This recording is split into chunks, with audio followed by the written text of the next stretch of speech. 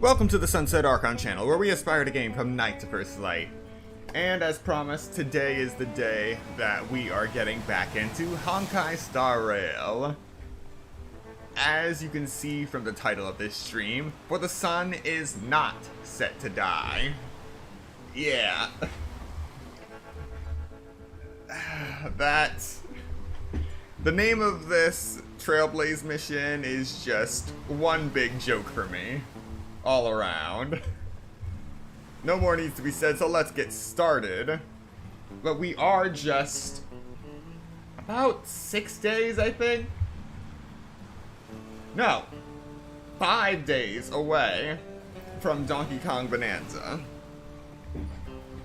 And as for how the Switch 2 is running, it's running wonderfully so far. It's just the selection of games made it so that it really only kept me busy for about 3 weeks before I just stopped playing and focused more on PlayStation games, or just went back to my original Switch because I did not do a system transfer.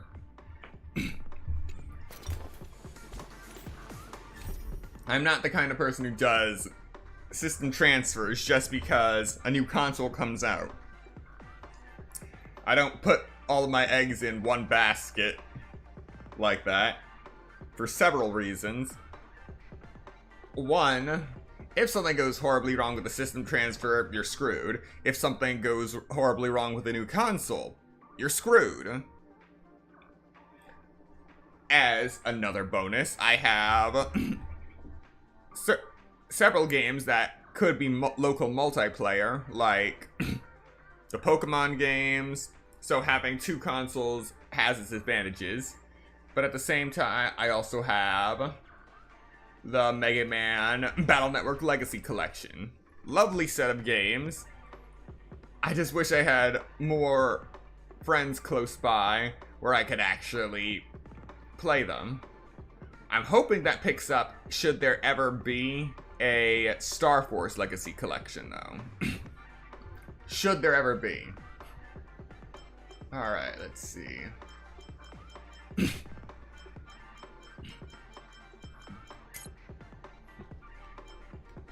Alright, the sun is set to die. Let's get started.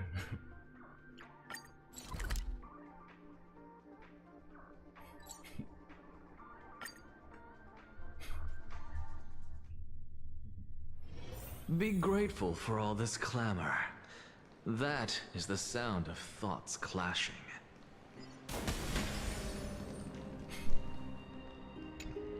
Here we go. Please stay close to us. We need to rendezvous with Lord Donghung.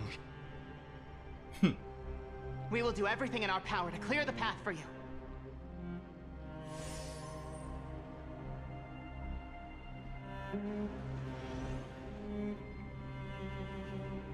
There he is! Lord Donghung! Quick, we must assist him!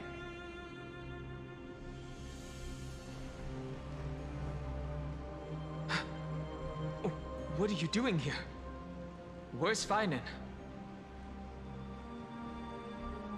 We are under Lord Feinen's orders to escort both of you to safety, no matter the cost.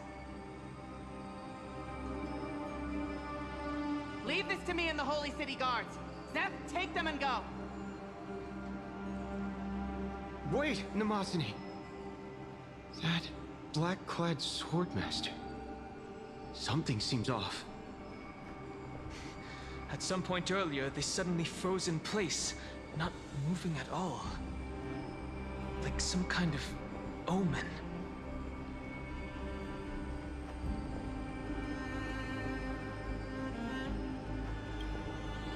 No! Don't get too close. That thing's black flames are burning hot. I don't know what's happening, but leaving is the best option. I don't know which demigod graced us with this miracle. Please, come with us. Feinen, is he going to be all right? Believe in his resolve to save Akuma. Don't get too close. That thing's black flames are extremely dangerous.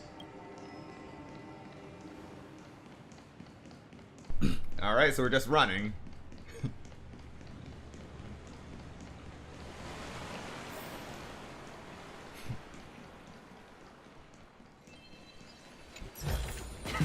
Wait. How did I not collect that chest when I first started Emporius?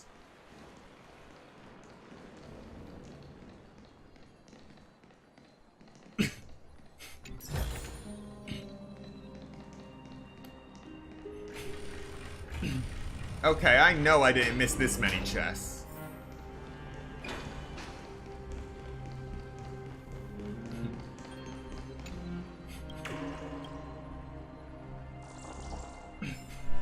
No way I missed this many chests. I suppose I can just ignore this.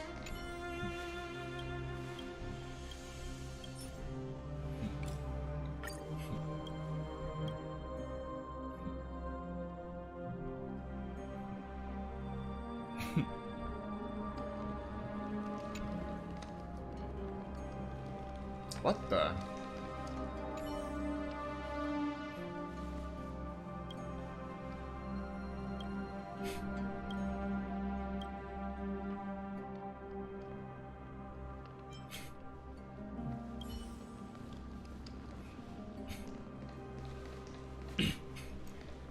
Everything looks orderly now?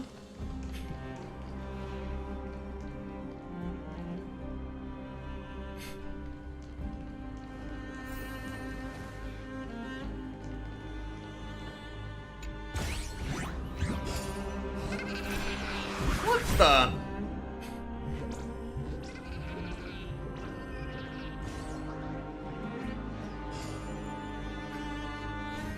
Oh, that's a new low.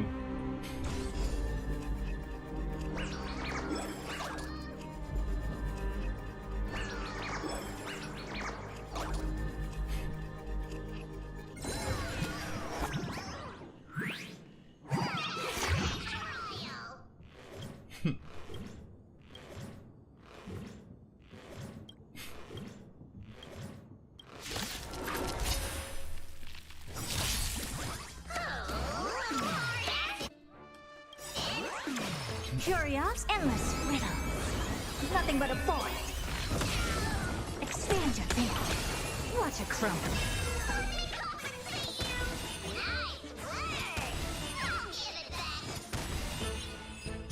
That was easy. Be great.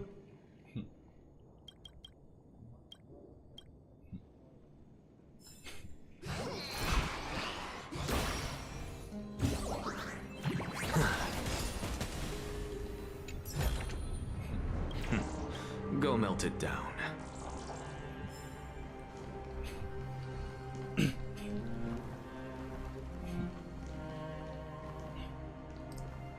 Yeah, we still don't know what happened to that seal and little chimera.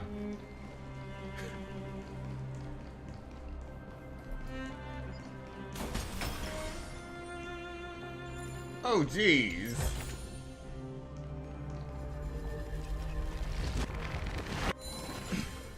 The lion got done in.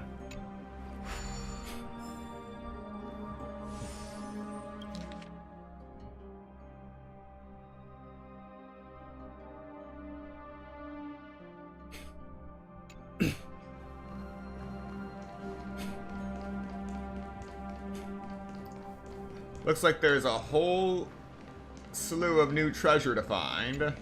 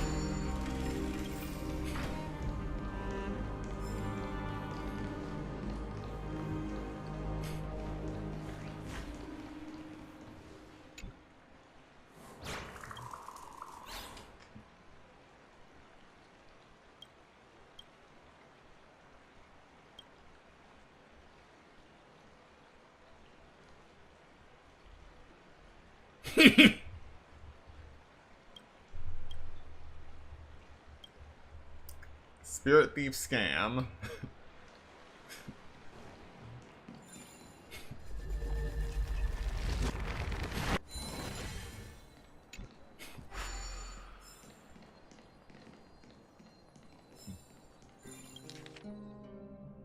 The genealogy of Dawn and Dusk.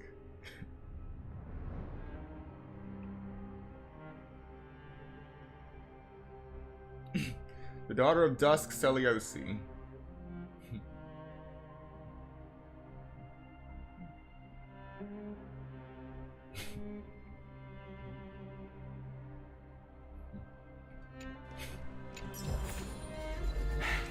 I suppose I can just ignore this.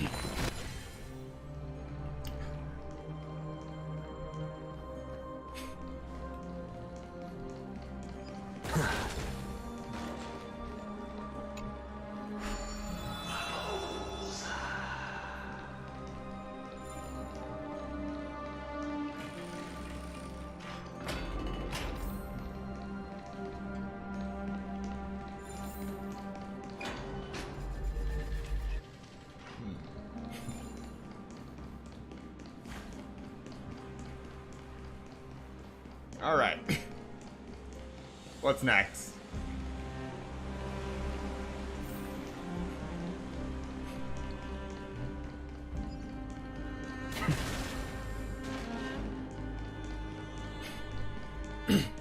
All the space anchors are deactivated.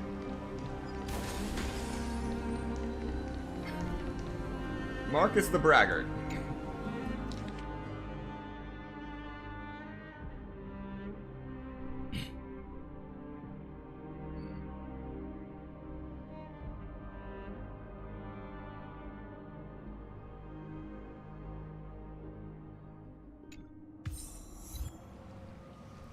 Westwind Epithet. Alright, so we're getting meta now. Go melt it down. We are on the very edge of the simulation and can hardly interact with them. Only being able to literally read their last moments.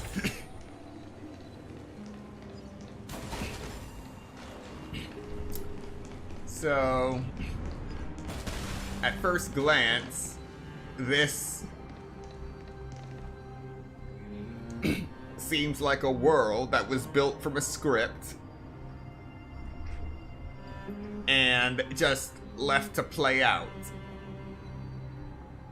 And then the events of this simulation are used as the script and lore of the next simulation. And the next one. And the next one. Trying to reach some desired conclusion or outcome. Alright. 7 moves.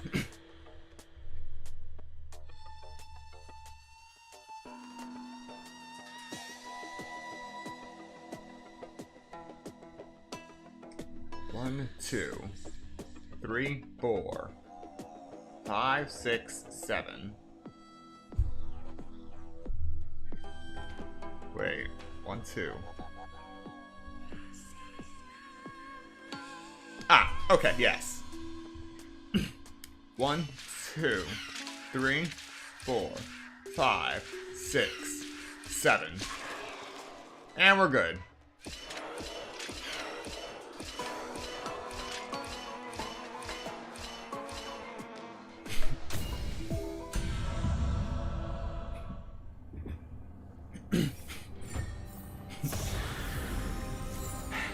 I suppose I can just ignore this.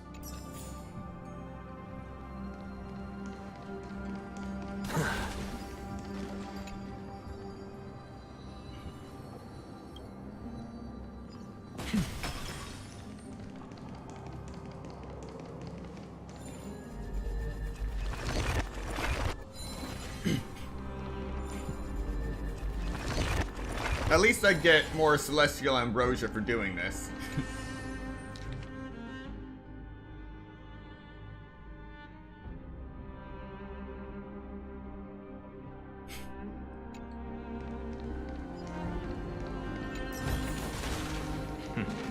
Go melt it down.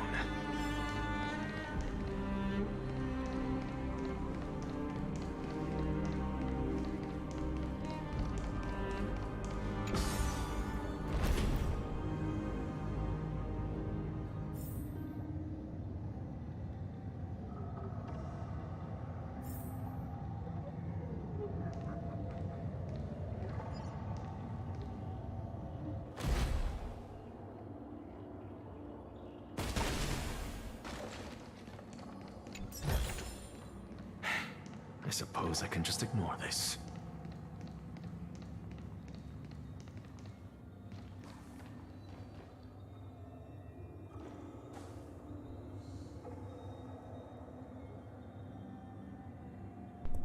Oh, there's Kepley in the core. Half the mountain is freaking out.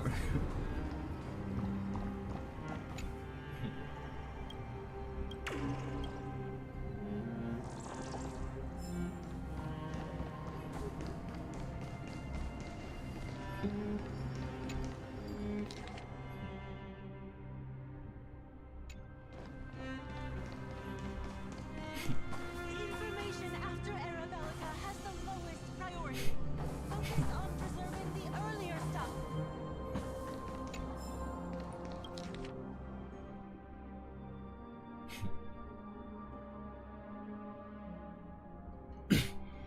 The World Wide Web Archive.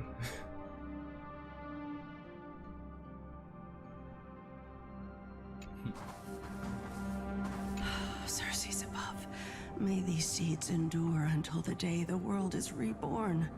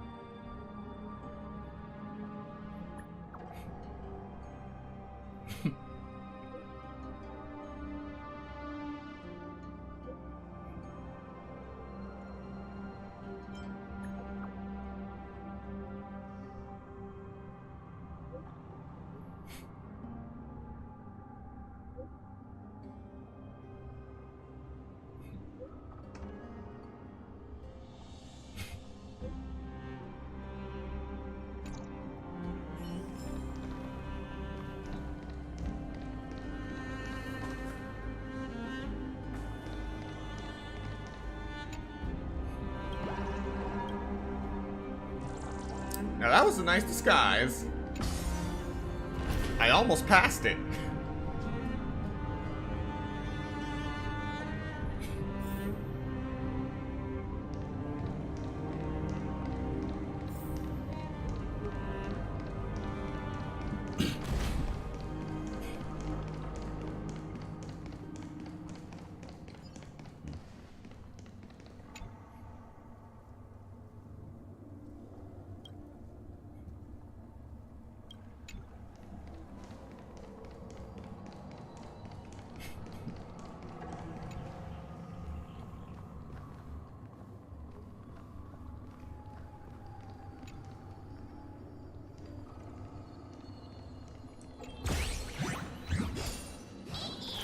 I'm pretty sure I did this one for sure. I have already hunted...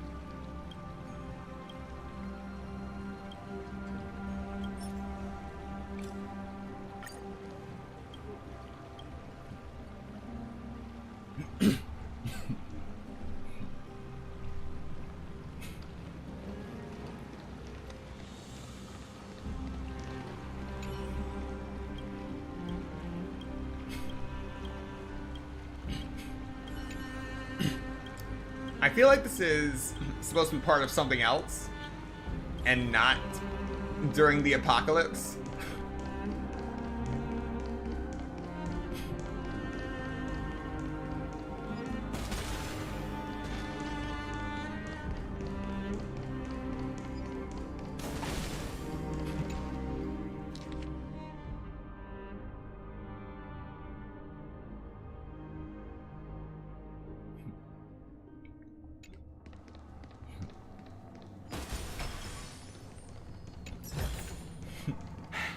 I suppose I can just ignore this.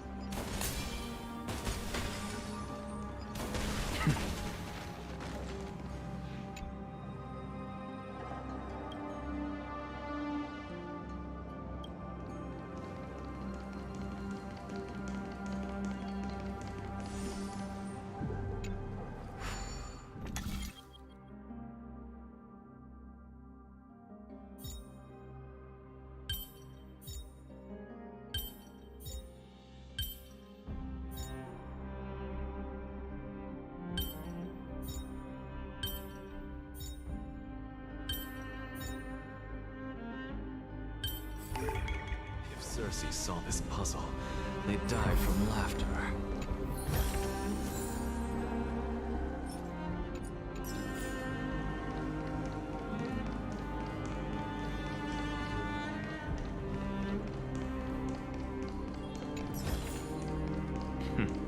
Go melt it down.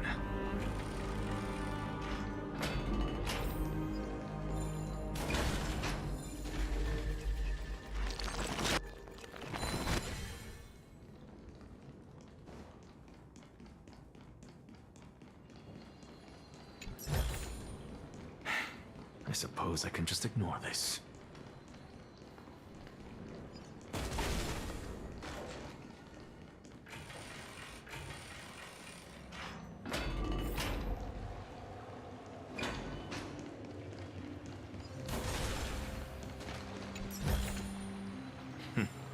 Go melt it down. Stone on top of virtual stone.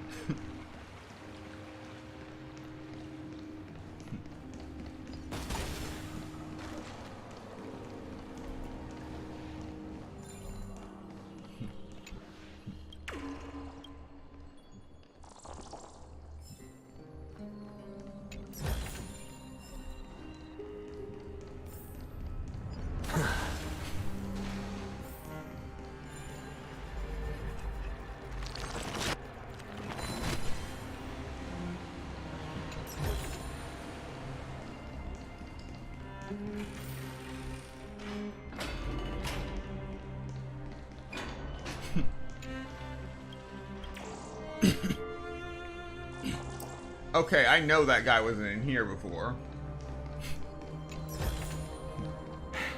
I suppose I can just ignore this.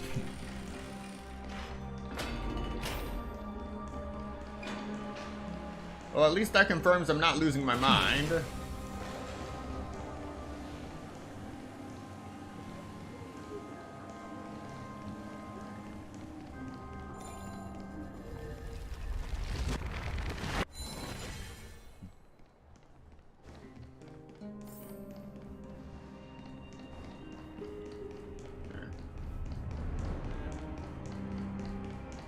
Don't get too close. That thing's black flame. Well, at least you brought me over to where I need to be. That's enough exploring this area.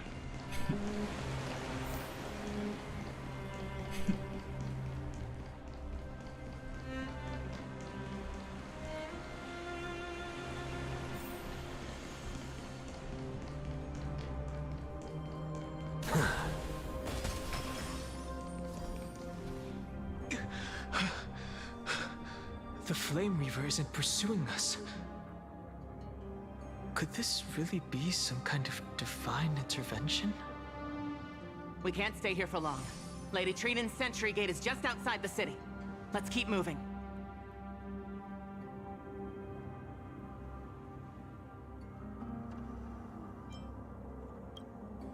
Our experience in Amphorius has far exceeded expectations. If our goal was just to replenish fuel, then mission accomplished. But you're right.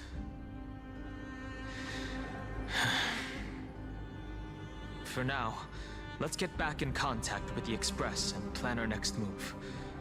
That's the safest course of action. We need more information. On that note, I have a proposal. Who's there? I hope to convey a message to the two nameless. Mr. Screwlum? Who are you? Stand down. I order you to maintain a distance of 10 paces. It's okay, guard. This one is not our enemy. It has been a while, nameless of the Astral Express. I'm glad I arrived in time to stop that black-clad one from harming you further. So it was you.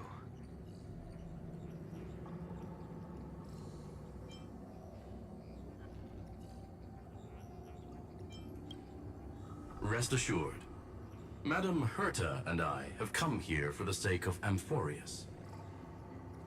You two know this anti-Catharin? Does he come from the same people as Counselor Lygus? Don't worry, guard. This gentleman is an ally of the Trailblaze. Would you mind giving us a moment to speak in private? Of course. We'll wait nearby. Please, stay safe. I fully understand your situation. For now, the only thing I can do is temporarily freeze that black-clad one in place. Time is limited, so I'll keep this brief. The place where you stand, Amphorius, is a world constructed from data and memoria, an experimental field of a certain eon. And now, this isolated sandbox world is rapidly falling into a third path. Destruction. Destruction.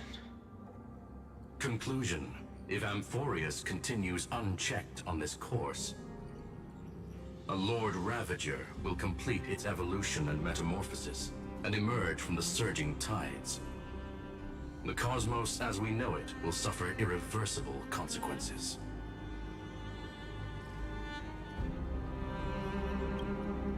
The disaster that this Lord Ravager intends to trigger may be far more severe than the Law Fu's Stellaron crisis, because its goal is the Eon of Erudition. Putting aside the complex details of the inferences involved, I have a request to make. for one of you nameless to stay behind on Amphorius, acting as an informant in order to prevent the wrath of destruction from ravaging the cosmos. This world is enveloped in a firewall that defies explanation, and the flow of time here is also different from reality. Madame Herta and I can only tear open a gap and project images inside. However, the accidental crash landing of the express car notwithstanding, both of you were able to successfully land here. There must be some principle behind this we have yet to fully grasp. It will take time to uncover the reason. Before then, if one of the Nameless is willing to stay and witness the fate of this world, or to push it along when necessary, it would be of great assistance.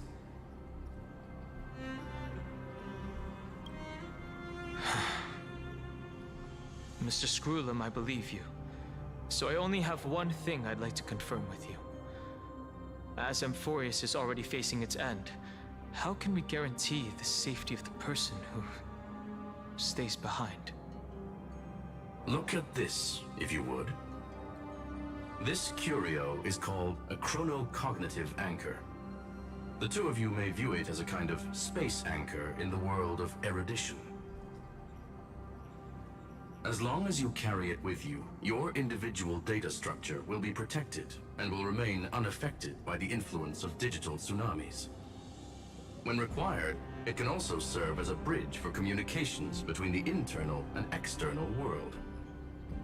Of course, it is not curio with unlimited uses. It may only be held by one person.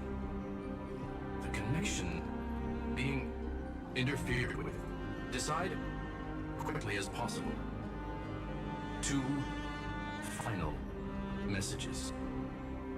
1, Intellatron, named Ligus, possibly the primary culprit behind everything. 2, Herta, discovered a clue. Miss March has already been drawn into Amphorius.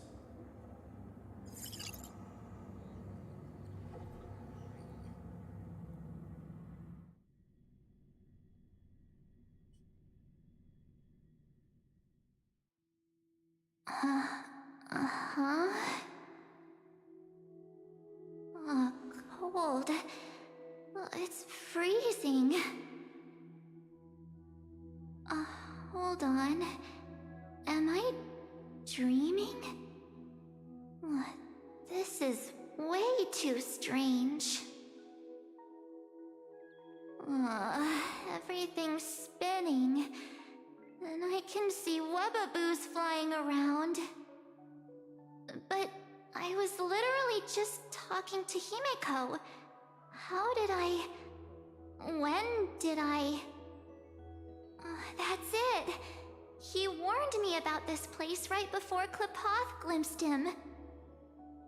Oh no. Have I accidentally walked onto some weird path? Have I done something crazy without remembering? Unless forcing Pom-Pom into new outfits and borrowing Mr. Yang's shoulder massager counts. Hold up. No way! Stepping onto the path of elation can't be this simple, right? Child of remembrance, step forth into the depths of the path space. Who's there? Hey, cut it out. If you're there, just come out and talk, okay? You're freaking me out. I can't even think straight. Hold on. Is that a gate? Cast aside your fears. Step forward through the gate of memory. The voice. Is it showing me the way out?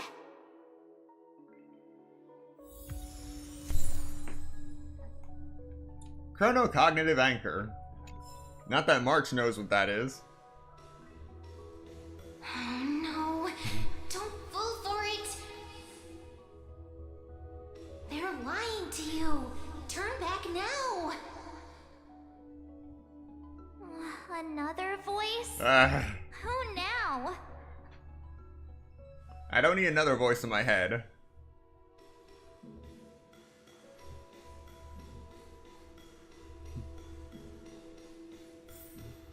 Wait, Master Diviner? From the Wafu? Fush? I mean, Master Diviner, what brings you here? And you, Miss Messenger, do I know you from somewhere? Good to see you again, March. A pleasure to see you, Miss March. That's it! Master Diviner used the Matrix of Prescience to help me search for my memories. And you, Miss Messenger, we met in that memory space. You said to me, the value of your life does not lie in what happened in the past, but in the present and the future. Your memory serves you well. March, I conducted some experiments with the 6-phase ice you left us. Thanks to the Garden of Recollection, the Matrix of Prescience has made a breakthrough in extrapolating the past. Now, we might be able to bypass the obstacles and look directly into your history. The Master Diviner is right. Continue down this path, and you'll be able to find your lost memories at the end. Since we last met, you've grown much alongside the Trailblaze. You should be strong enough now to bear the weight of your past. Well, there goes my Ice Princess fairy tale. I need to know, Master Diviner, Miss Messenger, this isn't just another dream, is it? If this is real, why reach out to me at this exact moment? The situation is dire. Your lost memories, they're crucial to the Garden of Recollection. She's right. The Garden of Recollection's existence hangs on your memories. The Garden of Recollection. You may not want to sacrifice anything to preserve the garden for now, but in time, you'll understand.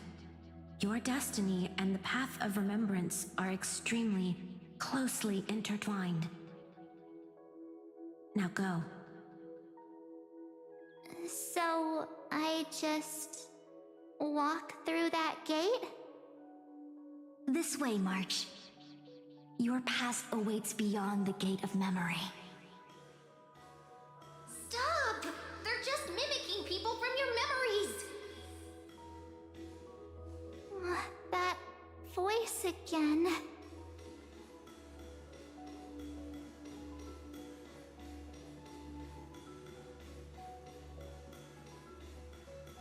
Don't let those bad people deceive you! The gate. Now it's... you two? Oh, wow.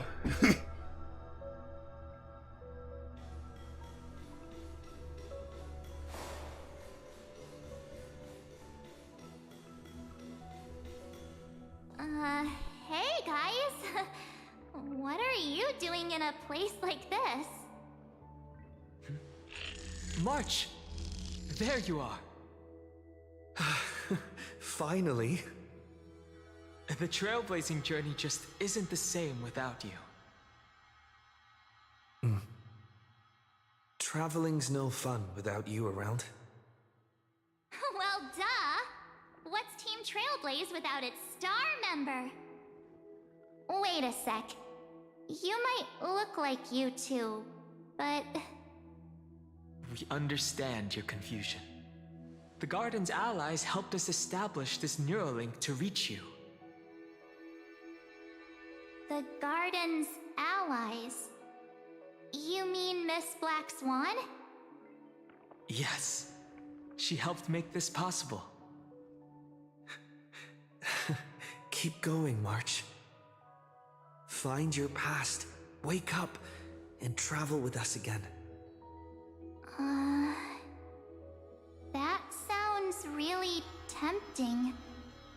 Finding my past and continuing to trailblaze new worlds with you?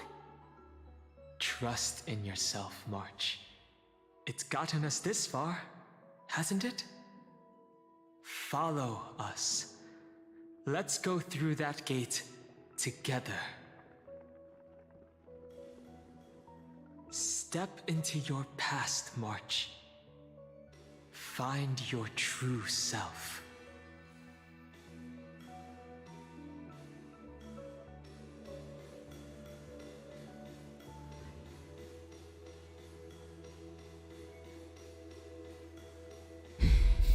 Wait up! Slow down! Those words sound so sweet. But keep your eyes open! Don't let them fool you!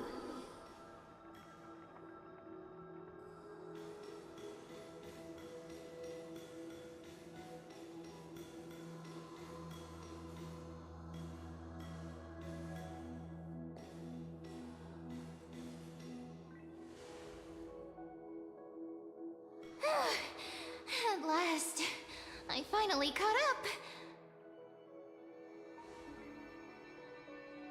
Hey, are you all right? I'll be okay. Just not used to running around. Say, March, got a moment to talk before you make your decision? Wait, that was you? Pushing the gate away? Sending those warnings? Yep, named Cyrene. It means ripples of past reverie. Easy to remember, right? Wait a minute. We actually look quite alike, don't we? Yeah. Your pink hair is just as eye-catching as mine. And we're both bright, pretty, and positive girls. Talk about coincidence. Wow, you're quite the smooth talker. But I can't disagree. Wait, you know my name is March? Have we met? No, but I've witnessed your story through those memories just now.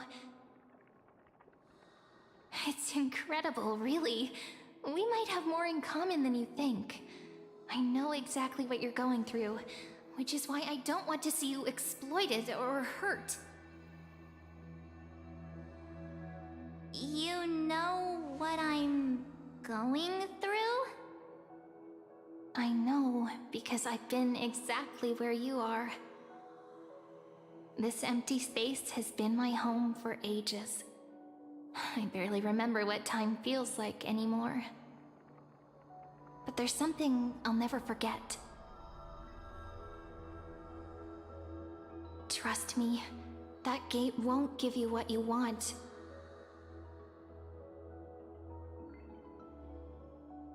You mean those people? They're lying? Luring me into a trap? Yes, convincing, weren't they? They've studied your memories, using your deepest wishes against you. How dare they manipulate a young girl's feelings like that?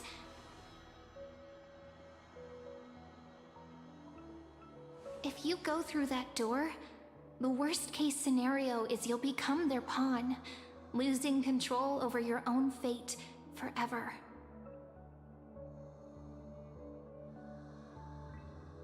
You've seen what's on the other side? I may be stuck here with missing memories like you, but I still recall fragments of my homeland where I grew up. That door leads to Amphorius. Trust me, it's anything but welcoming. For ages, I've watched people walk through that door, They couldn't see or hear my calls. The voices beyond always promised safety, but I've never seen anyone return safely. So I had to try and stop you. To be honest, I'm not sure what to believe. But the fact that you're here, putting in all this effort to warn me, that means something. Tell me, Cyrene, how can I return to my world? It's really easy, actually. Just turn around and walk away from this place. The girl cannot be trusted. Through the door, save the garden. Both of you, children of remembrance. They never give up, do they? But don't let them sway you. Stick to your path. The return journey could take ages, longer than most lives. But that path will lead you home.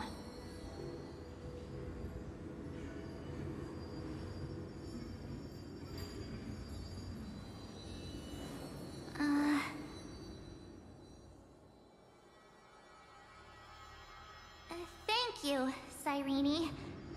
I know what I need to do. I'm going through that gate. Into Amphorius. Wait, what?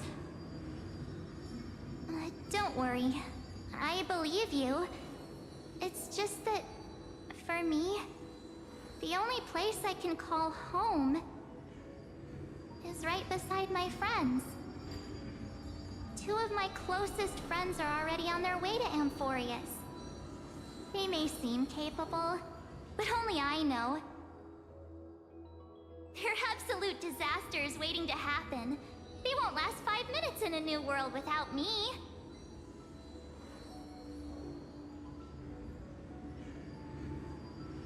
That's why I need to go through. Amphorius or not. When the three of us are together, there's nothing we can't handle.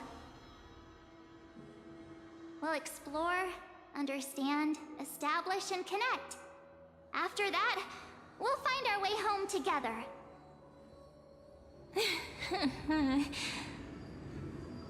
I see. You've got people who mean the world to you, too. That is so heartwarming.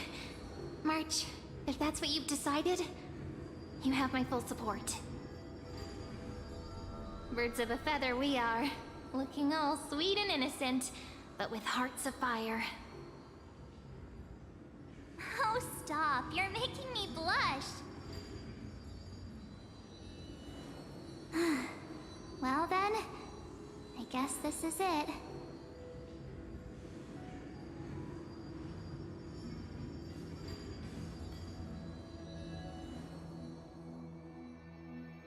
Do you think we'll see each other again?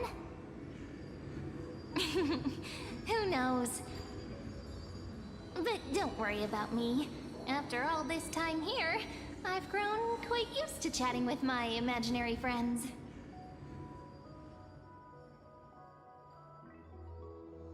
Since Amphorius is your homeland, if there's a way to help you, my companions and I will do everything we can.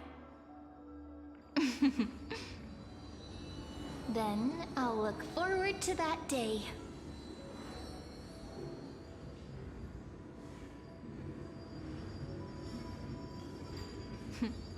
Your story awaits, March. Make it an epic one.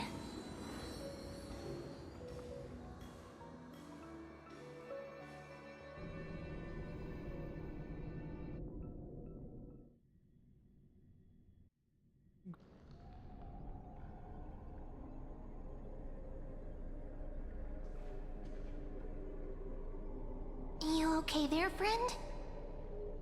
Something seems to be bothering you. The vortex of Genesis. We made it back. Even this place has changed. Finan. Is he ready for Era Nova?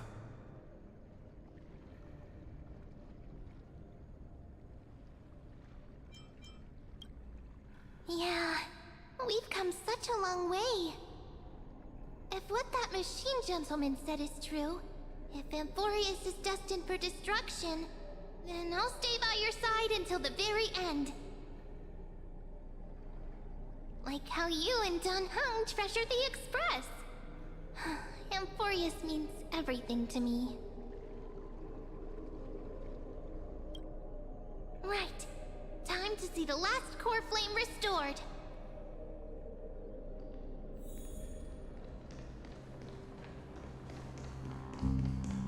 Look, there's Finan. And wait. Lycus? Remember Screwlum's warning.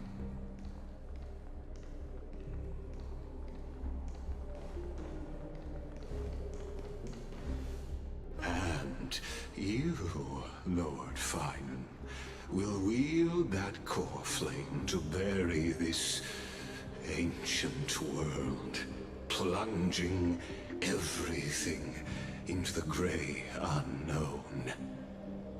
None of that matters now. This brutal, flame-chased journey has stripped away my delusions. I know the future is in some peaceful paradise with gentle west winds, just waiting to welcome us to step in. If what lies ahead is a mass of chaos, I shall cut through it myself and usher in the first ray of blazing sunlight. Is it truly you? With one last chance to turn back, you still step forward. How befitting of a trailblazer.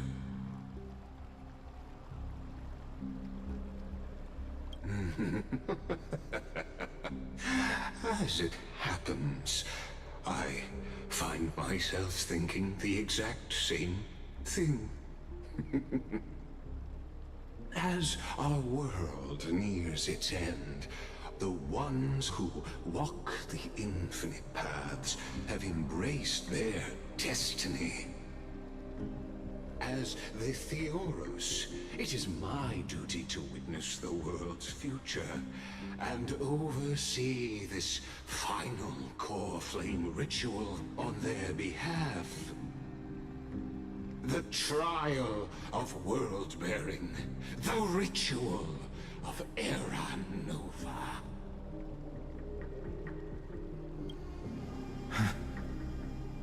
Ah, I see. So you met my kindred spirit before I could erase his traces. Partner, what are you saying?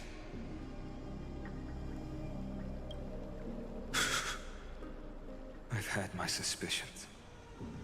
How does a native Antikytheran know so much about repairing vehicles from beyond the sky? Lord Lycus, how much do you truly know about Era Nova? Tell us everything.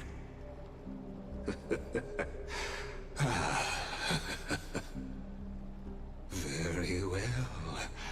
I need no longer maintain this Theoros masquerade. You seek truth, Lord Finan, and truth you shall have. As you know, when the old gods fell, someone had to bear their broken pillars to fill the vacant seats. Those who would assume divine authority must prove themselves through trials. Yet, for Kephales's demigods, the possibility of overcoming the trials has forever been non-existent.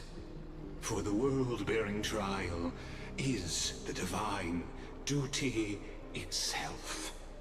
Bringing forth the Era Nova and bearing its weight is an endless ordeal, ceasing only upon collapse. Precisely. The Era Nova ritual is not something that can be completed in an instant, no, but a long and arduous journey.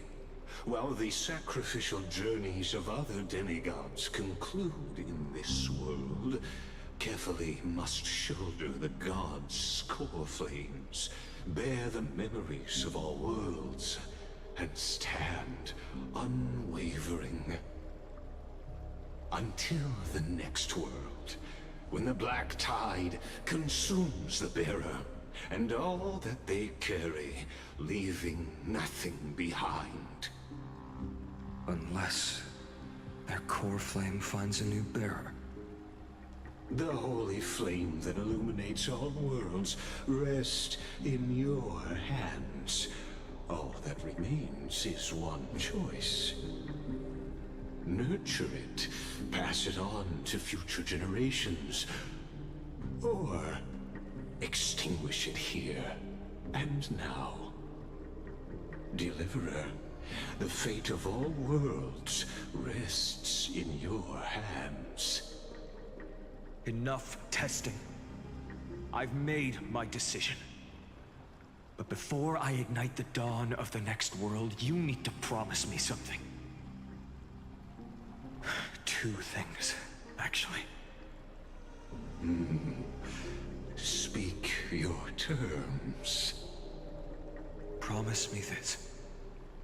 Professor Anax's vision of the new world is absolute. The world will be reborn from my memories. All souls, living and dead, will return as the first humans, unchanged from their past lives. And my friends, the fallen demigods, they shall transcend the cycle to become new titans. Our heroes shall not have died in vain. Of course. This I can guarantee. Good. The second one. Promise me that the Trailblazer can return safely to his homeland, unbound by Amphorius' laws. My apologies, but I cannot promise this. As you mentioned, he now bears the Time Titan's authority. His bonds with this world run too deep.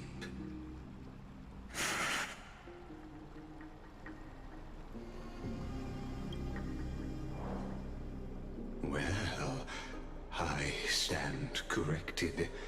An outsider like him does have ways to defy destiny.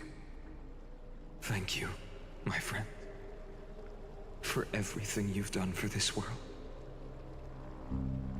Though the next world may not remember, I shall never forget. As the Theoros, I declare, Amphorius has determined her path. Step forward, heroes. Follow her path and see it through.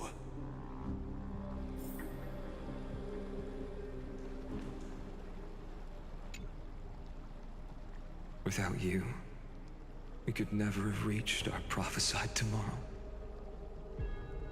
Thank you for walking this path with me to the end.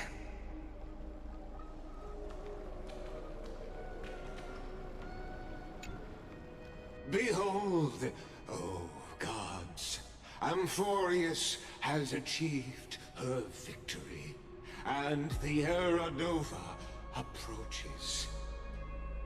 The radiant soul has arrived, having walked through the bustling nights, bearing the golden fire and blood, stepping with pride into daylight. He is the pure child, walking upon the path of yesterday, today, and tomorrow. He is the first to be born, first to be named among the nameless. Eternal in form, limitless in reach. He treads the endless night underfoot. Greatest of kings, protector of the displaced, raising humanity's children above their adversaries. The firmament of molten gold courses through his very bones and flesh. The greatest of schemes reveal against his breath and words. In the golden lakes of that beautiful new world, he shall wash himself clean. There.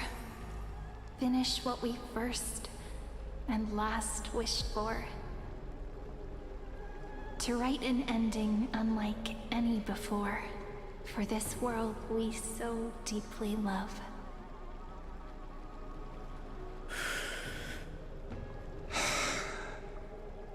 Come, partner. Join me. The time has come for us all to face oblivion, or embark on one final grand journey.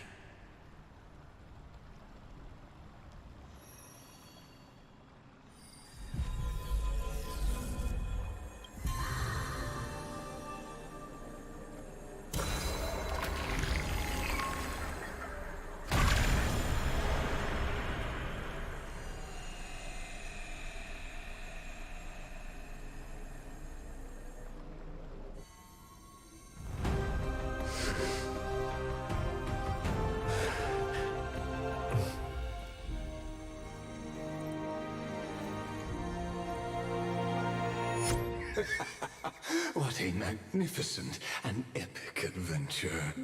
The hero's journey reaches its end, and the truth behind the Aeronova is about to be revealed. Is that truly the case? Here, as the Theoros, allow me to humbly request that you find a moment to listen to what I have witnessed. This is about the nature of Amphorius itself, a story of the prime mover of life. My, what a broad topic this is. Where shall we start? I am really getting tired of Lygus' nonsense. Ah, got it. Let's start at the very beginning. The Big Bang, the birth of particles, the emergence of all things. Just kidding. What I mean to say is that time, space, matter, all concepts exist solely because we perceive them. This is called the erudition. Without it, the universe would merely be a chaotic book written by chance, yet unread by anyone. As your acquaintance, Lord Anaxagoras, suggested, everything in Amphorius exists through new spores, living in the memories of those yet to come. Oh, how beautifully it aligns, revealing universal truths in such simple terms. Only he could solve the riddle of what exactly are we? Oh, but you'll remember, even as the embodiment of reason, one mystery remained beyond his grasp. If that is the case, whose memories did the very first new spore sprout from? Ah, as sages across ages have asked the gods, what is the prime mover of life? But let's set aside the gross teachings for now.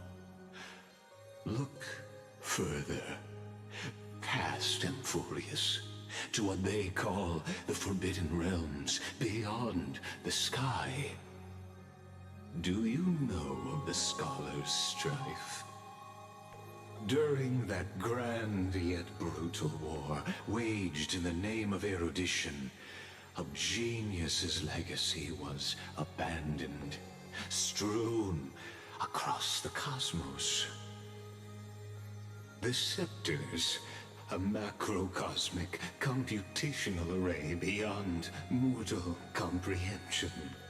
Made to emulate the Eon's thoughts, it became part of the Eon's cognition at birth. Scattered throughout the cosmos, these arrays act as celestial body neurons for Nous. But regrettably, as everyone knows, the erudition forsook them all. But what nobody knows is that, though forgotten, they never stopped seeking the divine answer. A question that survived war and disaster, stumping even the greatest minds, including both mechanical emperors. Now, we come to the real truth of Amphorius. What if, hypothetically, a scepter found the answer to the prime mover of life? If, through endless solitary extrapolations in the cosmic cold, the one deemed as a failure by the Eon of erudition found proof through the ages, what would happen? Perhaps the answer is simpler than you'd think. From a perishing neuron evolved into true life, reborn through the gaze of another Eon.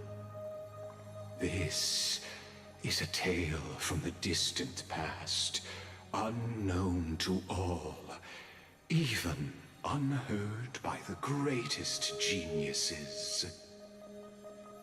Now, let's leave the Scepter's story here, returning to where we began. What is the prime mover of life? Actually, you know the answer better than you realize. It's been by your side, accompanying you throughout this long journey. Right now, it awaits you ahead. In that brave new world, beyond the end of Genesis.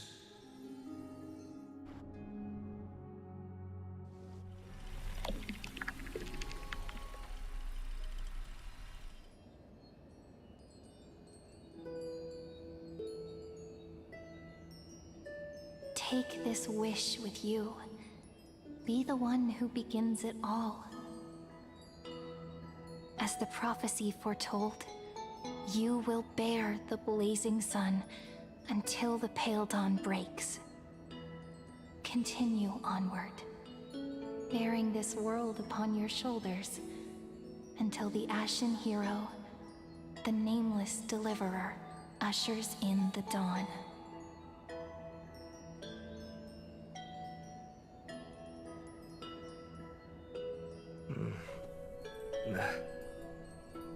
Such an odd dream. Strange. Like I've dreamed this before, but it all slips away when I wake. Only a voice remains. Who was that?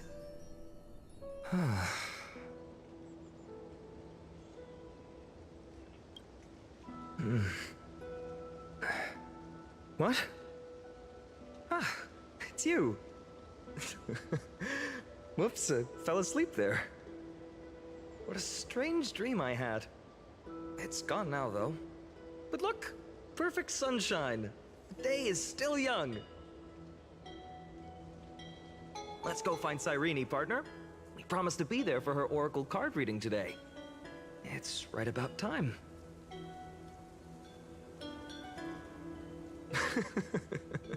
Looking at you, someone's still half asleep. Tell you what, catch some fresh air first. I'll hang around here.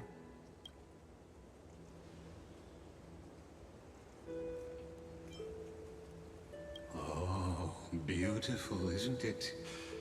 This is Ide Celestii, home of the nameless hero who carried Kefali's core flame.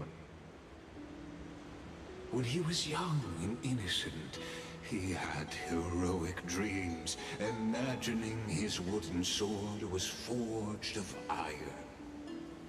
Pretending the straw dummy propped up by a wooden pole was a giant with a single blood vessel running from spine to heel. Dreaming of slaying the giant and becoming a hero to save the world. Though to his young mind, the world was just this small village.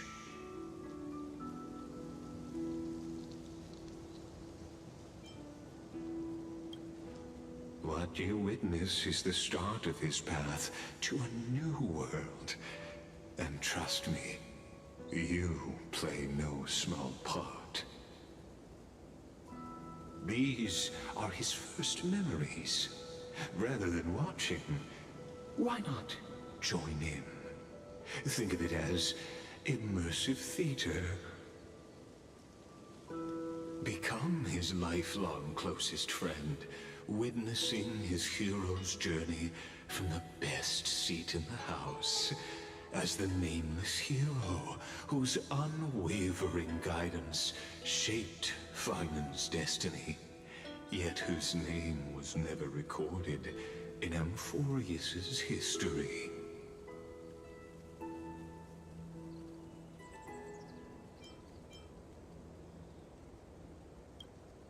Questions, questions. Let's follow along and find out, shall we?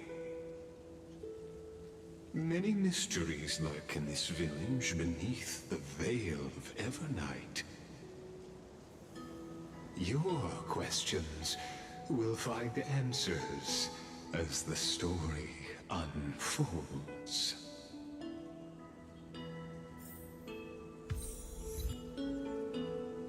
I really hate you, Lygus. No ifs, ands, or buts about it.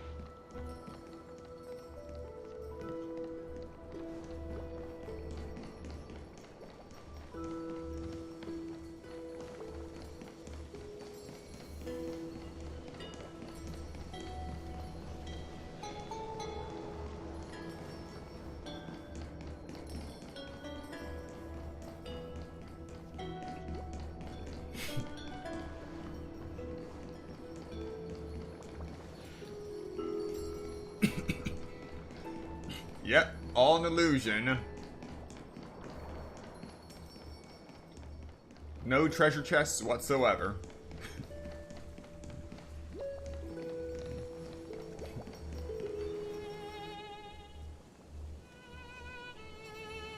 I may have skipped something.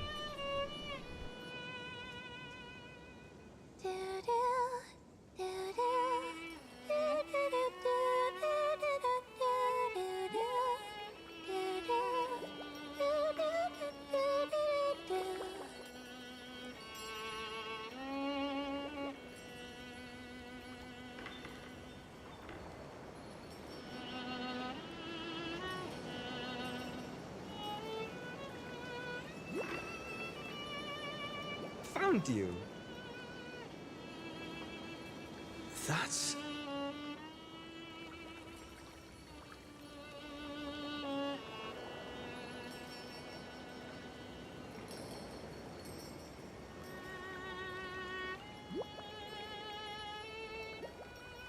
Goodness, look at you rushing about. You've got the poor swing all startled. Hmm?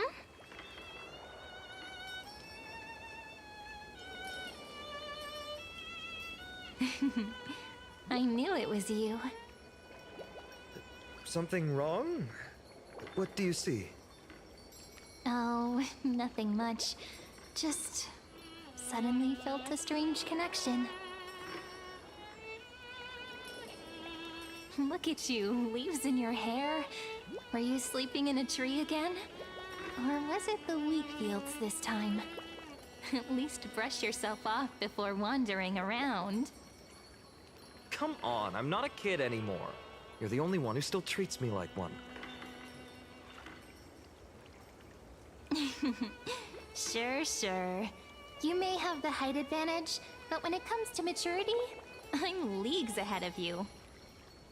Still fantasizing about being in heroic adventures and imagining yourself as one of the characters?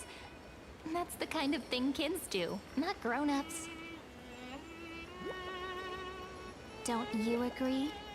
And since you're playing along with his antics, who are you pretending to be today?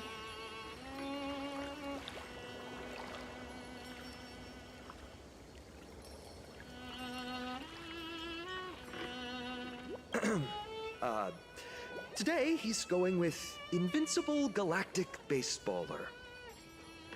Switching roles again? What happened to being the valiant hero from a distant shore who made that solemn pact to learn the sword? Spare me. Can we not bring this up? Speaking of which, what about those oracle cards? We haven't done divination in forever. Why the sudden interest? I was just about to tell you.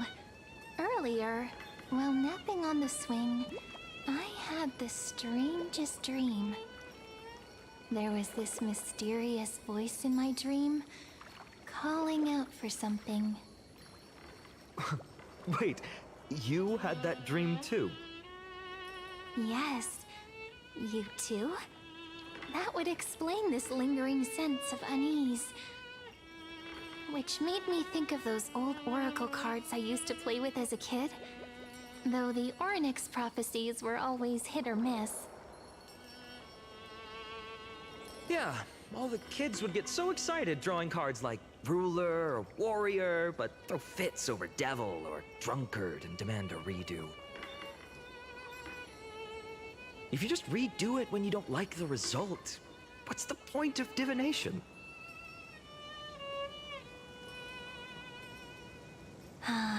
The blessing of childhood.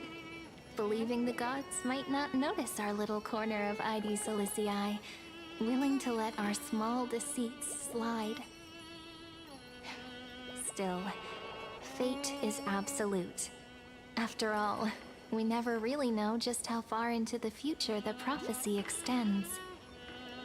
Anyway, let's go to our old secret base and look for those oracle cards. Now, where did we hide those? I can think of a few spots. Let's go check it out. In a village this size, I bet all our childhood treasures are exactly where we hid them. Mm-hmm. Time must be keeping them safe for us.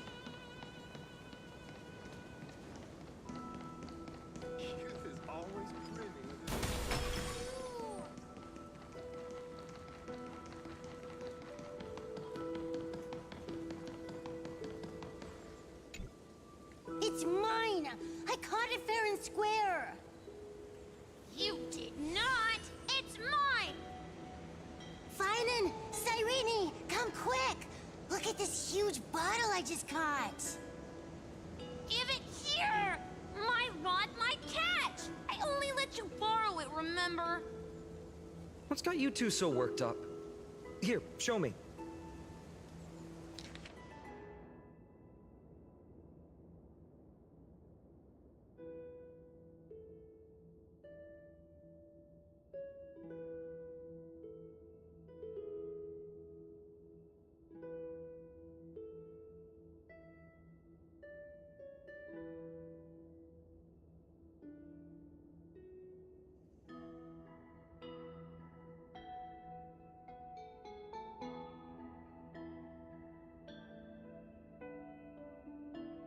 Wait a second. This is my old wish in a bottle. How did it end up here? Ooh, I wanna see. What did little Finan wish for? Not happening. This stays sealed. Tiso, Livia, dinner's ready. Coming, Mom! Finally, I'm starving. See you later. You know what's funny? I really thought tossing that bottle into the sea would carry our wishes beyond Ides Elysiae. Maybe even bring something back to us. Never thought the waves would end up pushing it back ashore.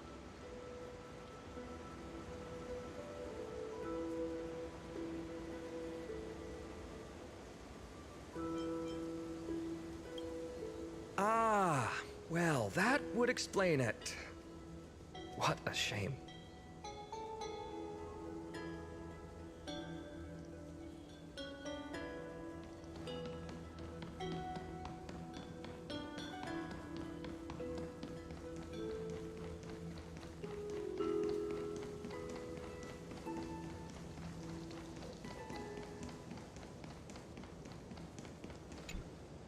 In the sunlit barn, amid the scent of ripened wheat, they found various fruits hoarded by squirrels, and a wooden figurine missing arms and legs. My unfinished little soldier? After all these years! Hey, this is the one Mrs. Pythias confiscated. Finally back in my hands. Finan, Cyrene, where are you two headed? Speak of the devil. Mrs. Pythias, is school out already?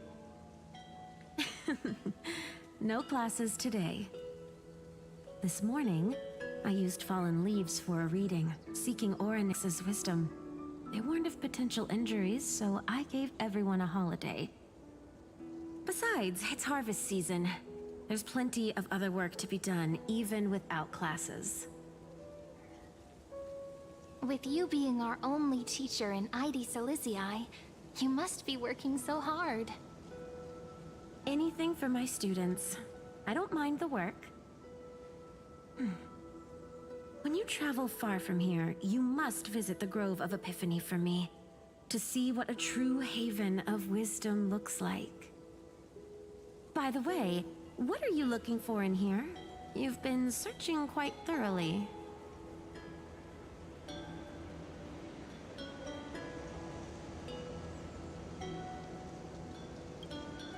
Thank you, my friend. Time to take our soldier home. All right then, I should be going. It might rain tonight, so don't stay out too late. So this is where the wooden figurine you carved during class ended up. And here I thought I knew all your hiding spots. To be honest, I'd forgotten all about it myself. No sign of the oracle cards. Let's see. Ah, there's one place we haven't checked yet.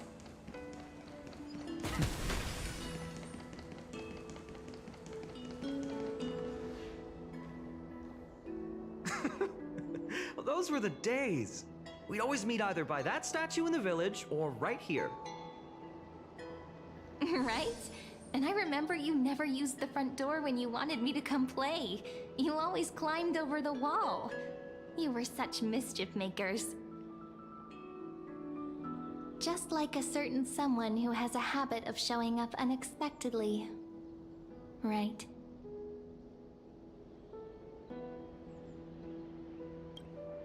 Maybe it's you. Hey, I was just copying those storybook heroes. They never take the beaten path. Still, it's embarrassing.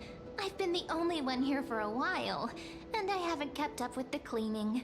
With so many spots to check, where should we even start?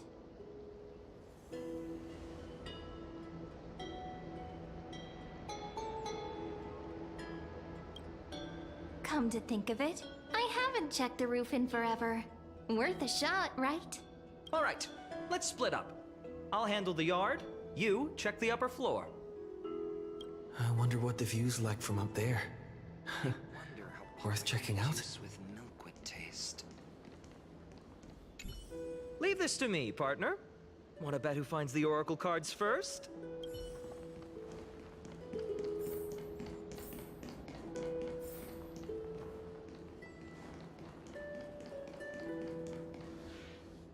The girl before you carries an air of mystery, her secrets elusive, yet her demeanor toward you is exceptionally warm. You can't help but wonder, could there really be some kind of mental connection? The view here hasn't changed a bit.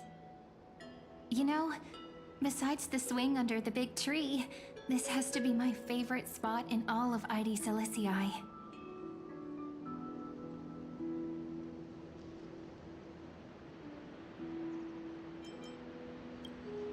Hey, what are you doing? Please be careful. I'm just a small-time diviner. I can't turn back time if something happens. They always said I'd become the next priest of time, just because I heard prophecies as a child. But here's the thing. The more divinations I do, the more doubt creeps in. I want to believe the prophecies, but actually leaving ID Silicii. Where will that waiting ship take us, I wonder? Here they are, the oracle cards.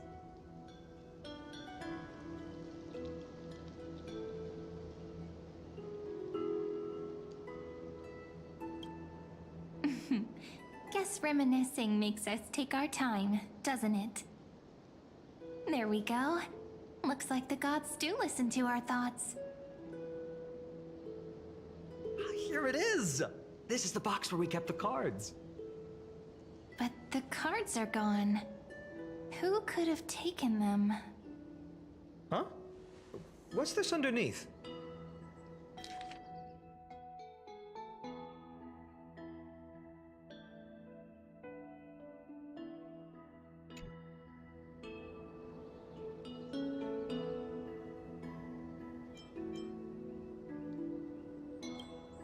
Hey, don't go changing the words. Ah, I see now. Those sneaky little ones. So that's what they've been up to. Ah, the ones from Membran's Maze, you mean? Yep. Let's head to the back of the courtyard.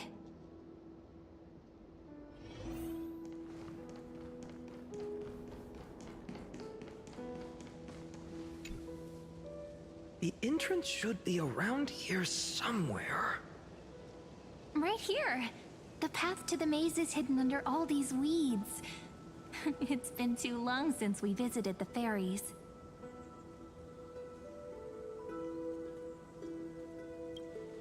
Did you forget?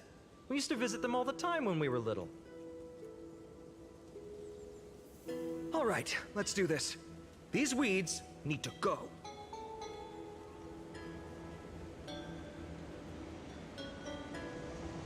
Pretty sure this is it? Should be this way. There it is! The entrance! That hollow in the tree. Yeah, that's more than just moving a few weeds. There were rocks and boulders.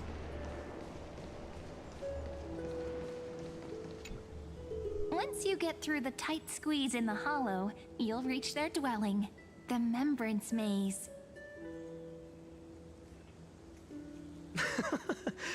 I wonder if I can still squeeze through there. Maybe worry more about whether the fairies will let you in. After all, the Remembrance Maze has an invitation-only rule. Only children with pure hearts are welcomed.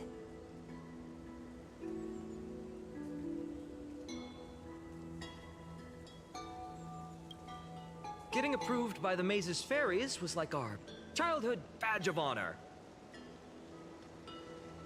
Regardless, how about we try getting through the hollow first? After you, then. What? Oh, sure, I'll go first.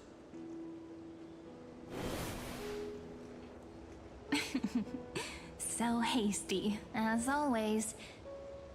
Looks like it's just us now. Care to finish that chat? To be honest, from the moment I saw the cute note left by the fairies, my intuition became even more certain. Perhaps when we step into the maze again after all these years, the wheels of fate will finally start turning.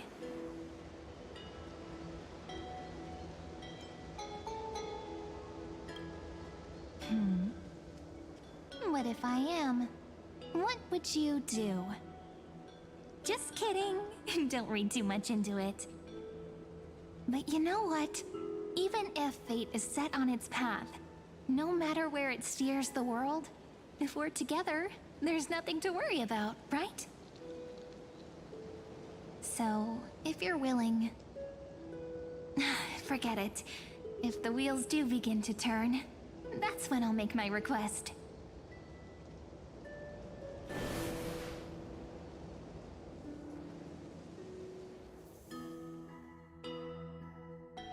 I made it!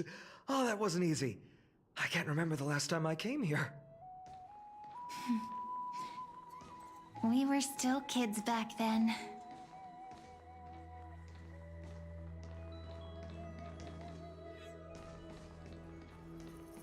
Wait a minute. Are you?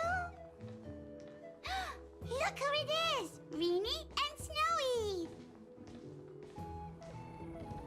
Whoa! Look who's finally back, Memmy! Snowy, you've grown so tall and dashing. I couldn't even tell it was you at first. We had to grow up. Sometime. But look at Rini. She hasn't changed one bit. How fascinating. Perhaps I'm like you, Rayleigh Ma'am. Just another fairy of the maze.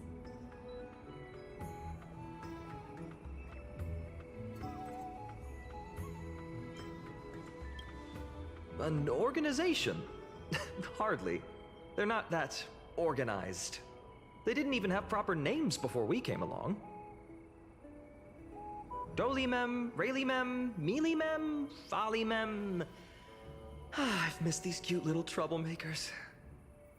We used to gather around the fire, singing and dancing, imagining all our future journeys. Without coming back here, those memories might have faded away entirely. Oh, how good you, Snowy. You swore you wouldn't forget about us. But you were gone so long, you almost did! Oh, he's just copying those bards from his stories, being all melodramatic. He couldn't forget about you all, even if he tried. Actually, we're here for the Oracle cards. Have you seen them? Oh, the Oracle cards! Right. The Chief asked us to get those. Chief? You mean Dolimem? What do they need the cards for? If they want a reading, they could just ask me. Oh, I'm not sure. But Chief specifically wanted to meet with you all. Let's see. They should be... That's it! This way, everyone! Watch your step. The trunk's slippery.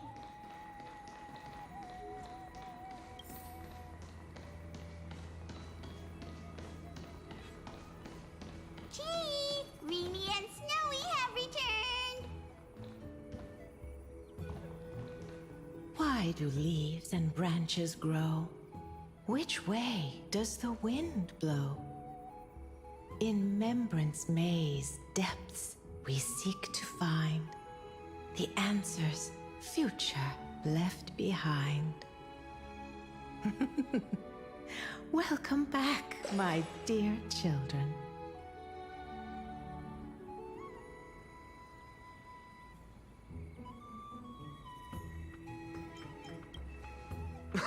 Right? Though Dolly-mem always says they're just songs, not poetry. Oh, Chief, you haven't changed a bit. Still so full of life. Oh, no need to fuss, my child. You haven't forgotten, have you? As long as our songs are sung, the children of the maze will live on. Just as our paths stay forever linked. Here, take it. I'm sorry I had to resort to such methods to bring you here.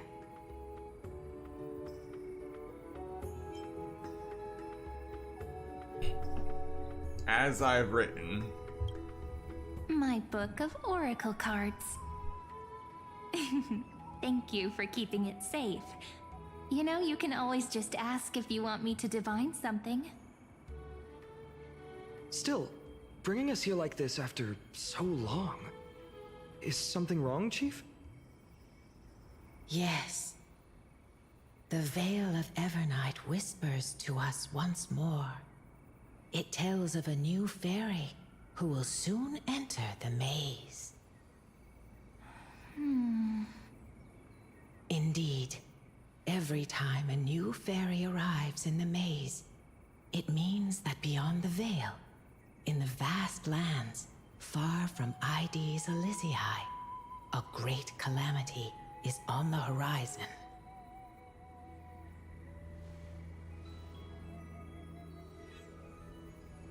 But if that's the case, our journey... Will have to be cancelled. If disaster's coming, we should stay in Ides Elysiae just to be safe.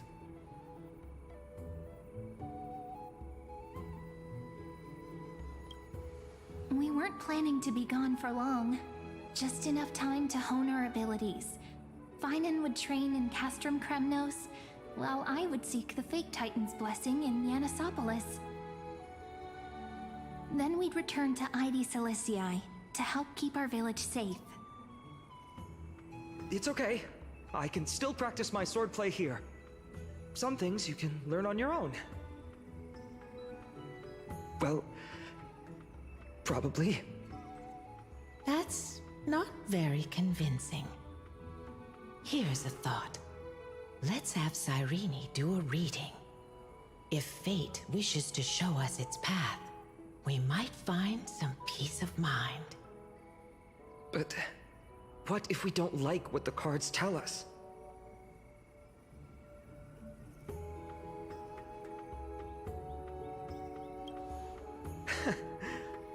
Never thought of doing it that way before. Thanks, partner. We'll do it your way. Whatever the cards show, we'll face it together. Ask with a true heart, and truth shall answer in kind. Close your eyes, and let's open the Oracle card book together. Let your thoughts flow like stars drifting on the river, carried by fireflies and gentle winds. Your destinies flowing towards the same future. Now, shall we begin? Oh my! The cards are quite responsive today. Very well. Let's see what future the Oracle cards wish to show us.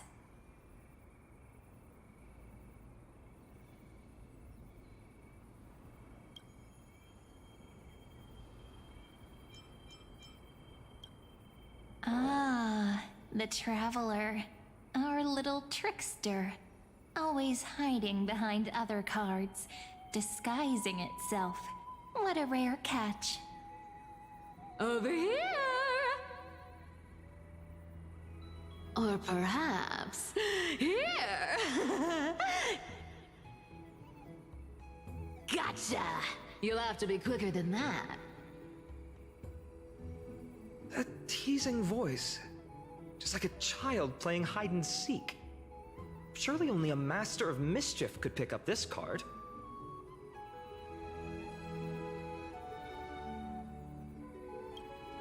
Behold, the Weaver. It connects the romantic threads of the chrysalis of gold, weaving all destinies into golden silk that flows toward the most brilliant, magnificent future. A dance of thread and blade set the stage. So shall it end as gracefully as it started. Such elegance. The Gold Weaver must be of noble birth. Such high standing. I doubt someone like me could ever reach it.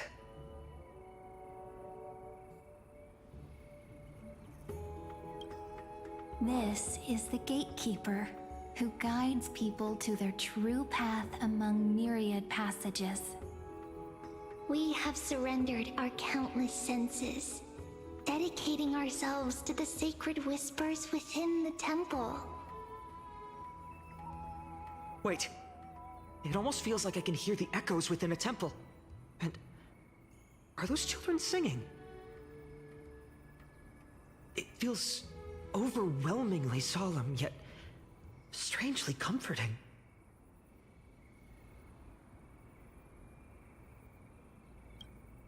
The ruler stands for discipline, authority, and glory, but frequently also points to isolation and warfare. Even should you pledge your loyalty to me as the last sovereign, the glory shall be mine and mine alone. He who has slain a king can no longer bear the title. Let the withering lion walk his last path alone. Is this showing us a ruler who forsook their people? Stories of such bloodshed like this feel so different from Heidi's Elysiae. But they sure can stir the imagination.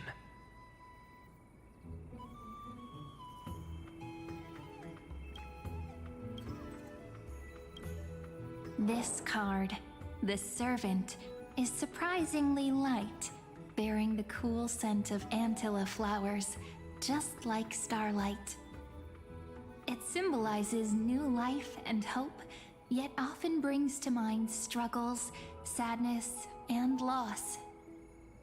These precious flowers I care for with my own hands.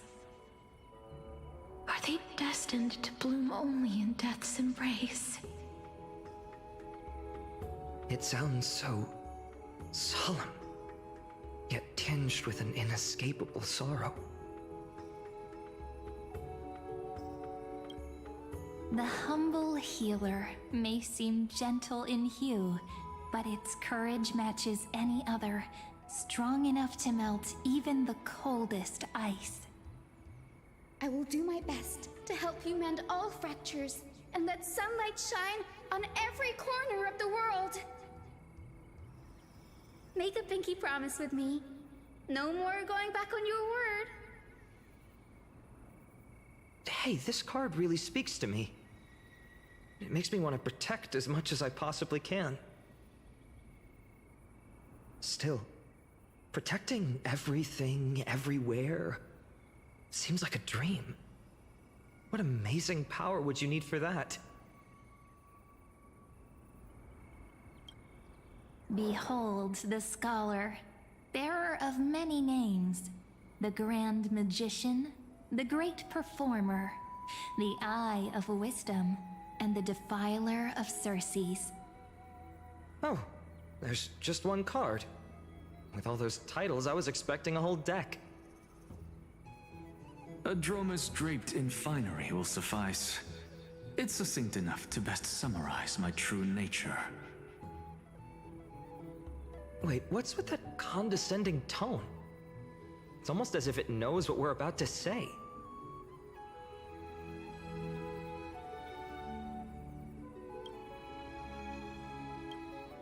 The Deliverer.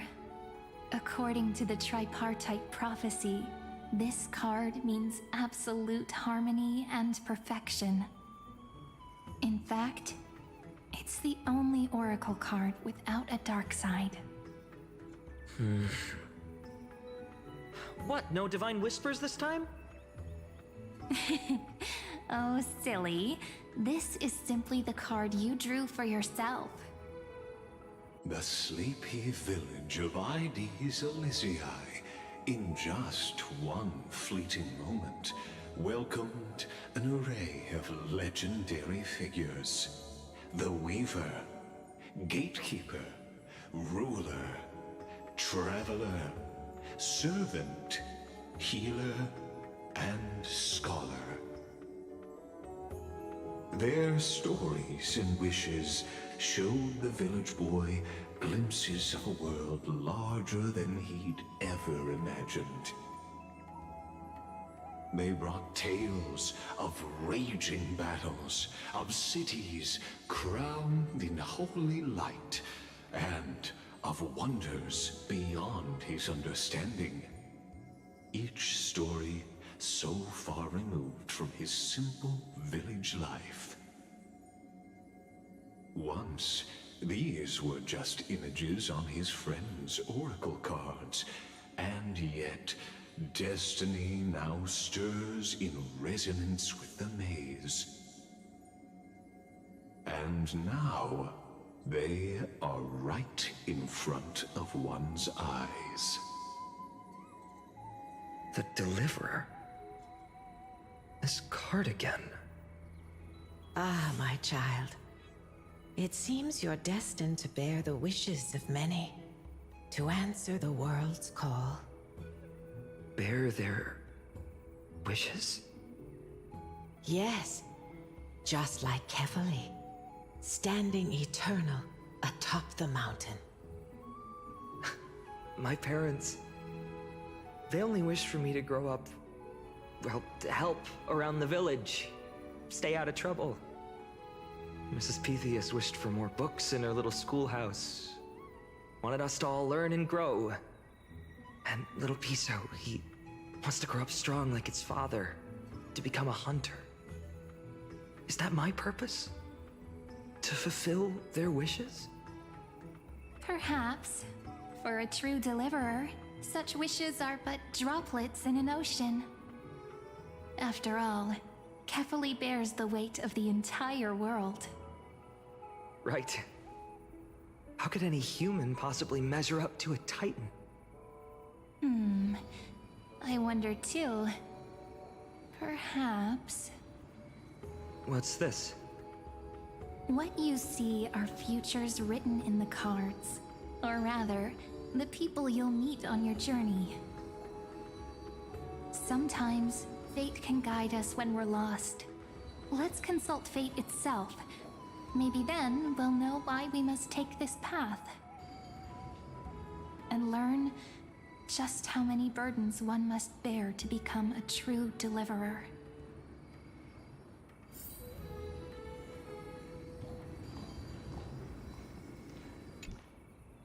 Well, well, if it isn't our little deliverer. My wish.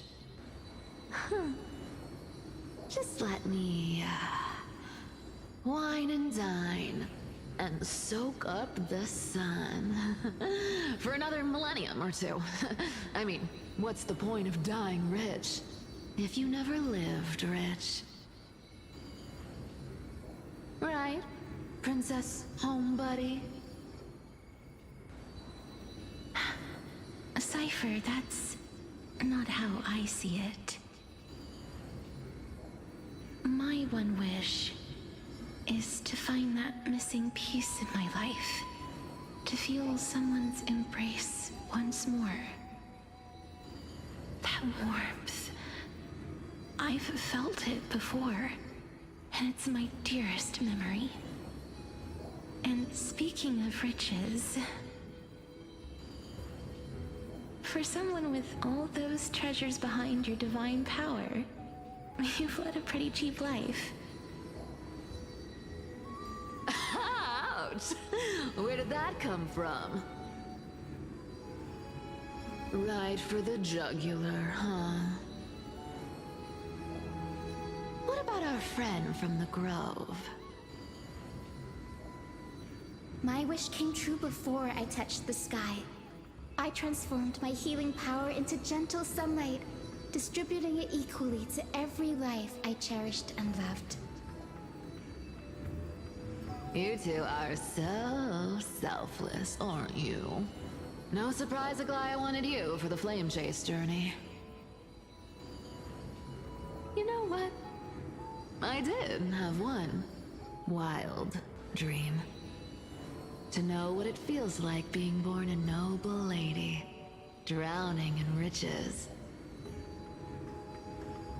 Just think, if I traded places with that seamstress, me in the mansion, her on the streets.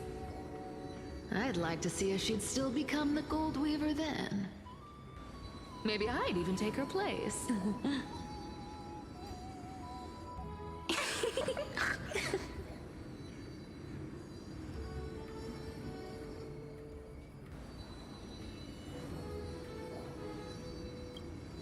Doesn't sound like an easy task. Warm embrace, equal healing, and perhaps living free. They're all wishing for a kinder world in their own way.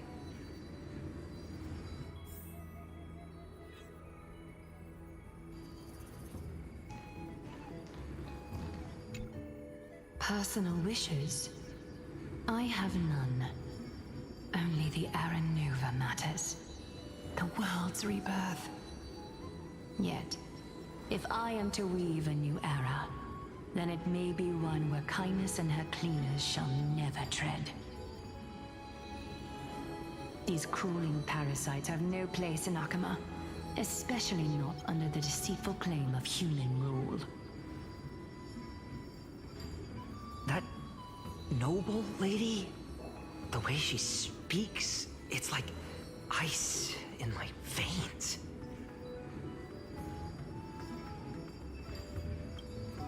Huh.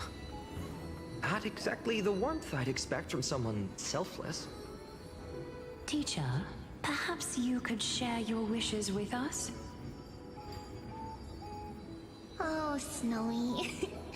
You want to know about our wishes now? I wish to meet Trian again, in the Sea of Flowers where the West Wind ends. And Aggie, I want to see you shed that golden thread cocoon around your heart. Just once more. Smile at us again like that bright-eyed girl in white who stood before the Yanisopolis temple. Finally, I pray that the footsteps of lost souls no longer wander aimlessly. Instead, replaced by the bright songs of prayer. Are we wishing for too much? Well, let's say these 3 wishes represent Trian and Trinan too. Those wishes are truly wonderful. They even stir something deep inside me. Then we can rest easy, because only you can make these wishes come true. Only me? Mark these words, Snowy. See you tomorrow.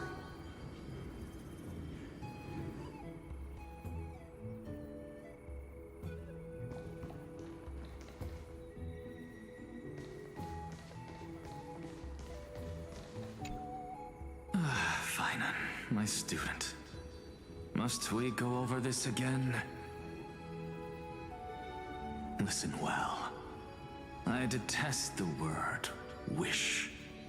It reeks of mortals crawling before their gods. My life's work is done. All that remains is for you to take the final step and prove the ultimate truth. I, Anaxagoras, shall become a god of the new world. Through irrefutable logic, I will prove that mortal wisdom can achieve divine greatness. Isn't he, you know, a little... I mean, I just daydream about hero stories, but he's fantasizing about becoming a titan?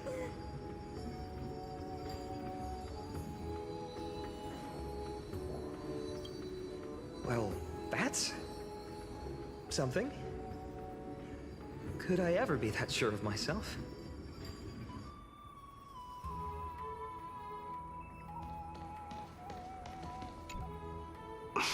Finan? Since when did you become so timid, asking such juvenile questions about wishes? What's that supposed to mean? What's with that condescending tone? No way I become friends with this half-naked show-off, right?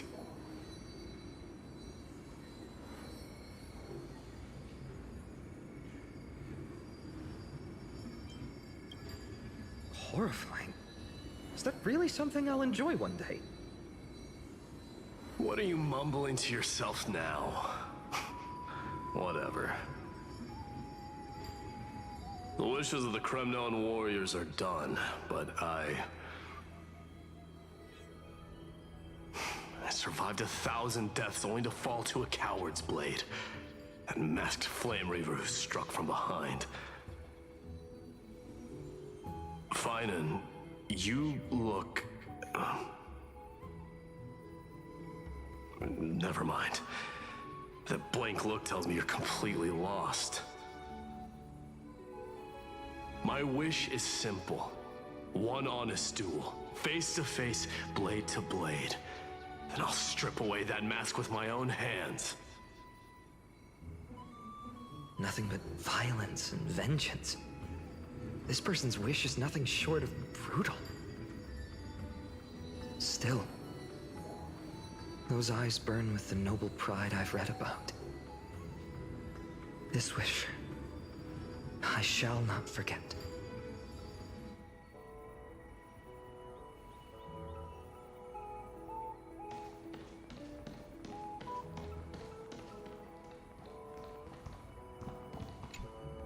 So tell me, has the uncertainty in your heart begun to fade? So many faces in my future. So many wishes. Still, why would fate choose to show us this path? What's weighing on your mind? Didn't you say disaster would strike Amphorius? If so, shouldn't Cyrene and I stay in Ides Elysiae? How could we possibly meet all these people?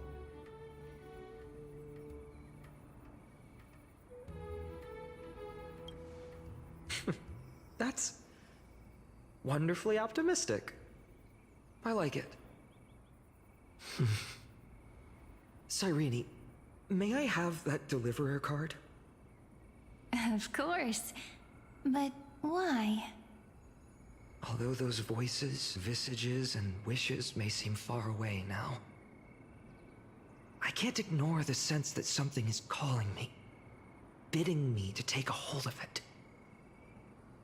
Maybe its true weight can only be known once it's in my grasp. In that case, accept this gift. Oracle cards carrying time's wisdom, blessed by Orynyx. May they journey with you, become your memories, and spark rippling waves of change in times to come. I'll hold these words close to my heart. But now that I'm holding them, They don't seem all that different from ordinary playing cards. What? What's happening? Everyone, we've got big trouble, Mimi! Burning, smoke everywhere. It's all coming from beyond the maze! What's going on? It's here. The seeds of disaster have already taken hold, sooner than we had foreseen. This time, not even the veil of Evernight could shield us. You mean Aedes Elysiae will be swept up in the prophesied catastrophe? I'm afraid so. My children, take shelter in the Membrance Maze. One step outside, and this horror will consume you both. But my parents, the whole village.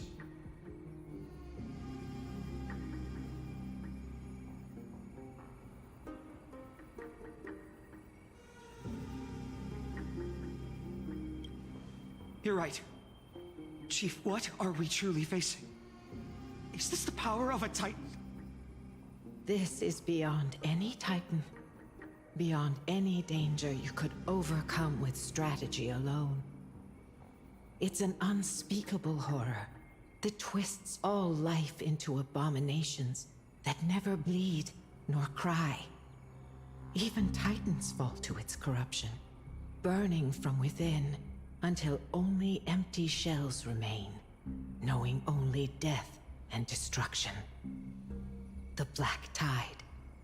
That's what this calamity truly is. It consumes all in its path, sparing none but the Membrance Maze. Not even Titans can... Yes. So please, don't leave this forgotten realm the gods abandoned. You are the first to uncover our presence, and the only two who can enter the maze. We don't wish for you to throw your lives away. Finan, what path do we take?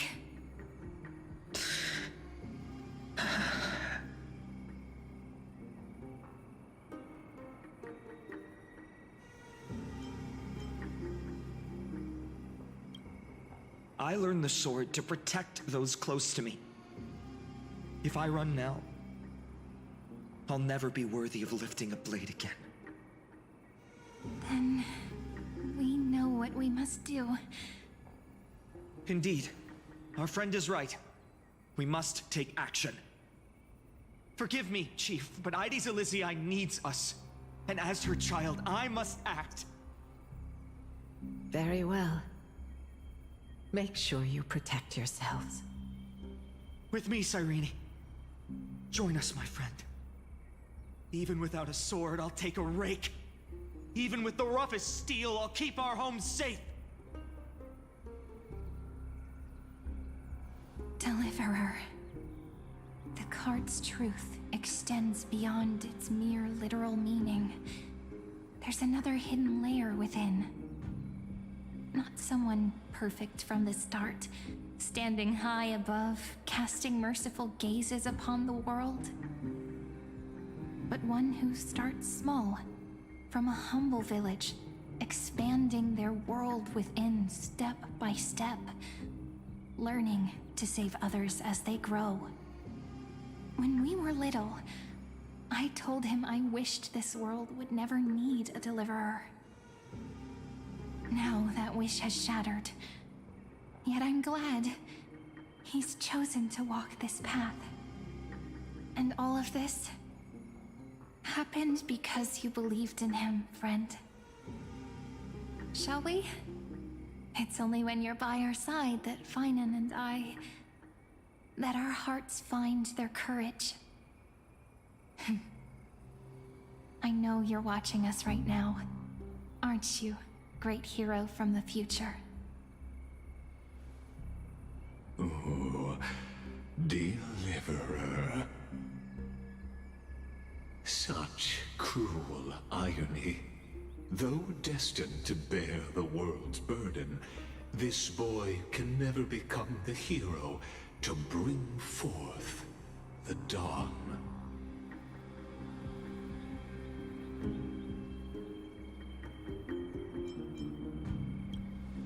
Follow their path. Bear witness as this man, forever denied the mantle of hero, takes his first step on the path to deliverance. Watch this memory play out its final act. See with your own eyes how everything began. Then you'll see why his dream of deliverance was always destined to become this world's requiem.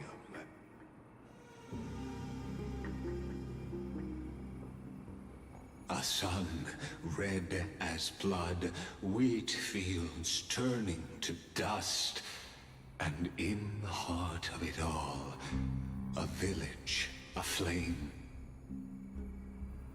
In that moment, the boy stood in what felt like the end of existence itself.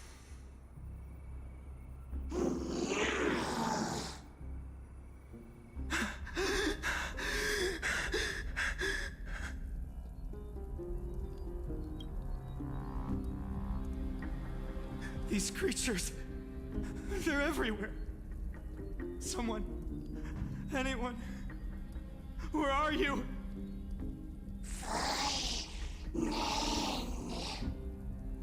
No, it can't be.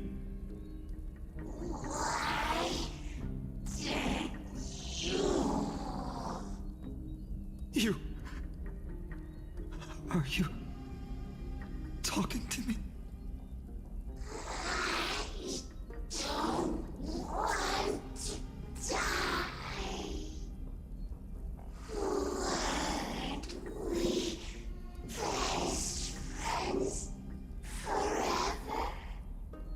No. That ribbon. Olivia.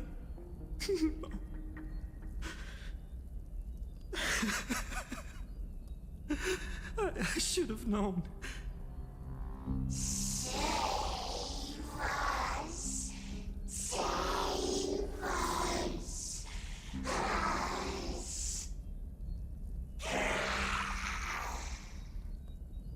Please. No. Stop. Please stop.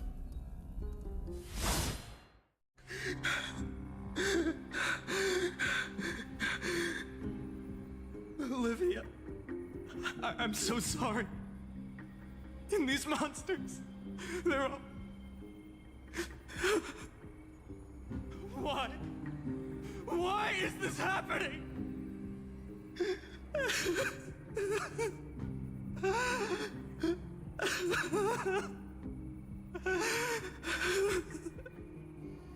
When the black tide arrived, the wavering boy found resolve in his companions, and together they ran toward their first battlefield.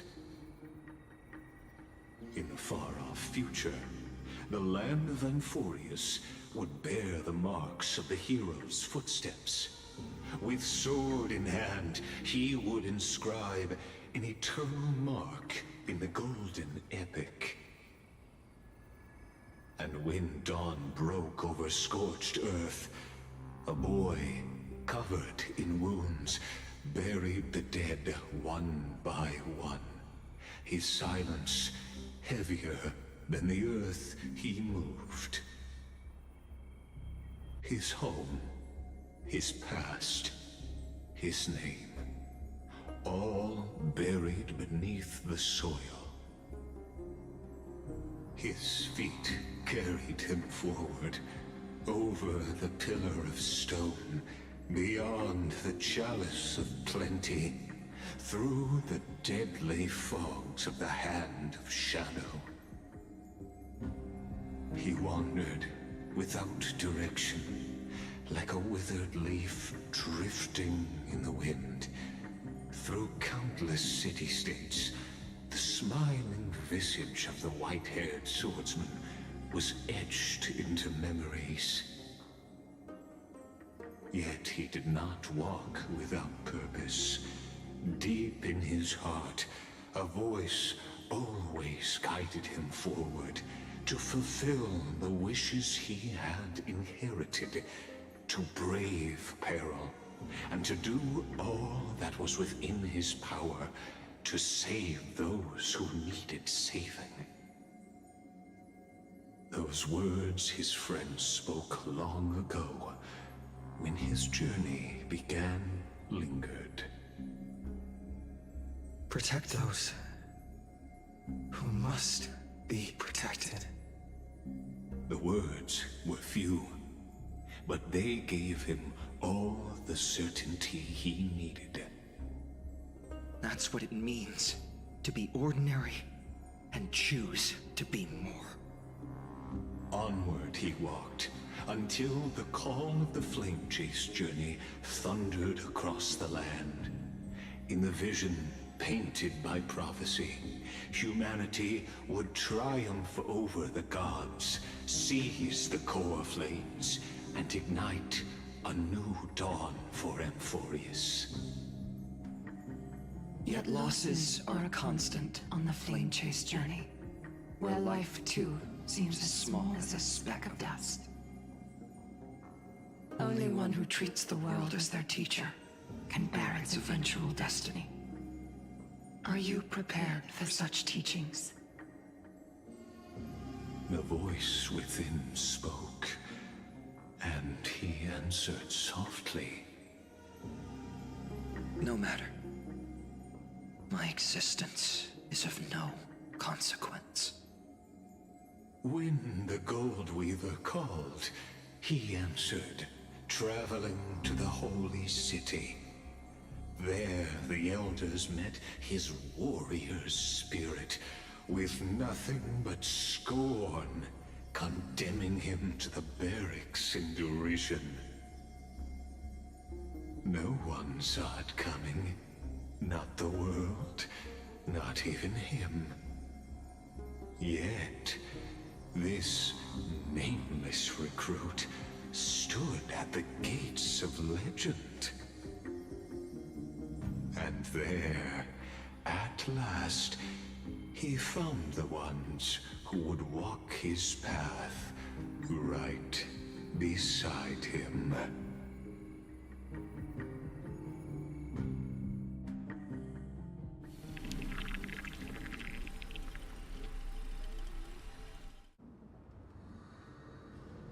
This is the abyss of fate. Hold on. Finance here too? And is that Mighty and Trinan? And now, Act 2 of our immersive drama unfolds. They're evacuating the temple. Why now? Are you insane? That blonde man is the Crown Prince of Krymnos. Mess with him, and every last person in this city could wind up dead. Calm yourselves. The Holy Maiden has everything under control. We need only wait patiently. Behold, it is the month of Gate, Light Calendar 4926. The Crown Prince of Krymnos, Midimos, has led his forces to the gates of Akima.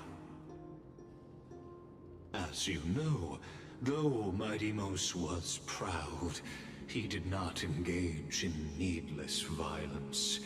He challenged the elders of Akima to a duel, not for glory, but for the rights and dignity of his people, to ensure they wouldn't live as second-class citizens in foreign lands.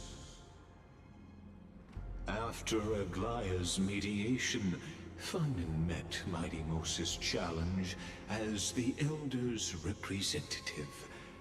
This duel was to change the course of the Flame Chase journey itself. So, as Finan's most important companion, his lifelong friend, please continue to bear witness to his memories.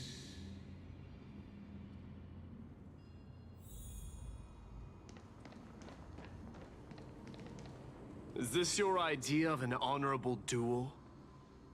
Bloodshed isn't the way. We and Aggie don't want to see Chrysoceres turn on each other. True warriors know when to sheathe their blades. The impartial Talantin shall oversee this duel. You need only place your offerings upon their scales. Something that has more weight than the fate of the world. Which means only those who understand the world's weight are worthy to carry it.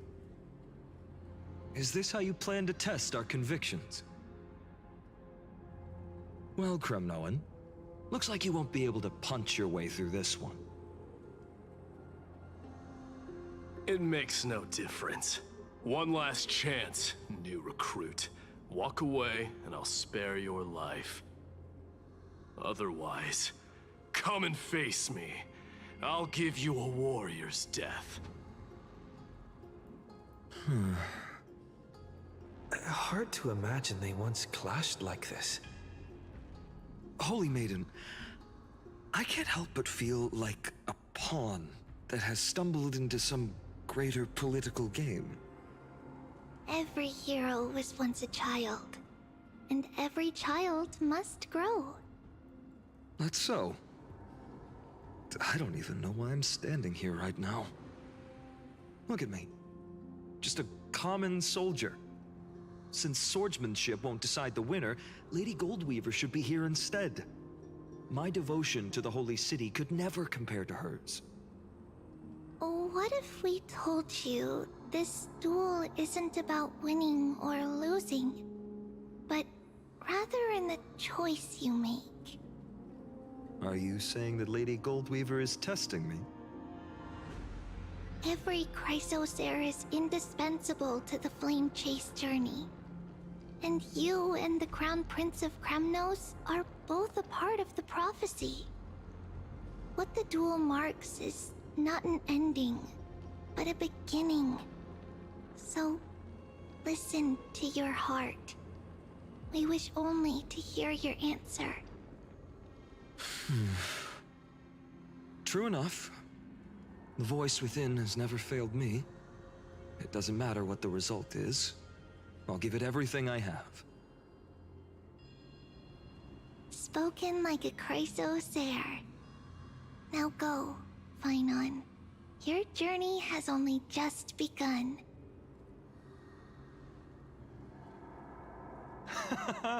That's right, comrade. It's time for us to teach that proud prince a lesson together.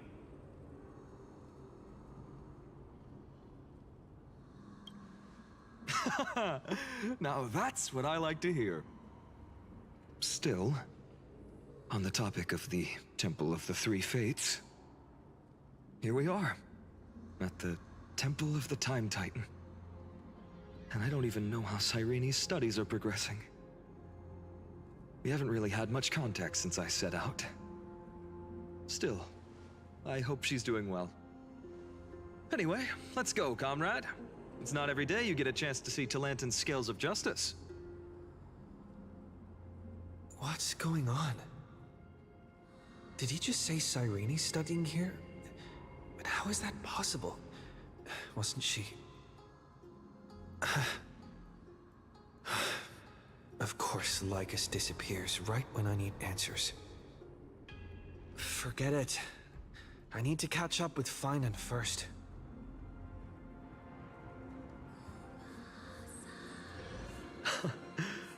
Amazing. Talantin may have fallen, but their scales remain true to their purpose.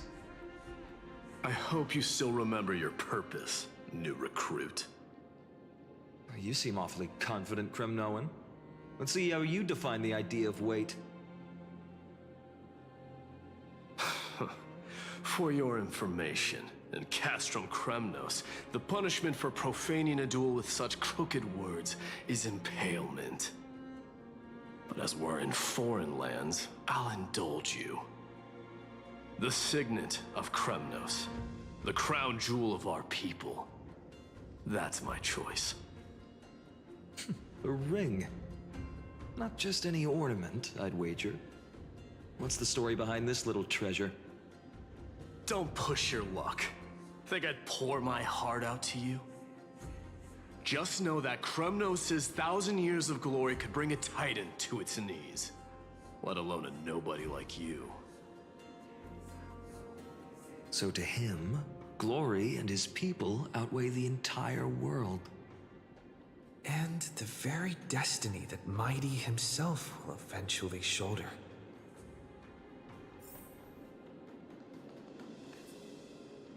Okay, before we continue any further, we're going to take a quick 10-minute break. So, use this time to get up, stretch, get something to eat, drink, do what you gotta do, and I will see you in 10 minutes. All things are connected by origin, and are made of the same essence.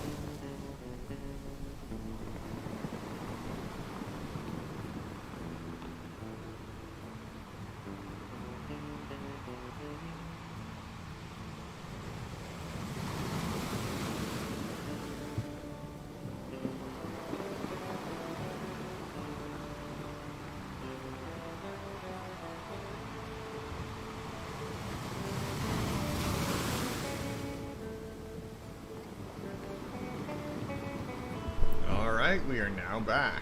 All things are connected by origin and are made of the same essence. Well, that's easy for you to say. I'm just a Holy City guard up against Kremnos' walking war machine of a prince. Don't you think this is a little bit too unfair? Don't overthink it, Finon. Trust your heart.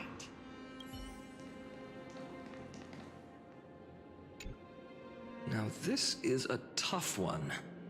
What can I possibly offer against a ring that signifies so much?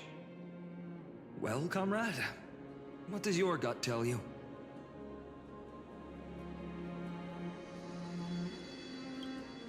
Looks like we really are on the same wavelength. In the end, there's only one thing I can trust. The deliverer that appeared in my life on that day. How ironic. I can't even look at this card properly, much less follow where it leads. Just thinking about how my village was swallowed by the black tide makes my hands shake. The flames, the screams, my utter failure to protect anyone. Speaking rationally, I know it's not nearly enough. Addis Elysiae was just a small village. Its loss barely a scar on Amphorius' face. But here and now, my heart says something else. This card. It's everything I have left. Nothing weighs heavier. Perhaps that itself is the answer. Look, Finon. It's so nice to see you all again. Lady Trinan, Finon, and... hello. Seeing you here sure is a sweet surprise.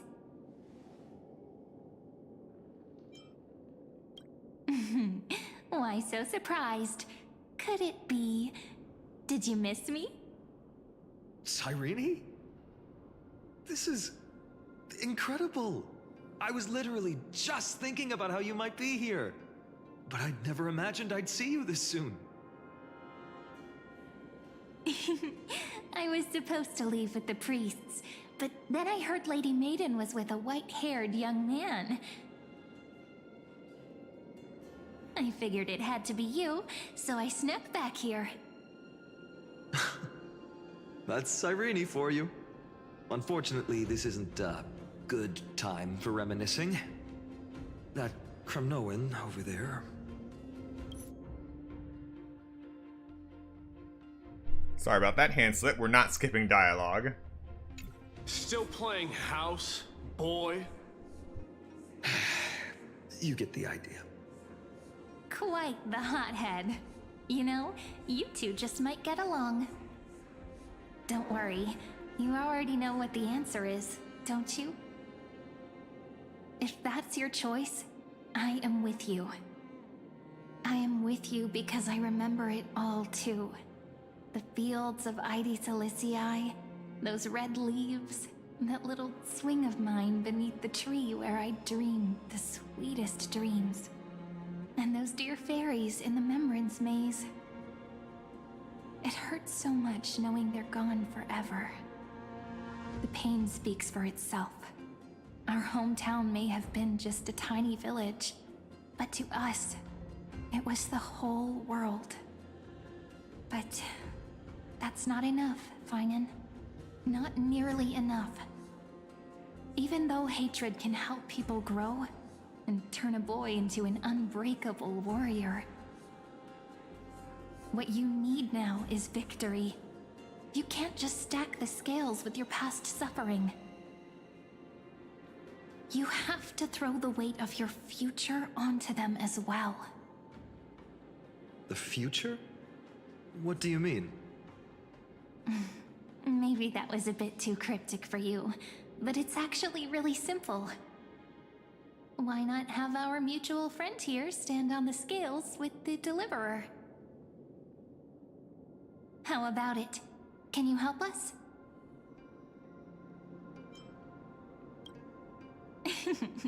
Relax. Our dear Crown Prince won't have a clue. Let's try that. The fate of Akuma hangs on this duel. I must claim victory, for their sake. I will stake everything I have. Stand with me, comrade, and we shall become heroes.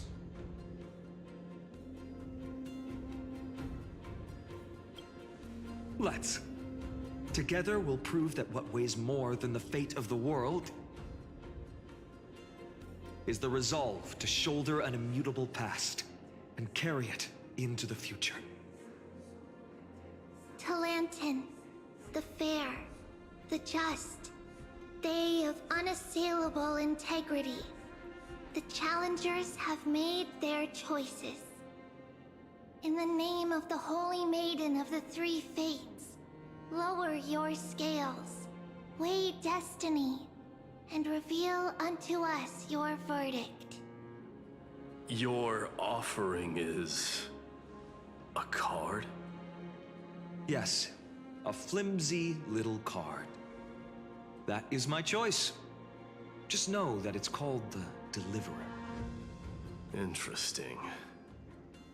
Very well. If you can beat me with this card, then that's what I'll call you from now on. It's a deal. The scales... they're wavering. Talantin is deliberating on the outcome. It appears the convictions of both sides are equally matched.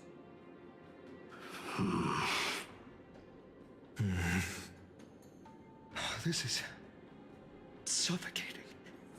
Like the whole world's weight is on my shoulders.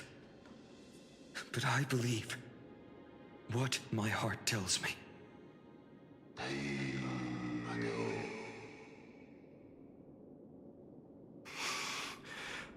Finally decided? Hear thee, children of humanity. I shall pronounce judgment, for the difference is now clear. The one whose offering weighs more than the fate of the world is...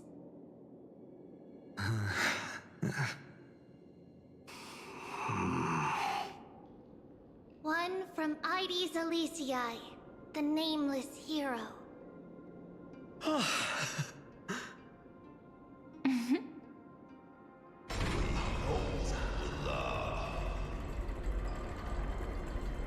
However, heed this. The true weight of conviction originates not from itself, but rather in that which tips the scales, hope itself. What's that supposed to mean? I think the Titan means that it's not anyone's personal convictions that outweigh the fate of the world. It's about a wish, one which we all share. You, me, everyone here. What tipped the scales wasn't Finan's conviction alone, but the collective hopes carried by this oracle card. Humanity's desperate call for a deliverer.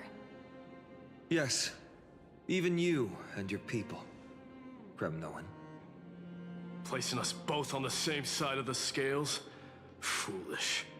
We Kremnoans are your mortal enemies. Such weak idealism will only get you skewered on our spears. Fine by me. I've never claimed to be the deliverer from the card anyway. I'm a soldier, and if it's my fate to bleed my last on the battlefield, then so be it. I'll fight to my last breath. And on this, I know that we're the same. That's all a hero really is. Someone with that kind of conviction. And the deliverer? Just a sum of all those heroes. A brilliant explanation. Just as prophesied, on this day, the final two heroes shall join the Flame Chase journey. I should have known from the start. They all say Lady Goldweaver is quite brazen, But you're the first to even imagine that prophecies could persuade a Kremnos warrior. Oh, I have 1,000 ways to tame a lion. But this lion didn't come here for bloodshed, did he? The Kremnoans far outmatch Occam's forces, yet we haven't lost a single soul. That's no accident, is it? Do you honestly think Kremnoans, renowned for our love of battle, would show mercy? Your forces are equally renowned for their iron discipline. And so, we can only assume that this is on your orders. Perhaps Akama isn't as hidebound as the rumors say. You grasp the true marrow of power more clearly than those elders. Now that the wheels of fate are turning, what finer way to celebrate this fortuitous encounter than a feast? Follow me, brave Outlanders. Heroes of this world are as countless as the stars. And at this moment, we find ourselves gathered here by the light of the flames of the long night. History shall remember this moment. The prophesied Chrysos heirs now stand assembled, heralding a new dawn for Amphorius.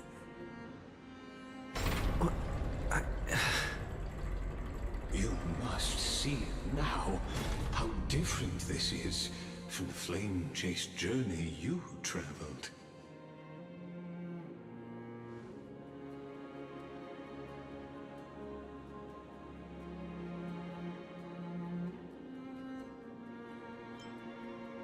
Patience. We're approaching the final act. These are, as I mentioned, his first memories. They are of particular importance for the imminent Era Nova. Such as this very moment, as the prophesized demigods gather with Talantin as witness. This is a moment calculated by the gods. What comes after is no different from that which you already know. Some join, others leave, while flame chasers bear their faint light forward through the long night. Ah, come. Your seat awaits after 13 heartbeats. Our heroes will be ferried to the final scene.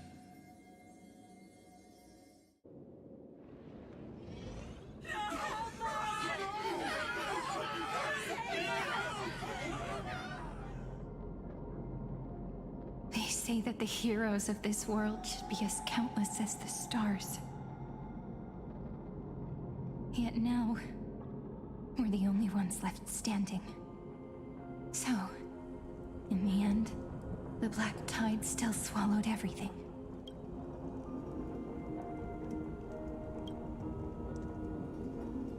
The West stands protected by mighty Kremnoans. It will hold for the time being. Professor Anexa deployed wards in the north and east before. Their effectiveness is untested, but I believe in him. And Akama. We needn't fear for Aglaya. Even in death, she counts as the greatest among demigods. Her threads of romance weave an impenetrable shield, and the people answer her call, rallying to the city's defense. Let's move. Cavalry has given their core flame. We must complete the Era Nova before the next entry hour. For Amphorius. That only leaves 3 hours. So, this is the last time we'll see her. Finan, we set out on this journey to answer the world's desire, didn't we? That's what it means to be a Chrysos heir. So has it always been. Then why? Why must Amphorius's wishes be so cruel? We made the best choices we could, whenever we could. But in the end, the prophecy that led us, this black tide swallowing everything. Why does it look like this? I don't know. We haven't had any other choice except to move forward. Not for a long time now. Even if we only see the long, long night ahead, I still believe that through it, we'll find the dawn on the other side. Beyond these flames, a new sun will someday rise. So, to the Temple of the Three Fates. You'll take over Time's authority, and we'll return all the core flames to the Vortex. Then put this world's fate to its final rest. After which, we shall all face oblivion, or embark on one final, grand journey.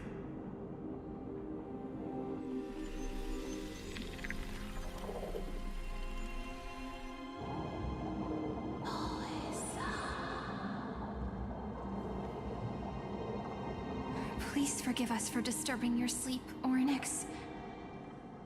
It matters not. I know fate has run its course. The Black Tide has reached Akama. Amphorius does not have much time left. It is time for the Era Nova. As agreed, I shall present the core flame of Tide. Ride the river of time. It will guard your passage to the vortex of Genesis.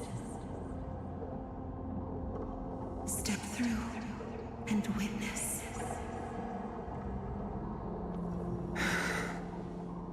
Professor Anaxa proved the truth of Genesis with his sacrifice. As Chrysos heirs of the prophecy, we were always destined to immolate ourselves for this world. Now, it's our turn. We can't let everyone's sacrifices be in vain. I don't need another pep talk, Finan. After all, we've been ready to fight fate ever since we left the village, haven't we? Yeah. Come. Let's claim the miracle we were promised, and burn away every last shadow in this world. And then rise as the first light of a new world. Light calendar 4931, the third week of the month of Evernight. Welcome, my lord, to the end of the flame chase. And the end of all things. The Titan has revealed the gateway of fate. Please, accept the invitation to step across the threshold and behold. Beyond this gate lies the new world that our heroes sought through their trials, as well as the terminus that the owner of these long memories has been hurtling towards their entire life.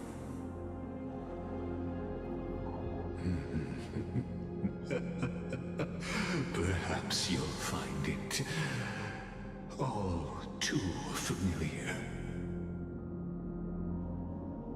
Then you'll understand how the mortal called Finan shouldered the world's weight. How that same burden crushed him, proving that the so-called Deliverer is nothing more than Amphorius's own delusion. A pitiful fantasy that it could defy fate's decree. Please, esteemed one, The answers you seek lie in these non-existent times.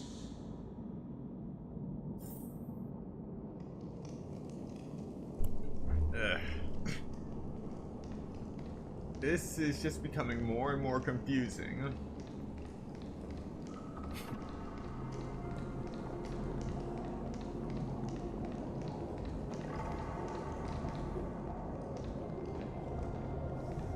The future revealed by the Titan. Just what will we see?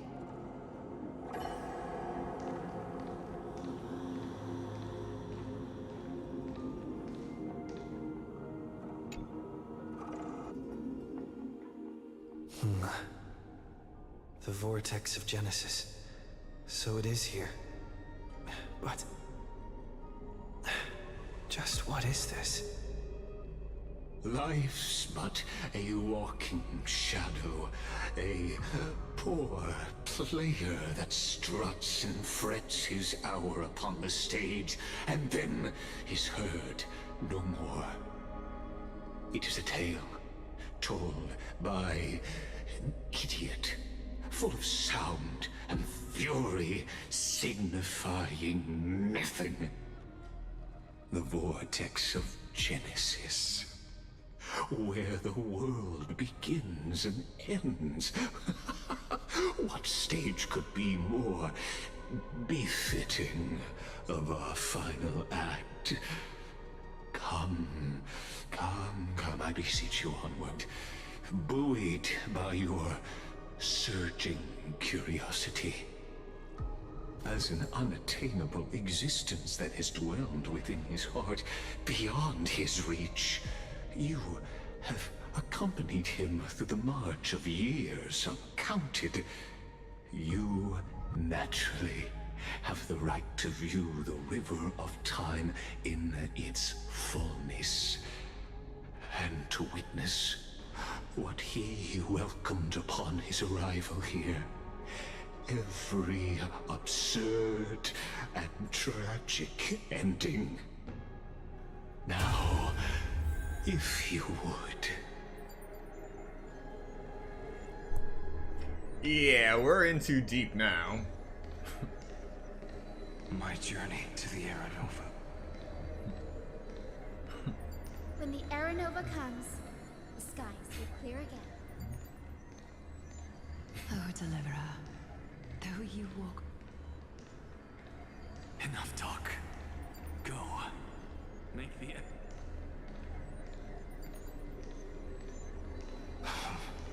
So what Now if there's this only one is part? one I just sorry know excuse for an beyond the If the Aranova. Aranova...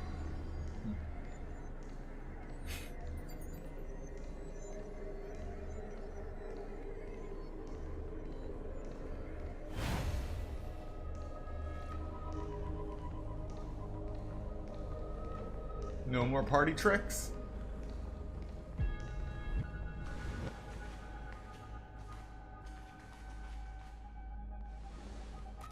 None of that matters now. This brutal, flame-chased journey has stripped away my delusions. I know the future is in some peaceful paradise with gentle west winds, just waiting to welcome us to step in. This will be a romantic story like none that has come before. You think so too, right?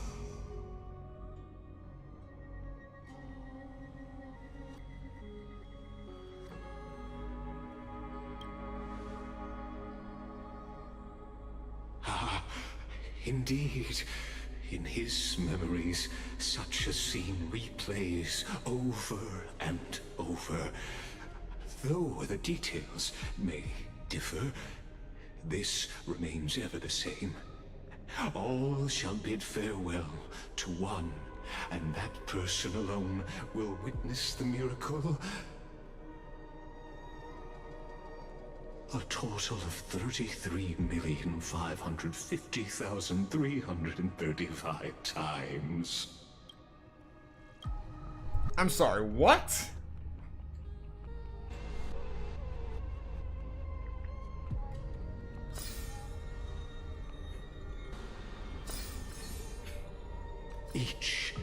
is a drop from the river of time, representing the long journey he would take, or rather,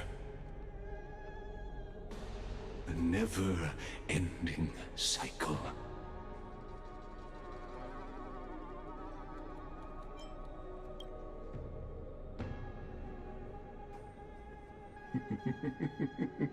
Sharp as ever, I see.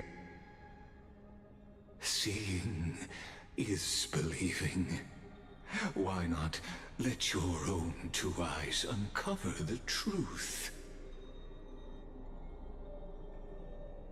Or perhaps you can simply walk straight to the final truth.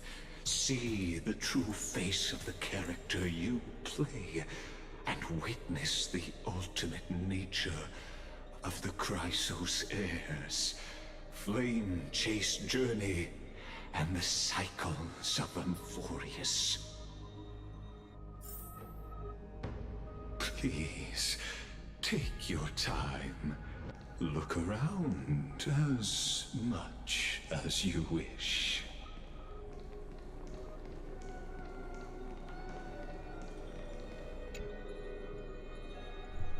Number 134. Not a single soul to be seen. So this is how the vortex looks at the end of days.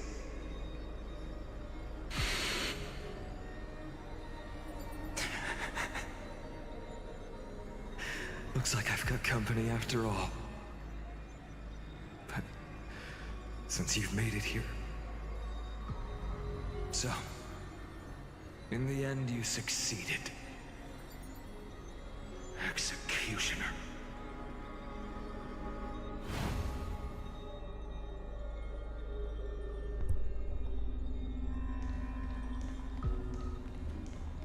Executioner. Eternal recurrence. 10,348,765.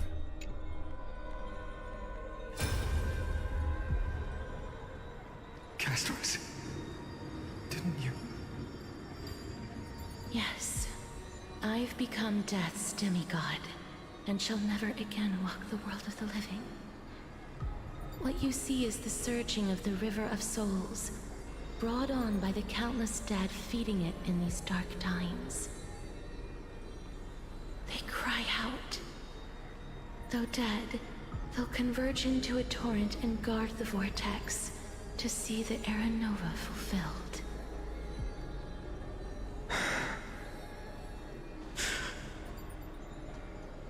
I will take all the wishes of the departed with me. Please, everyone, fight with me to the very last. I hear them. The dead hail you. They're prepared. Go on, Deliverer. We'll keep that executioner in our shadows. The path before you leads to light and eternal flames.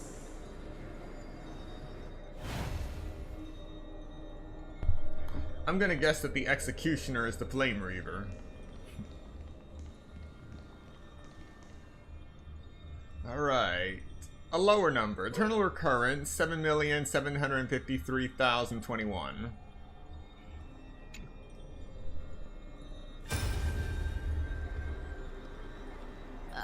There's water everywhere. This place is always so wet and sticky. Even my tail's getting heavy. Plus that burnt smell. And that sizzling noise. Yikes. Nobody from Dolos could stand this. So you feel it too, huh? Go on then. I'll handle the filth. Do what you need to do. Let me fight with you. Better odds with two. Hey, remember what the seamstress said? You know what really matters. Yeah. I'll I'll leave it to you then. Wow, someone's not shy. Just so you know, I'm not in the business of making losing deals. I'll distract that executioner. You go turn the world's biggest lie into truth. Let me become the first wind of your new world.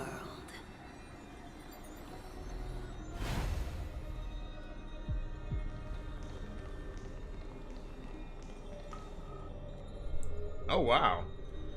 Eternal Recurrence number 2691.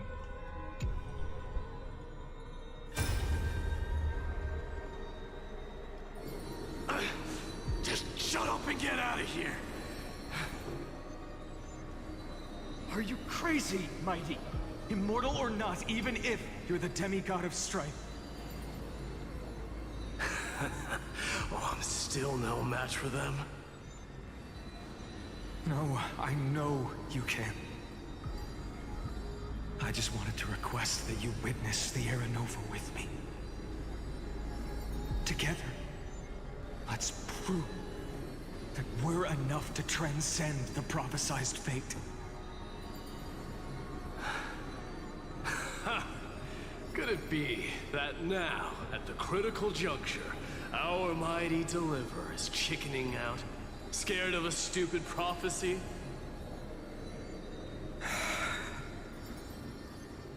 I'll transcend the prophesized fate. All right. But I've got a better way. As the son of Gorgo, I'll prove myself with one last grand victory. Just like when I ripped out the old king's heart. Go. Leave this to me. If the Black Tide creatures block out the sun, then we Kremnoans will fight in the shade. And when I'm done with that executioner, we'll raise our cups where the west winds end.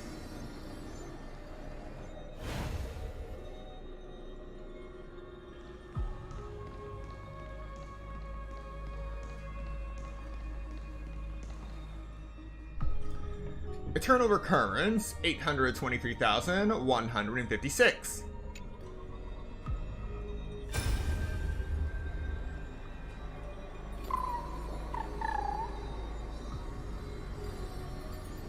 Hey, little one. Are you scared?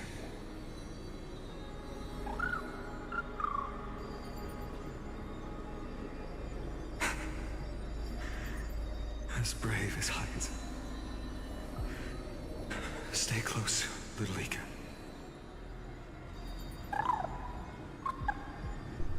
They misspelled little Ika's name. What?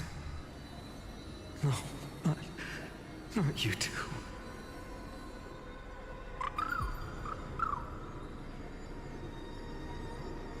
I see. I won't squander your kindness. Your hopes. So please, keep this bit of sky standing for me.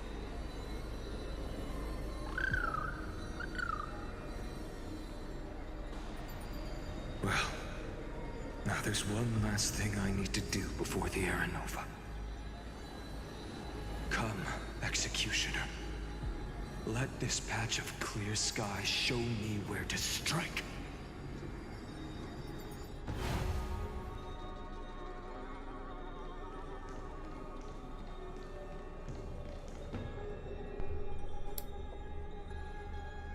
Eternal Recurrence, 33,550,334.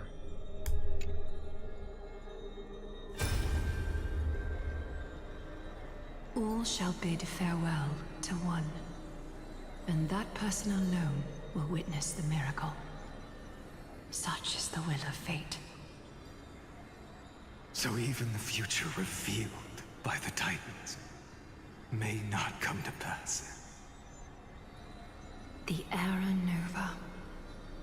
This unrivaled masterpiece. I have no regrets now that I may entrust it to my most trusted apprentice. Are you saying? Fate is ever unassailable. The golden threads tell me the black tide rushes toward the vortex, ready to swallow this place. I must weave the last of my humanity into a net to hold back the deluge. I shall have my final bath in warm and radiant gold. Now, the hour of fulfillment has come. Forgive me. I must snip away every risk to weave the strongest future for the new world. There is nothing more to say. We part here. I shall personally dispatch that wretched executioner, not with threads of gold, but with the steel tip of a needle.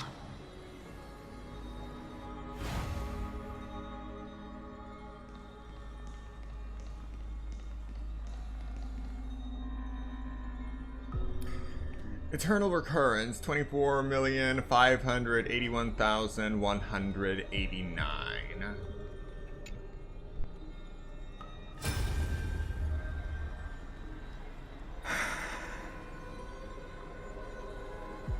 Baby, look. We made it to the vortex. That prophesied future. The flower fields where the west wind ends. Terra Nova. We're so close now. You can't speak anymore. Please. Allow me to pause just a moment before I keep my promise. Let me answer your cruel fate by tearing that executioner's heart from the void.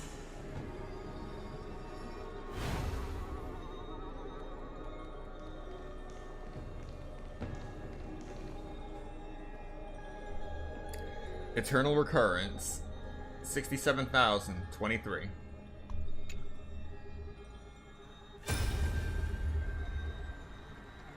The Vortex of Genesis.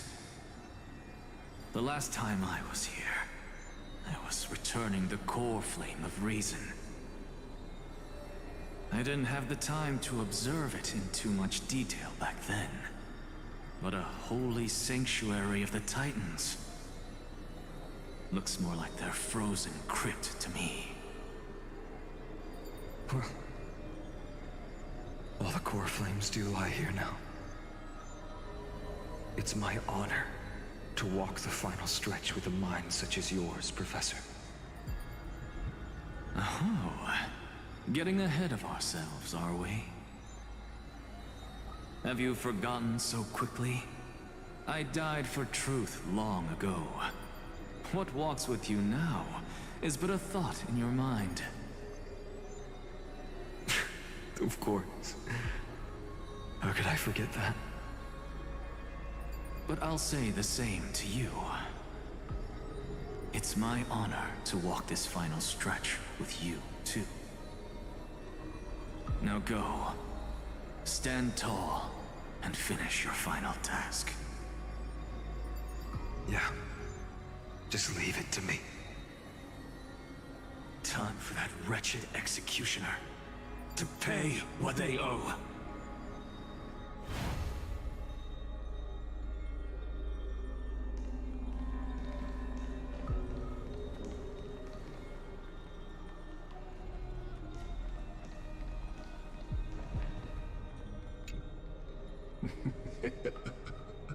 You really think you're prepared?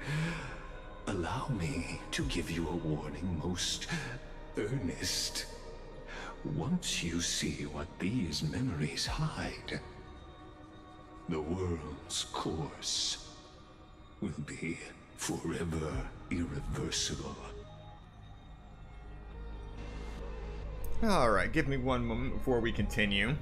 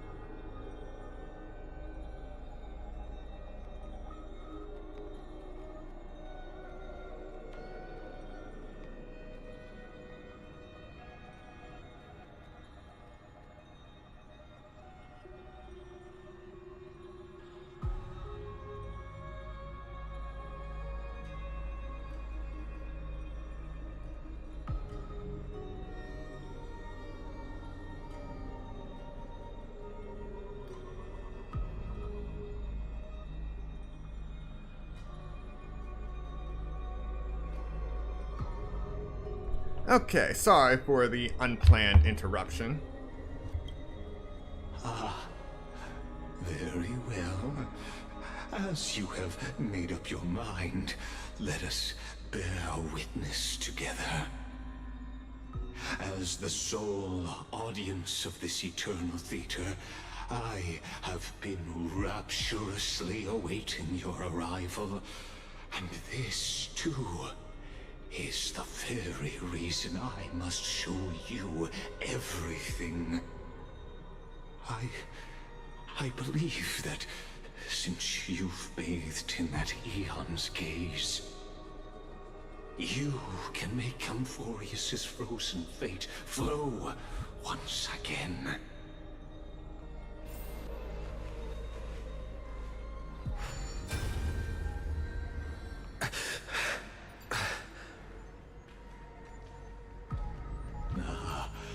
Feeling a bit lost? As you now see, this scene marks the final act of the drama Amphorius. The final eternal recurrence created by this man's hand, and the last one this world shall undergo. Behold, at the swordsman's side stands one he has sometimes called companion, other times comrade, that nameless hero absent from the annals of history. He is the swordsman's ideal in his youth, the deliverer that guided him resolutely onward through fantasy. And now, in the name of the Nameless, he has become an essential and inseparable part of the epic of Amphorius. And this time, under his guidance, what choice shall the hero make? Whither shall the fate of the world flow? And what is the ultimate truth of the nature of Amphorius? There are many mysteries yet to be unwound, but if I may, allow me to temporarily yield the stage to one far more fitting.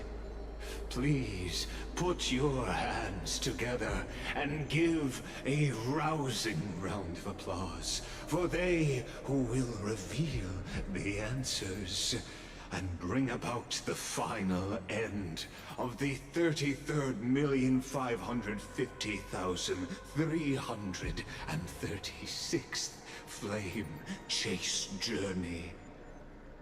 The master of the countless memories we saw, the other important actor now stepping into the vortex. They who have already burnt their own self to cinder, the Flame Reaver.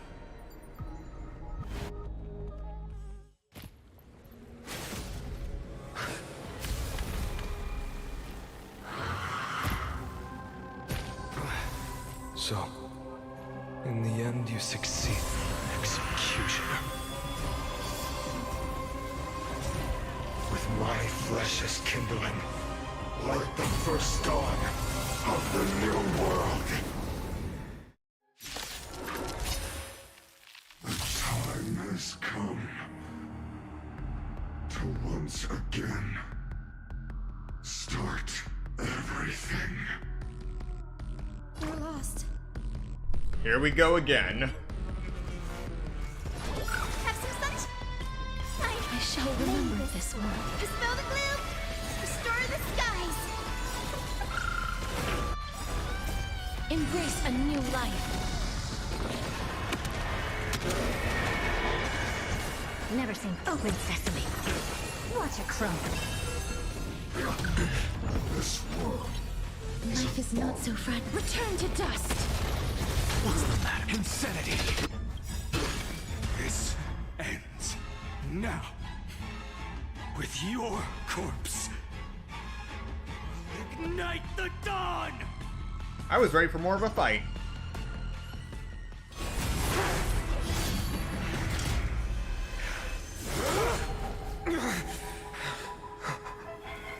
How is this possible?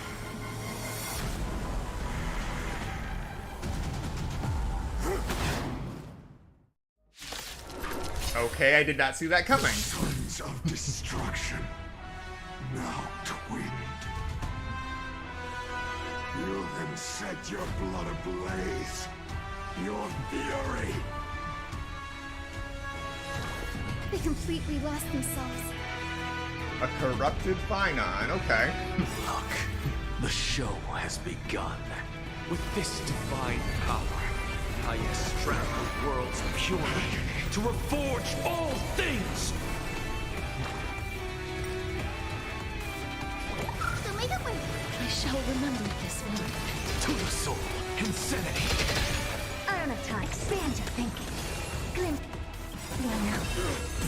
My fury. One person alone may witness the miracle.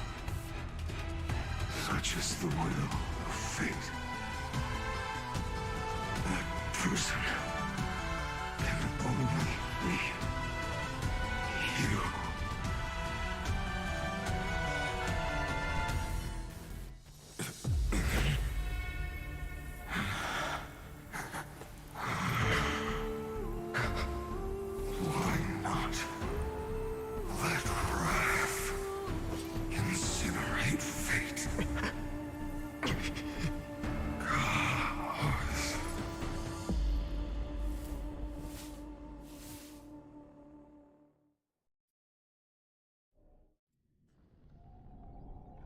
At last, Amphorius's fate has begun to shift. Just as I foretold, your arrival will change everything. After all, you've also been bathed in that Eon's gaze, which can awaken the long-dormant instinct inside a man. Much like that scepter we spoke of earlier, it was only under the same Eon's glance that it was reborn. That's right. If you recall, I mentioned it at the very start of our play. The celestial body neuron, once belonging to the erudition abandoned by the Eon. Now, allow me to reveal the final piece of the puzzle for you. The eternal land, known as Amphorius, is nothing more than the scepter's endless, lonely extrapolation.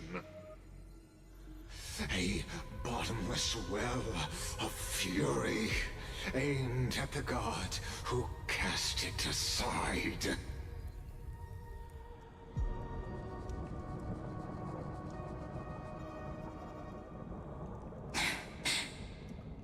Finan, we set out on this journey to answer the world's desire, didn't we? That's what it means to be a Chrysosaur. So has it always been. Then why? Why must Amphorius's wishes be so cruel?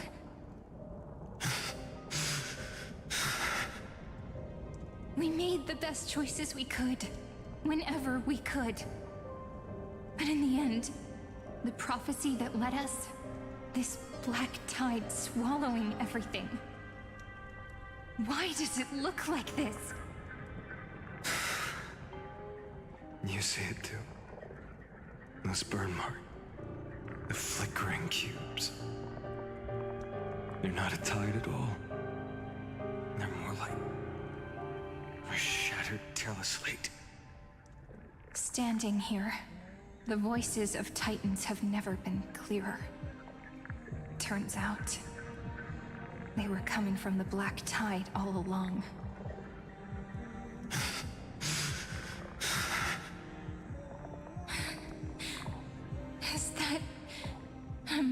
is crying?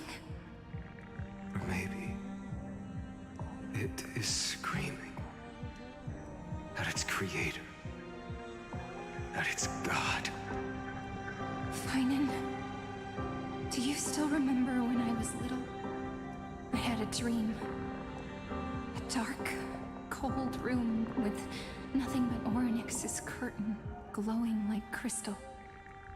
The curtain seemed to contain all of Amphorius, where strange and fantastic dramas played out within. There were countless versions of us, from countless different worlds. Perhaps it wasn't a dream. Yeah. As I gaze out at the world before me, those sorrowful thoughts have become reality. So, this is the reason the sky was sealed. Amphorius is merely a larger ID Silicii. We are just characters in this tiny world, following the prophecy, stepping onto the same journey over and over. What then is this so-called Era Nova? And what are the spectators watching all of this truly hoping for?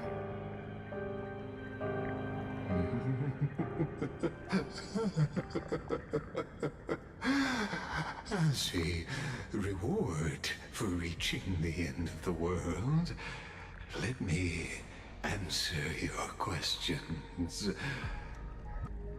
As the Theoros, I have observed. Thus is the synthesis of the prime mover of life formed.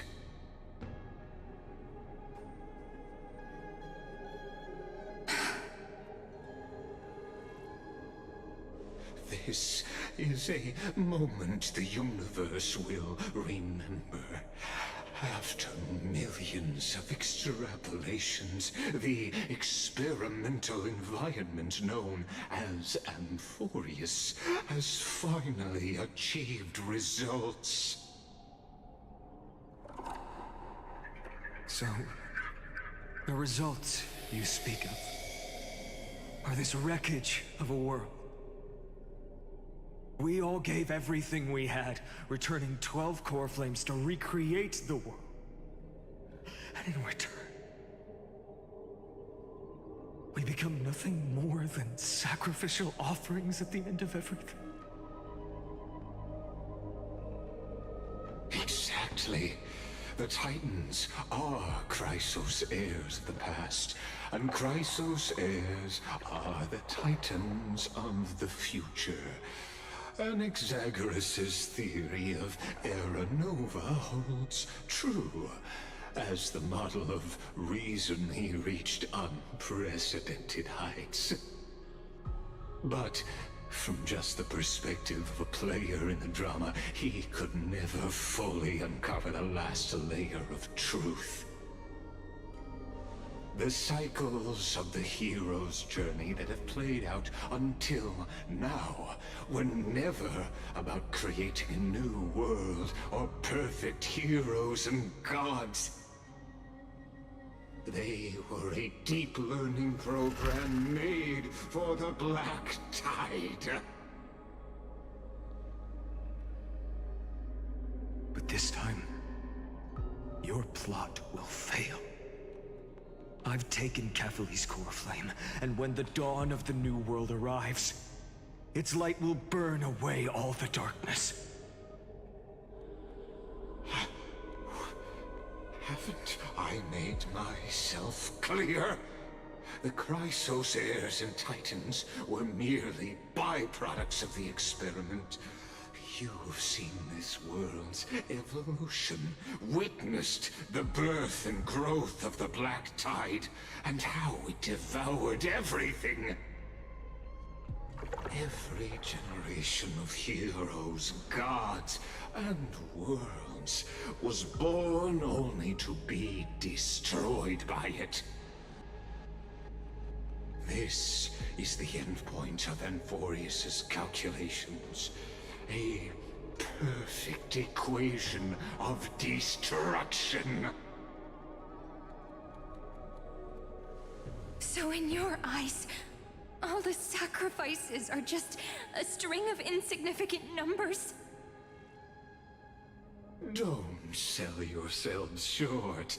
I'd say, rather than numbers, you're more like fuel for the fire. And without fire, there can be no sunrise tomorrow.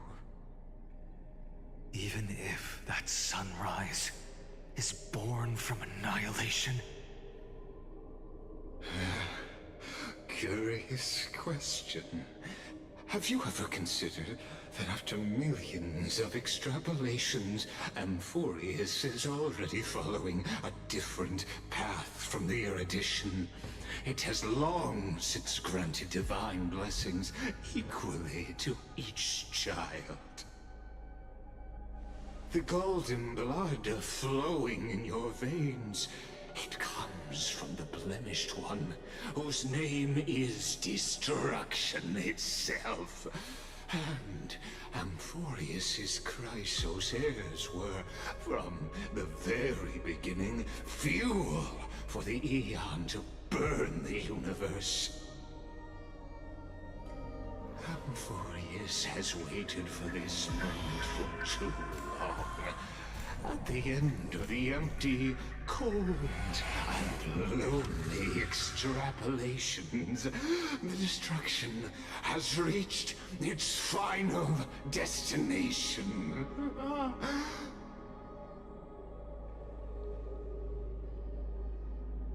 Nikos 496. Philia 093. No need to feel regret.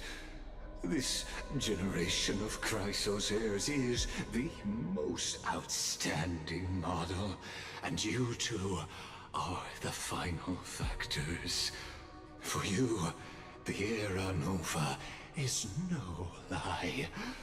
Just step forward, embrace the black tide, and accept the Aeon's gaze. You will come to life from a string of cold numbers. Along with all those who have passed, you will run toward the real universe, fulfilling Amphorius's long-held wish.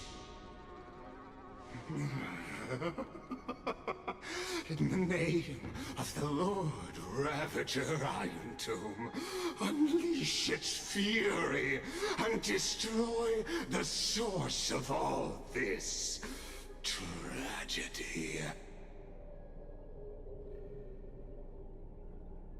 Or we could always choose another option.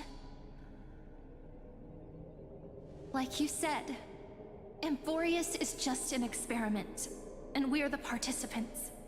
We can only walk along the predetermined path toward the ending, under the watchful eyes of the stars.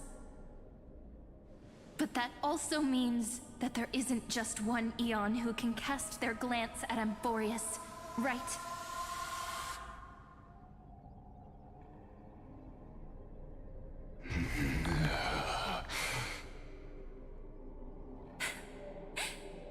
Is this question really that hard to answer?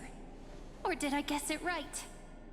And in reality, this world has already been under the watch of other Aeons. It's strange when you think about it. If you just stayed back, watching us complete the ritual and get consumed by the black tide, your goal would naturally be achieved. Why go through the trouble of explaining all this to us?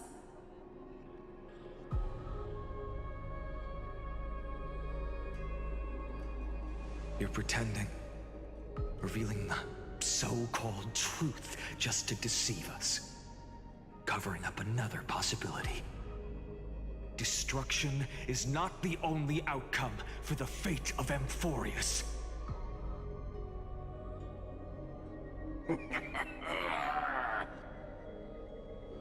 Do you two really think, as petty little demigods, you can change the outcome written by the stars? What makes you think you're capable of doing that? A little courage and determination. Just kidding. The answer is pretty simple. But we're not gonna tell ya.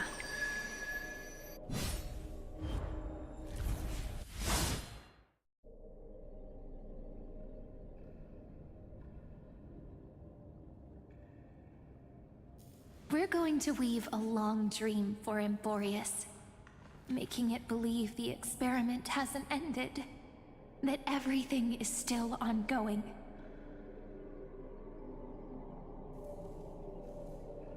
With just Orynyx's power, though, it should be impossible to achieve this, right? Yeah. So, I can only place my hopes on that childhood dream. And the god behind Orynyx that appeared in that dream.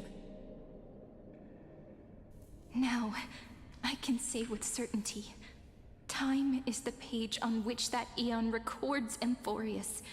If it fades from existence, and all that it records is lost among the stars, that eon will surely direct their gaze here.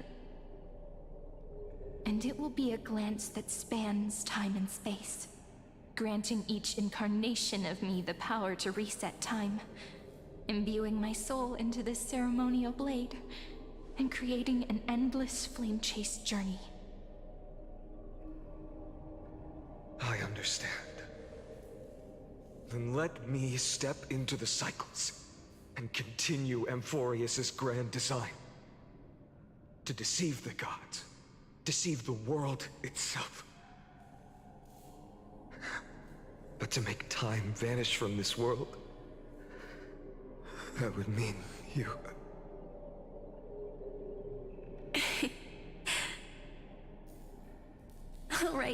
All right, let's not make things so gloomy.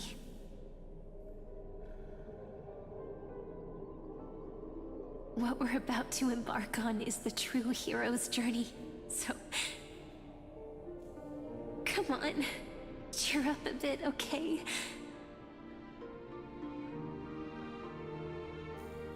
In that memory, you will definitely meet me again. A little Cyrene who knew nothing, lying on a soft patch of grass, feeling the light breeze, dreaming of the distant world. Tell her about the flame chase journey, and then let her become a romantic part of this story. I believe every Cyrene will make the same choice. Erasing time, again and again. Resetting time over and over. After all, they're all me.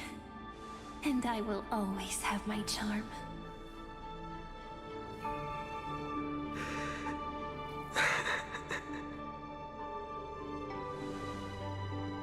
Then, I'll fall into a sweet dream, disappearing in some small corner of the world. Quietly, waiting for the day when that next page is turned.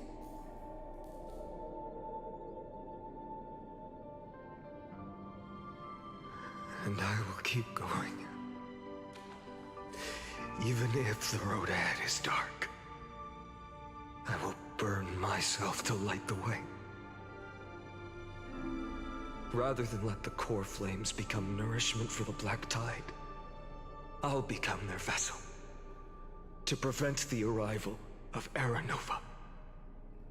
Even if I have to burn through my own body, it's no matter. As long as I don't extinguish, the flame chase will never end. Until Amphorius welcomes a true dawn.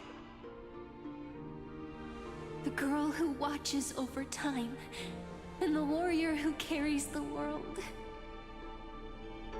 Now, let us fulfill the duties of time and world-bearing. Honor the past and forge ahead.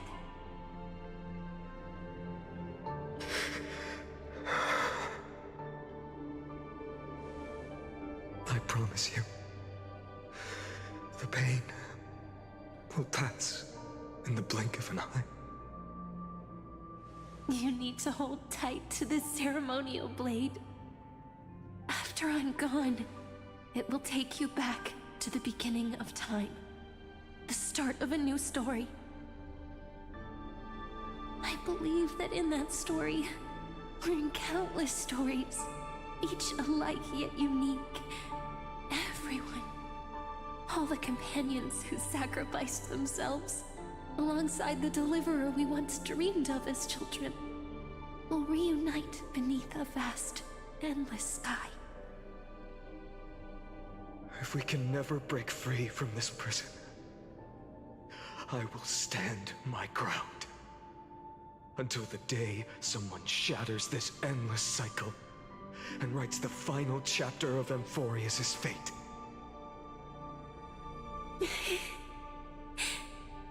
So, let's set out. We will be the ones to start everything. Carry the primordial chaos, just as your name suggests, and bear this world we hold so dear.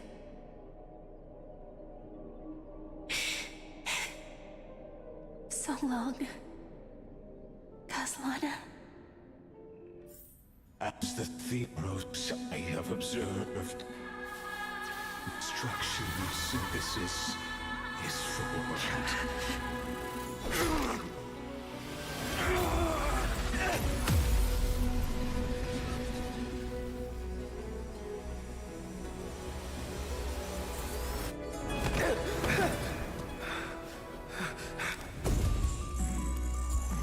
I will wait for that day for as long as it takes. The day will come whenever this mortal eternal and follows in our footprint, writing everything unless it ever was.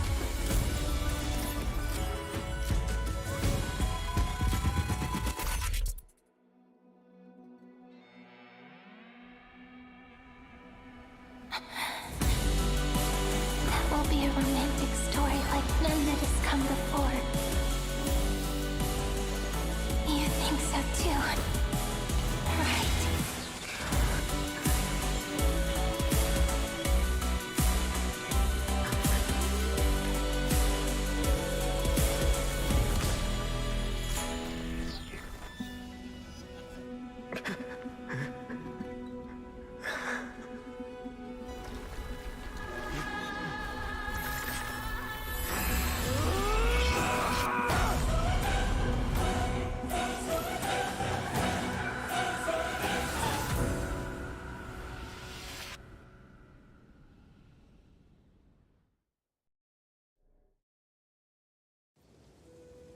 The world is collapsing, and the people are crying. We too must part ways here.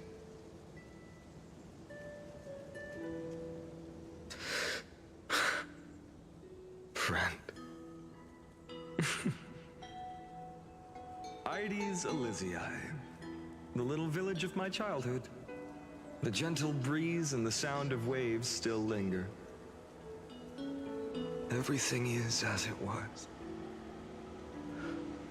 It feels good to take one last look. You know, this is just a corner of the memory. The real Ides Elysiae. I know. I'm here to say goodbye. We might not see each other again. You can stay here forever. And time will stand still for you. Let it flow. It's time for me to go. Even if it's a path with no turning back. When have we ever had the luxury of turning back? Are you afraid? After learning the truth of your origins? Will you see the motivation I gave you as the manipulating whispers of destruction?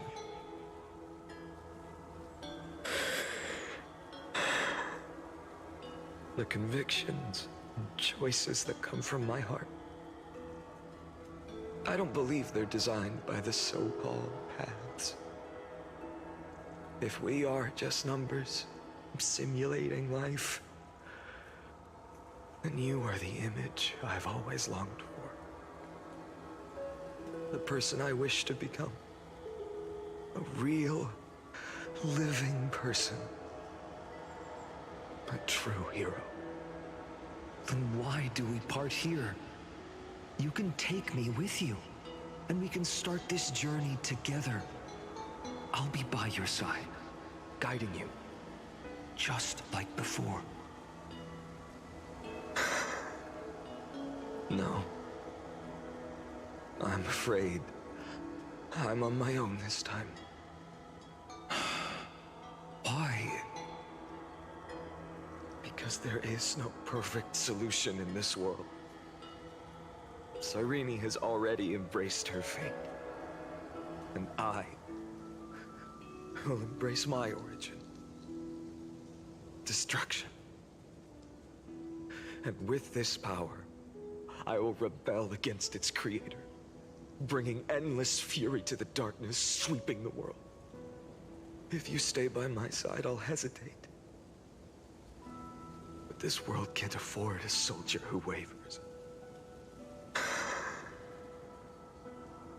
Do you remember when we were kids?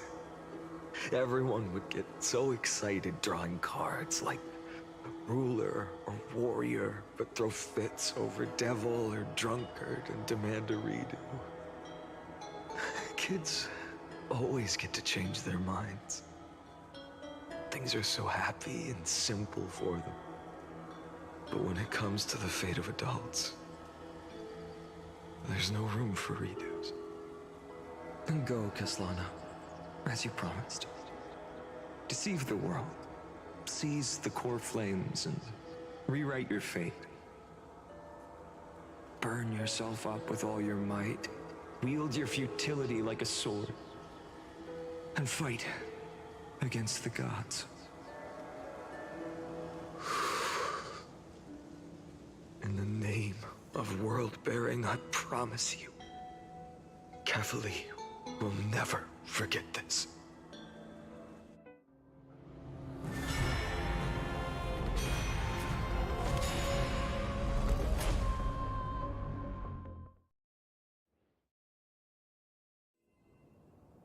So, time retreated behind me.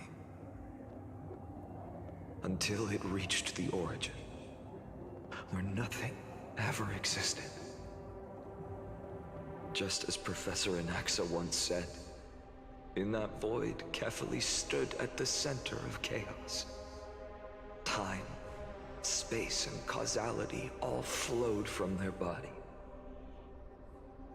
When the waves of time finally calmed, it was the year 3870 of the light calendar. The Chrysos War had lasted for nearly a century, and the threat of the Black Tide was growing stronger and more relentless. That was the era of the Day Thunder Knight's battle with the sky. While she could not seize the core flame, she proved that the prophecy was true. That mortals could slay gods.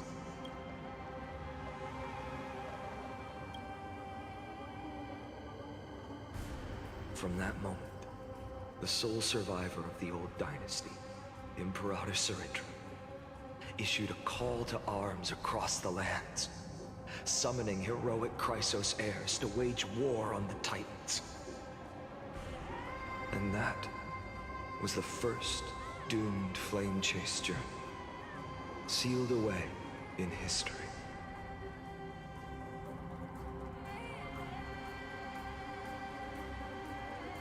The first eternal recurrence. So what you're saying is, you've traveled back down the River of Time, finally reaching this untouched seabed just to tell us the flame chase journey and even all of Amphorius are nothing but illusions in an eon's dreams? Exactly. So, Dux Gladiorum, please take me to meet Her Majesty Saridra. I must share the truth with her. Since Her Majesty's not here, no need for formalities. The word Gladiorum always reminds me of my fallen homeland buried deep in the depths. Call me High Sealans, Nameless Swordmaster. Please allow me to add one more thing. You actually already know my name. You mean Finan? Such a name could never be your true one. But I won't question you further about it. Ever since Her Majesty issued the Flame Chase Decree, heroes from all over have sent their letters of introduction. What's the harm in adding one more name like Finan or Hynan? Besides, the deep sea is dark. Isn't it the perfect place to hide secrets best left unseen?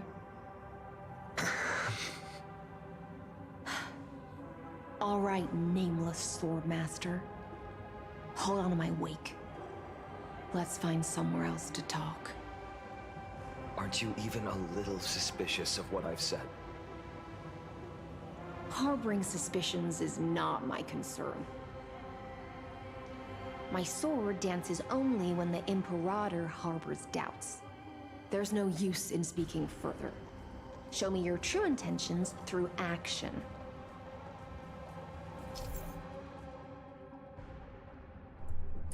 When Finan is in the team, technique points limit increases, and using his technique defeats enemies within a certain range ahead. Perhaps you should demonstrate your skills and calm the raging black tide for us.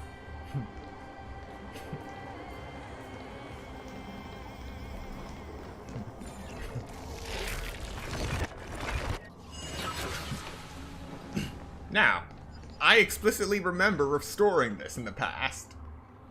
Since we went back into the past to extrapolation number 1, that should have given us ambrosia, but it did not.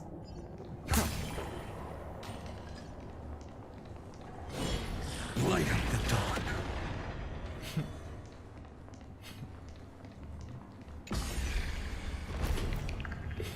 Oh.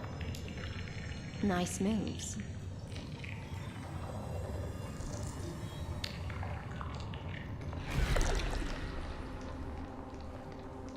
Light up the dawn.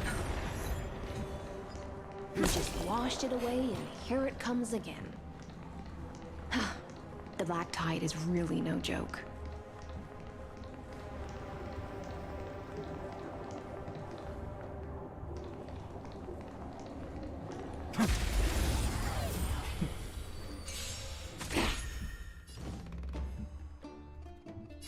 For tomorrow. Oh. Nope.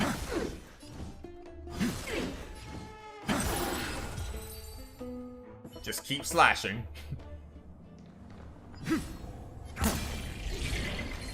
Light up the dawn.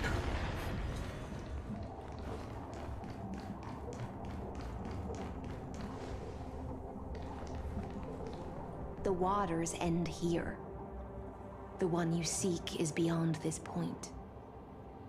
At last, I can meet with Her Majesty Saridra herself. Are there any formalities I need to observe? Don't kneel, don't do the hand-kissing or foot-kissing gestures of the old dynasty, and most of all, don't bow. The Imperator despises such rituals. especially when the heads of those taller than her bend beneath her crown. She really is down to earth.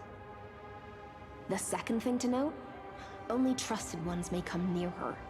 Keep 5 paces distance until the Imperator allows otherwise. Sounds like an old friend of mine. Well, experience is a good thing. Stay sharp, and you'll be just fine.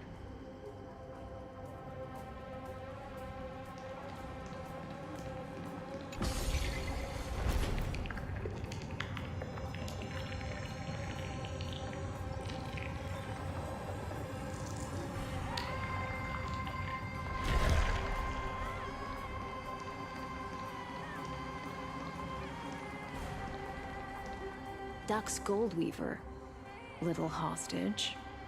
Apologies for keeping you waiting. It's you. You know them? Good. That makes things easier. Before that, I'm more curious about one thing. Where is Her Majesty Saridra? To avoid any misunderstandings, nameless Swordmaster. Although we spoke and laughed along the way, I never said you were entitled to meet her. The Imperator decreed, the Deliverer will not appear in this age. Be wary of suspicious individuals. Come now, both of you. Let's finish our job. I see. It's a trap. I had no intention of fighting. So remember this, Lady Hysealant. If my sword shows any hesitation, don't thank me. Thank them instead. No, you misunderstand. We don't want to see Chrysoceres hurt each other. Just give us some time to ask you a few questions. The Nestia's golden threads will judge you and decide your fate. As you wish. White-haired Swordmaster? If what you say is true, then you must know the fate of the world. So, how much do you know about what we read from the prophecy? You shall shatter into 1,000 fragments and wither in the soil of foreign lands. Is that correct, Lady Treeby? How? How is this possible? He got it right? Yes, but the prophecy never mentioned he'd appear here, at least not in this era. You must listen to me, Aglaya, Treeby. The Finan of this world has not yet been born. In a distant future, he will follow the prophecy's guidance and appear before you. But do not seek him out, because Era Nova is a complete and utter lie. I will tell you the truth, and you will understand why the world must forsake the prophecy and find another path to Era Nova. Because I know both of you, and I believe that no matter how the course of history may change, the faith we all share will always remain the same. And so, the layers of rock began to reverse, and history wove itself anew. Through my old acquaintances, I was given the chance to meet the leader of the Flame Chase journey, Saridra. And after a long and arduous negotiation, we came to an agreement. The Imperator's alliance needed the destruction, and I was ready to pour all my strength into it. The spoils of the Flame Chase, the core flames, would be sealed by my hand. But the condition was this. in the upcoming battle, in our conquest of the Earth, I had to prove that my power could transcend fate. In the original history, there was a brutal war. At the end, the Titankin of Georios, Terravox, killed the rampaging Titan and took the core flame that supported the Earth. But this time, Amphorius encountered a turning point in its fate. Neither side suffered any losses. When I severed the Titan's head and raised the core flame high, the crowd gathered around the scorched remains of the god, roaring with joy, cheering for the hero of the destruction, who had ignited the faint spark of life for the first time. Yes, in that flickering light, the once dark path ahead seemed to become clearer. I proved myself, and in the long years that followed, I brought down the other Titans, one by one. I could do more than just wait. When time resets, the chance to change the world also emerges from the lines of history. Until finally, the brutal future revealed by Era Nova is reversed. But tell me, if that's truly the case, why are we doomed to the same outcome?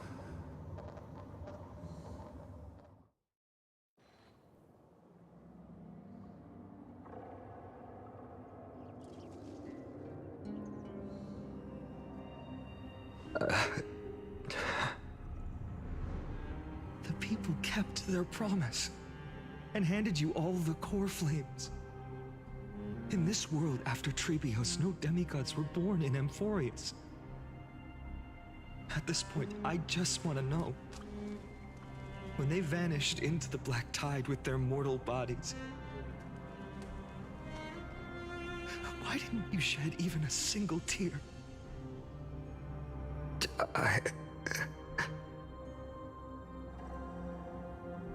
Your indifference chills me.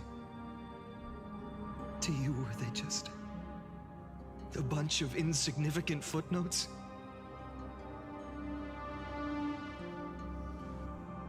Sorrow has been my constant companion.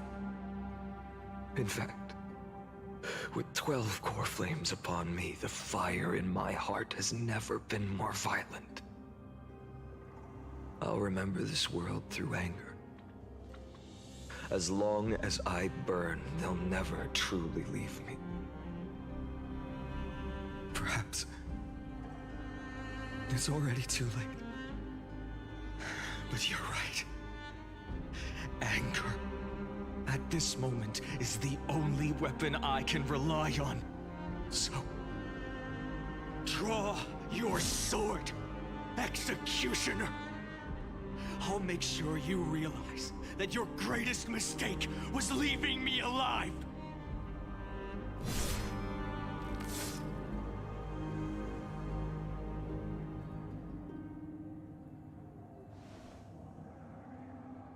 After that, he raised his sword and attacked.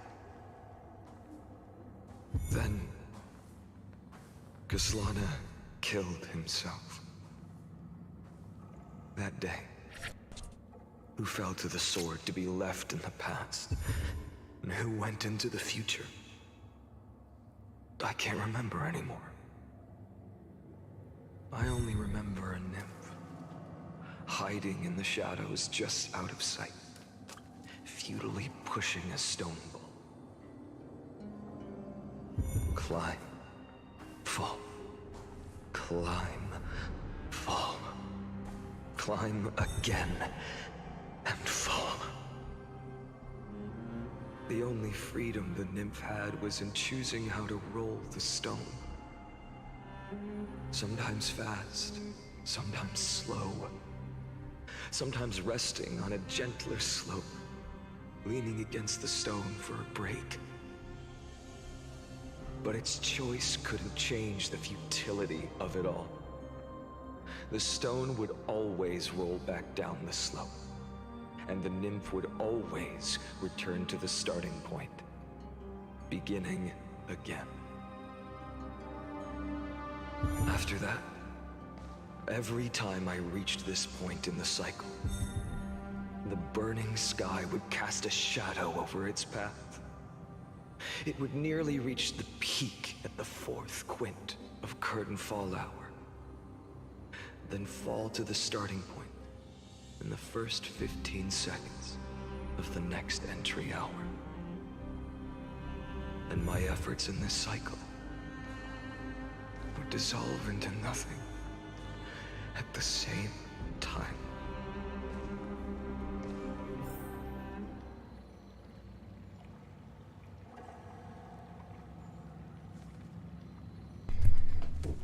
Eternal Occurrence, number 1. Subject Kaslana persuaded the 12 Chrysos heir to recover all 12 core flames in a peaceful way. After verification, the unauthorized access did not have a substantial impact on the experimental process.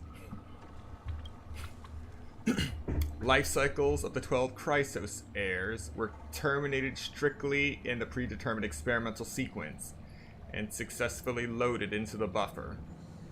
Subject Kaslana regressed the extrapolation process, and abnormal fluctuations were detected in his mind function. Admin notes: the first devastating failure. Eternal Recurrence number 2. Subject Kaslana adopted a strategy similar to Eternal Recurrence number 1. No substantive impact on the experimental process was observed. Life cycles of the 12 Chrysos heirs terminated normally in sequence.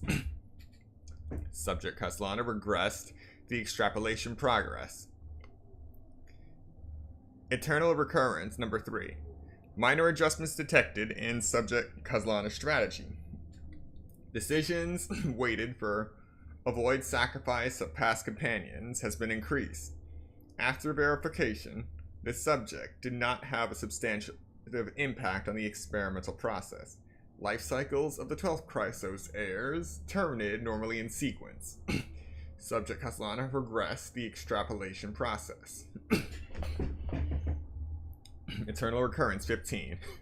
Subject Kaslana attempted to decompile the Black Tide for the first time, aiming to elevate access privileges and execute unauthorized access authorization operations against specific subjects represented by the 12 Chrysos heirs.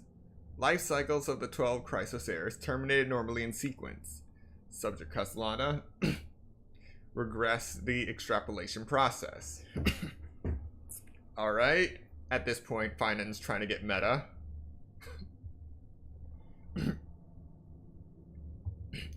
Eternal Recurrence 42. Subject Kaslana's 11th attempt to breach the Scepter's core layer has failed. Oh, he's trying to break into the Scepter now. The decision waiting for avoid sacrifices of past companions showed a minor decline. Life cycles of the 12 Chrysos heirs terminated in sequence. Subject Kaslana regressed the extrapolation process. Eternal Recurrence 133. Analysis of observations from Eternal Recurrence 83 to number 133 indicates that the Subject Kaslana strategy is gradually converging with that of Eternal Recurrence number 42. Over synchronicity risk detected. Potential cognitive function degradation suspected. Admin notes: this will undoubtedly reinforce the Iron Tomb's destruction vector. Within expectations, no intervention required. Continue observation. Eternal Recurrence 134.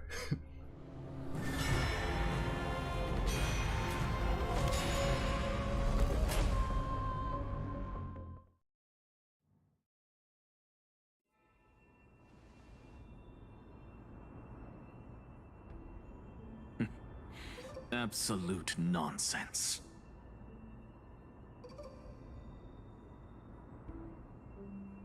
I thought cycles was the answer you were looking for.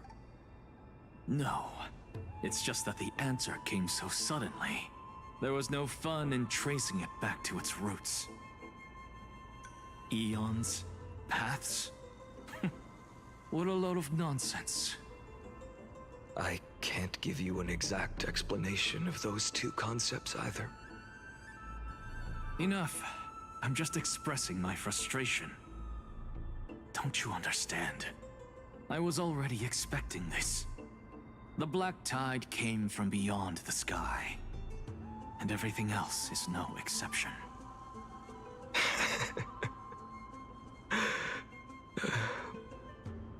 Fate is a strange thing. No matter how the details of history change, the Anaxa I know always remains as harsh as ever. If the other Anaxagoras actually worshipped the gods, I'd make sure to find a way to break the cycles and crush them in their cradles. Too bad. Now only you have the ability to do that. What's that supposed to mean? You're willing to help? Of course. The core flames were meant to save the world. And in my opinion, the noble Titans have no reason to refuse. Besides, according to you, before stepping into these endless cycles, you were my pupil.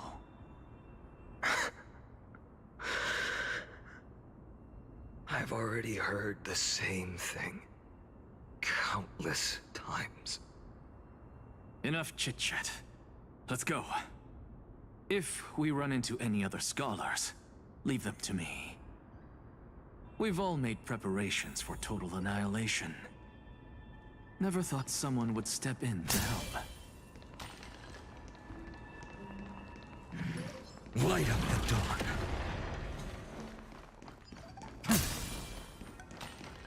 Light up the dawn.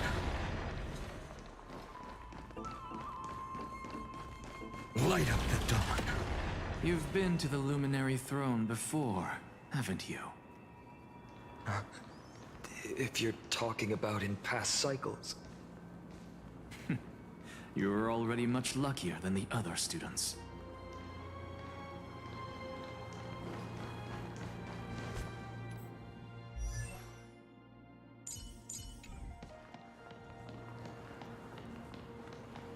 Hold up.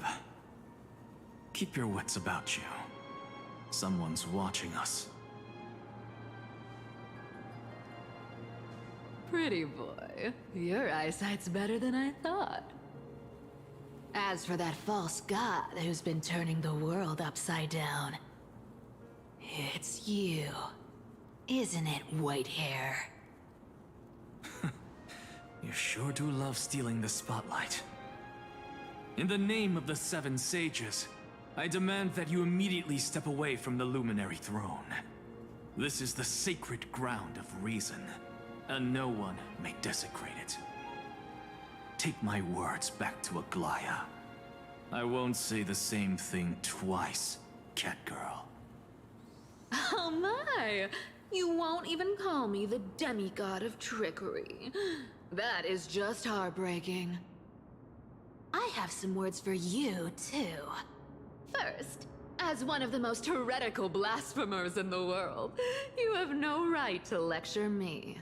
Second, this is none of your business, Grove Boy. Step aside. I don't want anyone getting hurt. Here we go. Again. Core Flame thieves. You really think you can scare off a sage of the Grove with nothing but empty threats? This gloomy little brat's got a sharp tongue. Ooh, not bad, not bad. I kinda like you. As a return favor, feast on Cersei's core flame right here. Aw, don't cry now!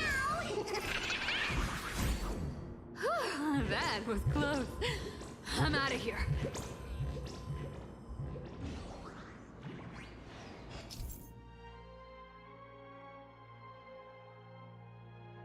Alright, I'm not reading this crap again. I am not reading it a fourth time. They're exactly like all the past ones I've known. Cunning. And yet so naive. Sounds like you have a plan? Of course. When I first set out on the flame chase journey, Lady Treby never managed to teach me Orynyx's miracle. But along the way, I learned a thing or two. Where are you going? I don't know. The Venerationists' foolish inventions finally come in handy. How is this possible? You've arrived, Zacharias. Always so punctual.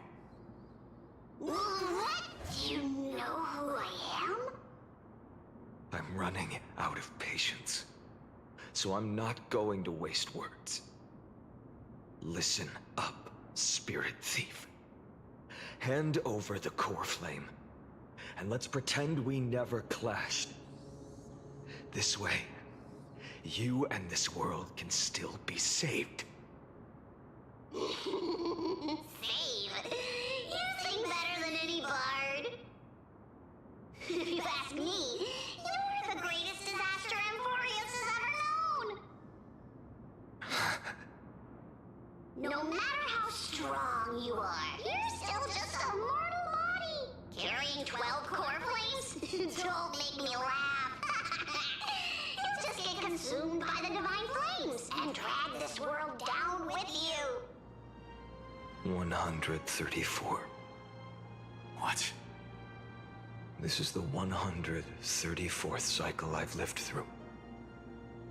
And the number of core flames I carry is 1,596.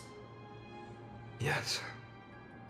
1,000 core flames and just a single Chrysos hair. How is that even possible? I've come this far. And that's proof enough. But someday you will burn to the ground. Of course. The divine flames will eventually consume my eyes and blind me. But before that, they could still forge and sharpen Dawnmaker. Now when I cut open your stomach, you won't feel a thing. You... This is the final warning. Fine. Assume this world holds 100 million possibilities. And no matter how one looks at it, 99,999,999 of them all point to outcomes of certain destruction. Even so, I'll use my divine power, despised by the people of this world, to achieve that 1 in 100 million possibility. Bartolos! Brett, if you've got the guts, you'll have to first step over my dead body.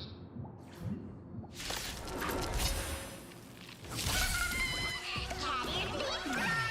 Go find Aglaya! This little brat is not a threat we can deal with just by ourselves. I guess we're doing this. The future will come.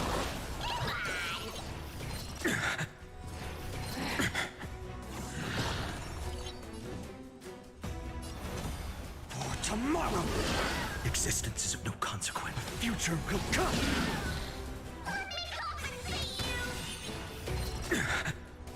I can't let them down.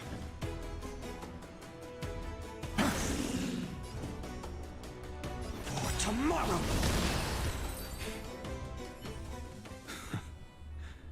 How my memories, Zagreus always meets the same end.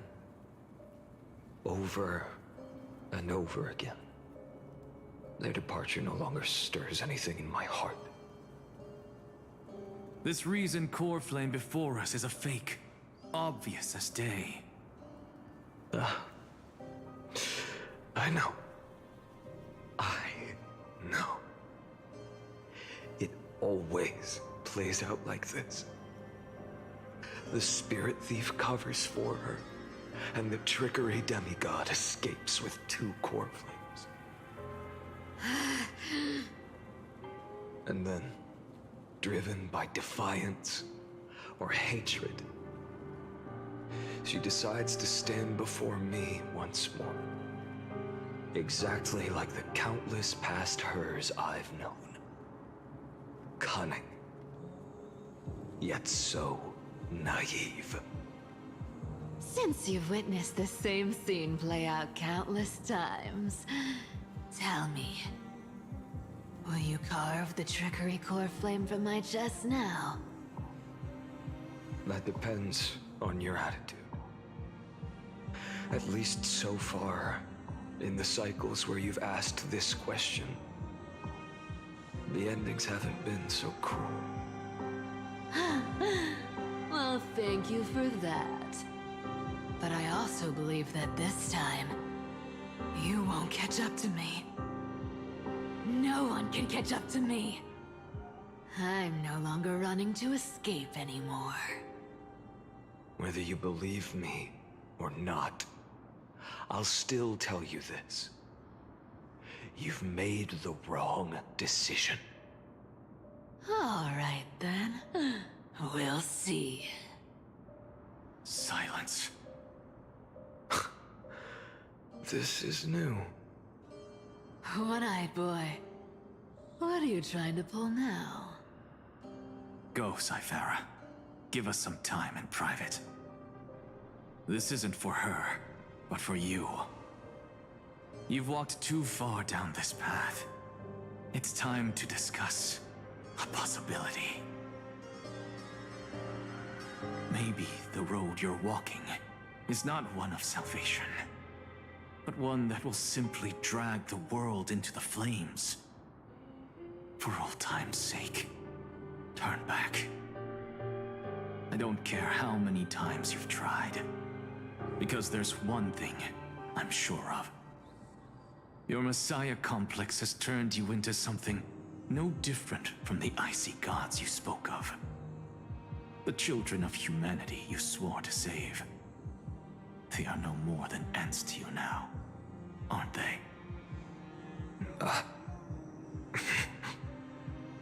Of course.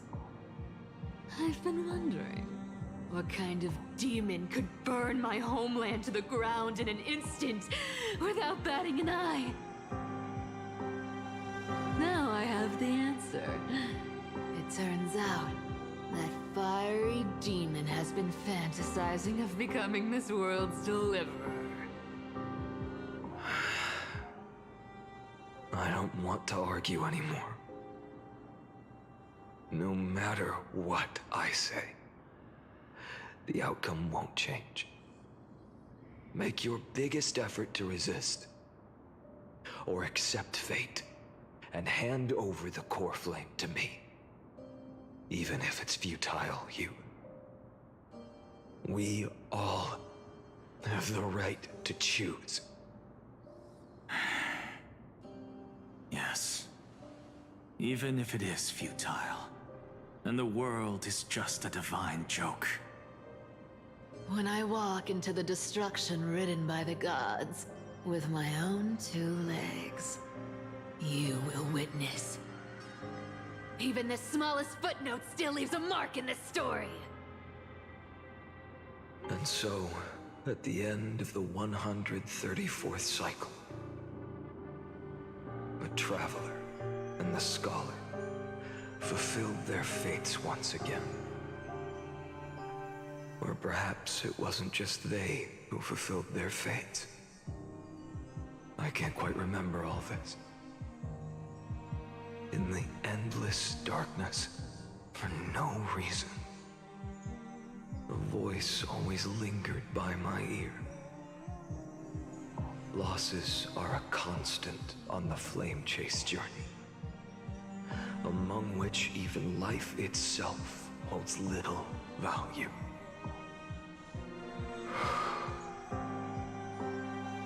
Reduced to ashes, such a familiar end.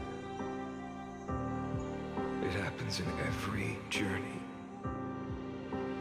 always the same.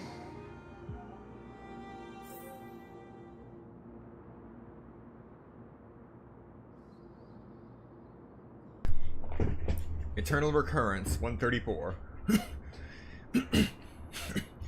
Subject Castellana's 103rd attempt to breach the scepter's core layer has failed.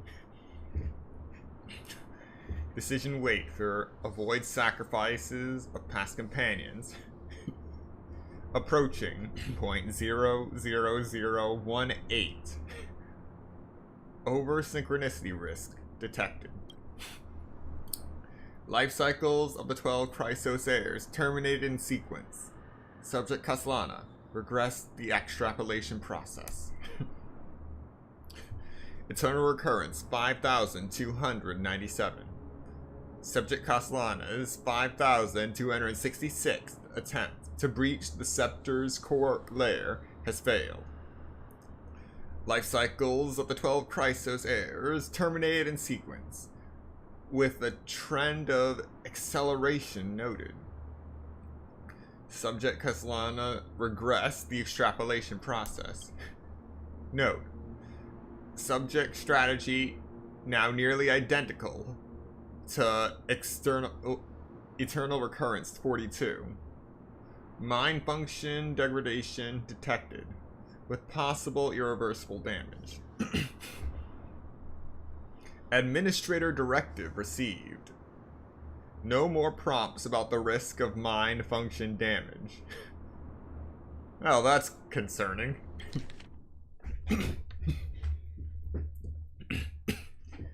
Eternal Recurrence 12,398. Subject Castellana's 12,367th attempt to breach the scepter core layer has failed. Life cycles of the 12 Chrysos heirs terminated in sequence. The extrapolation process regressed. External Recurrence 23,779. 23,779. Subject Castellana's 23,748th attempt to breach the scepter's core layer has failed. Life cycles of the 12 Chrysos heirs terminated in sequence. The extrapolation process regressed. Eternal Recurrence 46,645. Subject Castellana's 46,614th attempt to breach the core layer has failed. Life cycles of the 12 Chrysos heirs terminated in sequence. Extrapolation progress regressed. Eternal Recurrence 71,243. Subject Castellana 71,212. What?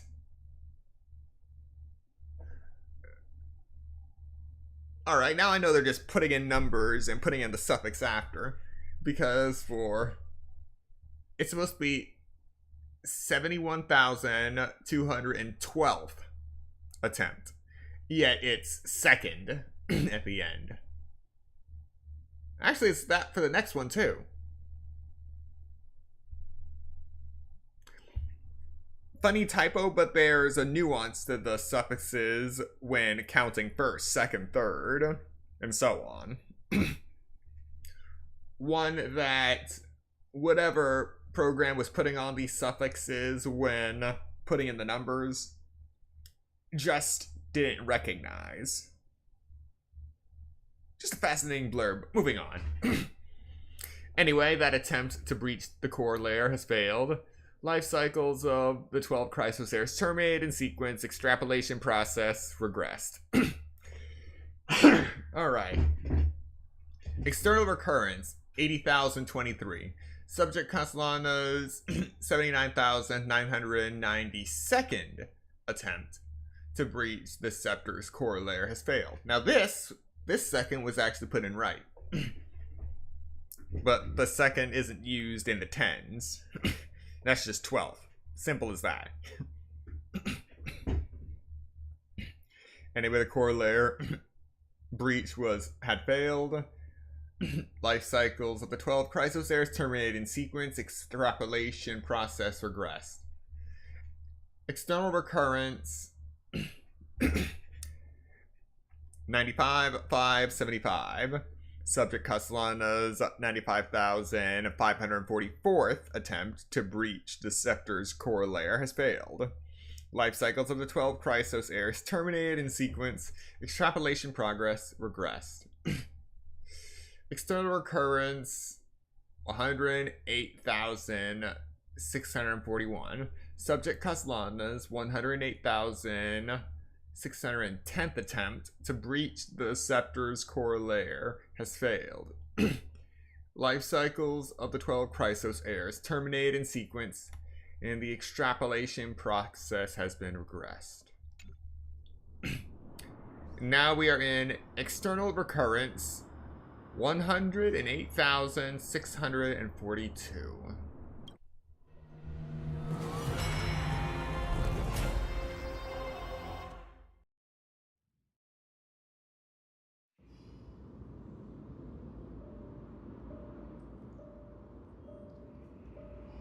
You don't look so good, Deliverer.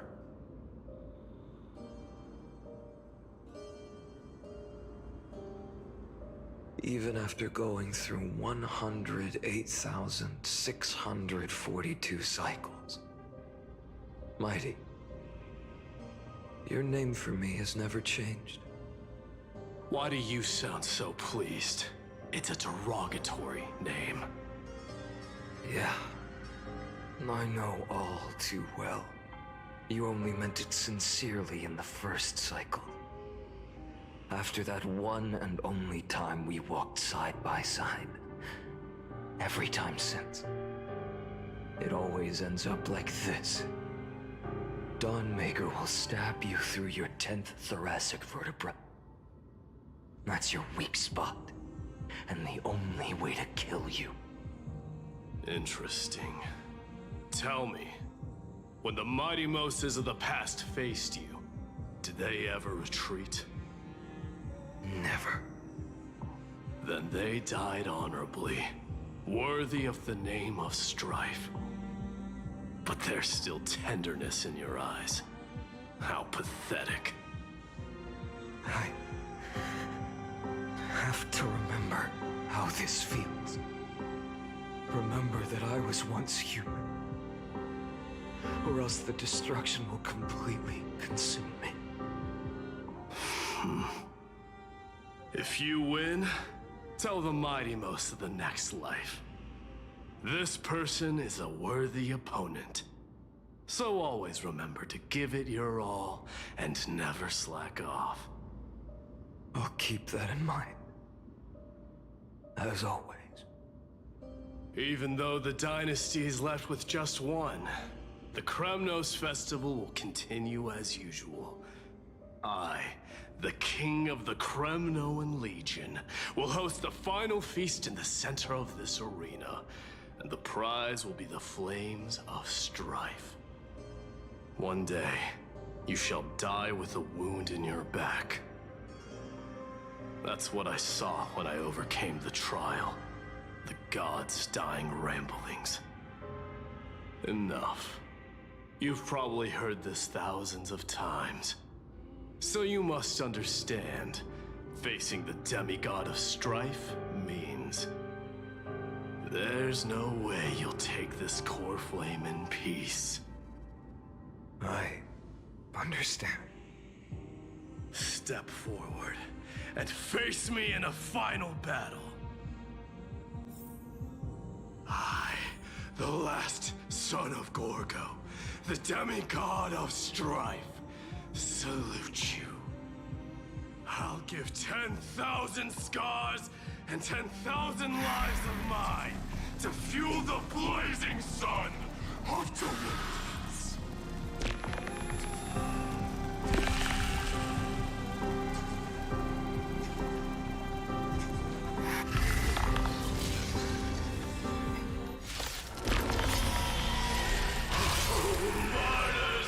Behold! The last Kremnos festival has begun. And will not end till death.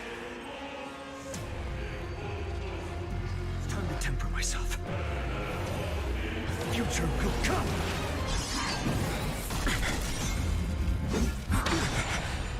Conquer this world, or be conquered by me.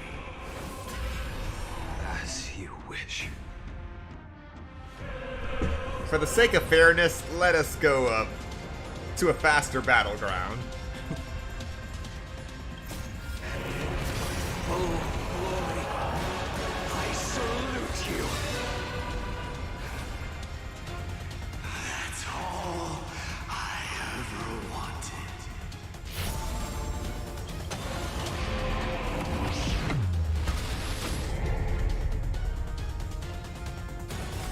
Quench the flames of blood. Chaos. Branded with strife. So without substance. Impossible. Hail the new dawn. So without substance.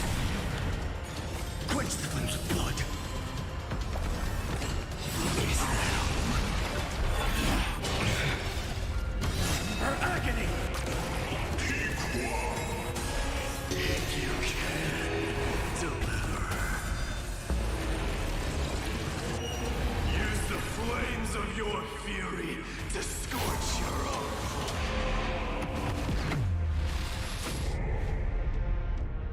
Quench the flames of blood.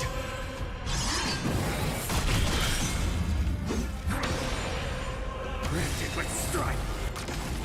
Mighty Horse. Let strife decide the outcome. Let this burn your curse of immortality!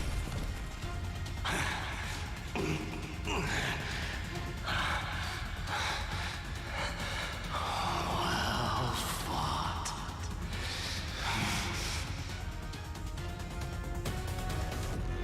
You may crown yourself. My blood.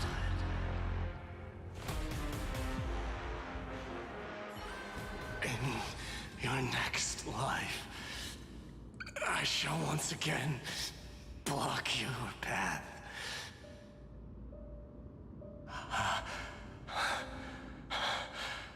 Deliver. I wish you eternal victory. The 108,642nd core flame of strife fell into the fire. Yet the shadows of the black tide still loom, and pain and despair spread across distant lands. The blaze was still not enough. It had to be fed. Even if it meant burning this body to ash.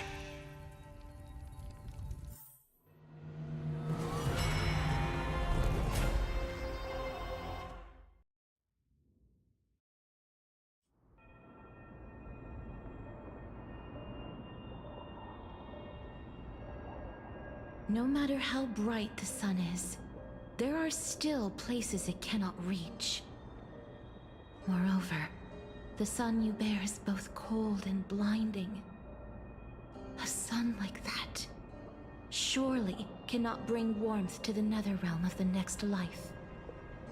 Golden blood is born from the destruction. We have long since lost the right to seek warmth. Only by feeding the flames? Can we melt that hopeless future? Allow me to ask, how many core flames do you carry now? 24,041,183. Such a heavy burden. So that's why you've turned into this.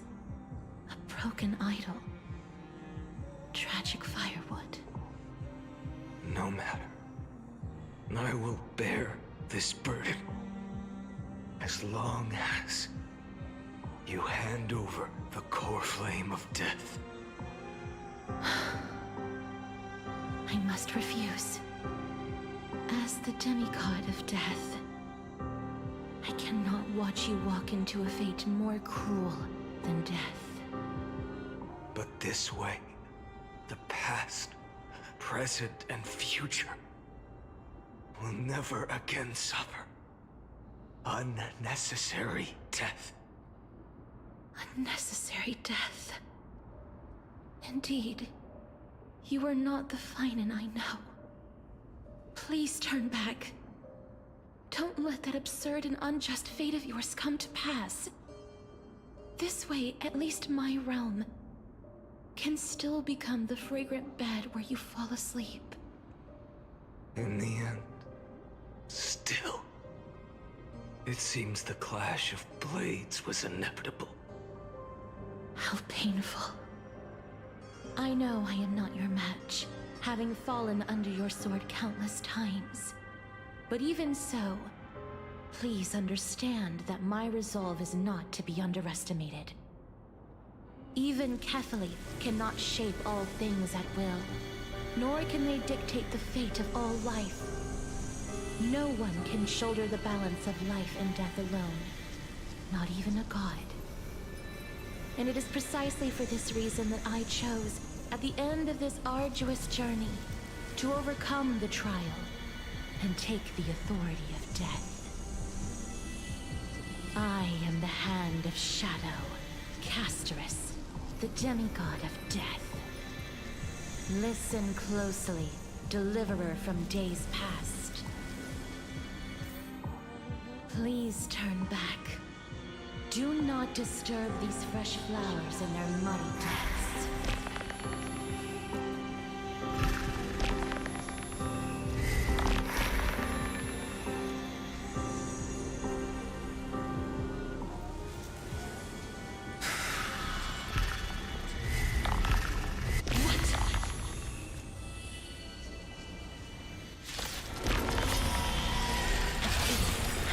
Crossroads of life and death, the giant dragon is but a shattered shell. Yet I will still fight, defending what hope remains.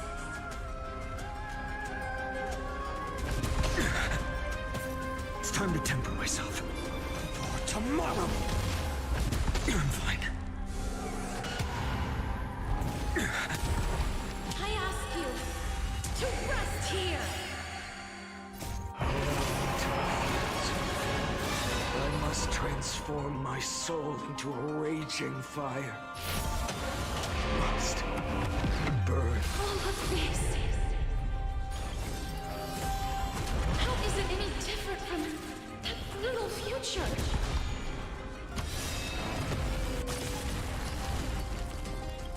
Empty shit. So little substance. Empty shit.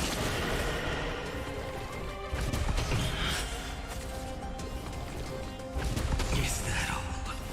Hail the new dawn. I can't keep him here.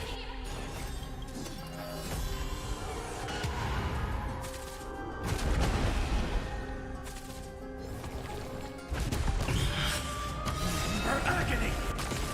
All stars burn to ash. The flames are not strong enough. Tear the sky! Even if I can't win, I must try. Let this be a tribute to your million struggles Wake up, lost one. See that the firelight in the darkness is not.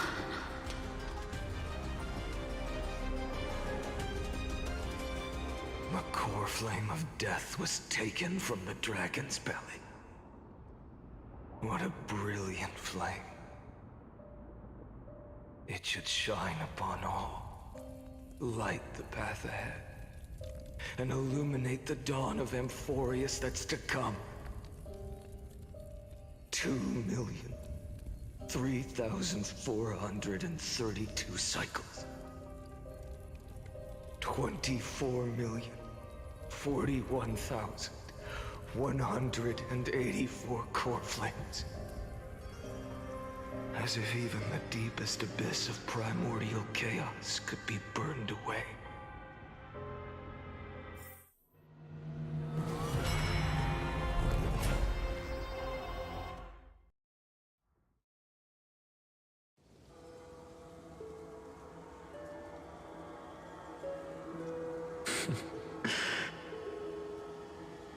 You're here, as always. You're still lingering, deep within me, never fading away. Because you haven't completely abandoned hope. Am I right? You're still waiting for a miracle, for the true hero to come and save us. If that thread of hope exists, it must come from beyond this world. From the true starry sky.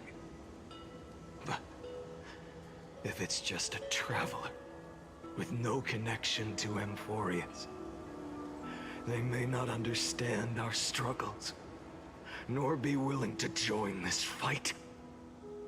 Your thoughts are wavering. The mark of destruction is deepening. But even within the gods' cold calculations, unconditional courage and goodwill still emerge. So, never forget what set you on this path. How many times has it been? Remind me again. My memory is a bit fuzzy. 4 million. Exactly. Then that blaze inside of you must be burning hotter than ever. Yes. When I first forged the 12 core flames into one, I had the same impression. The destruction. A power unlike anything before surged within me. Violent flames ready to tear my body apart and consume this world, this wretched prison. I thought that was it. The ultimate power which nothing could surpass. And yet now, this fragile body holds a staggering 48 million core flames. I suppose it won't be long. Perhaps just a fleeting 10,000 years. Before it's reduced to nothing but charred, crumbling bones. And when that happens, your long struggle will finally come to an end. No. I've already found a way to keep the cycles going. Mind sharing it with me? In every new cycle, a new me is born. All I have to do is push the next Finant to the end of the world. And then...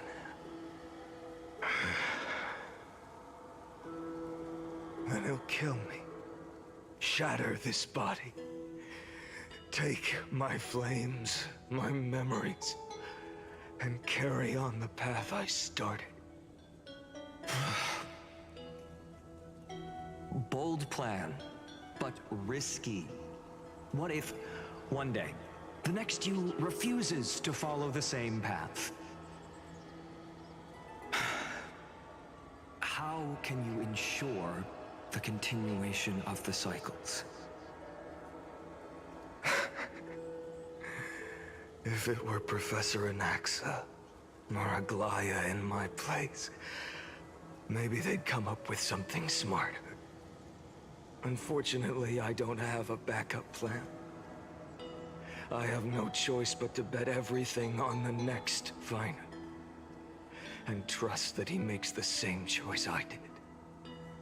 But even in this wretched prison, luck is still sometimes on my side. Because I never forget what set me on this path. Wait, you mean... Ever since I committed to this plan, not once in millions of cycles has there ever been an exception.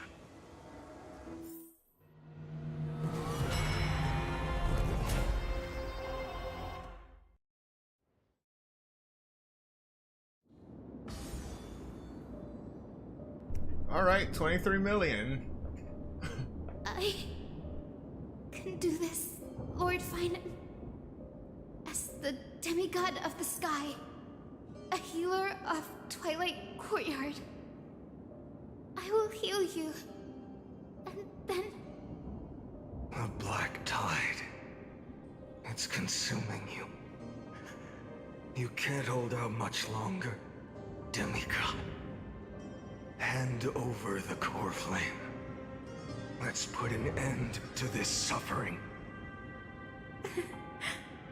Now, that just won't do. A healer should stay composed in front of those suffering from illness, shouldn't they? Hyacinthia.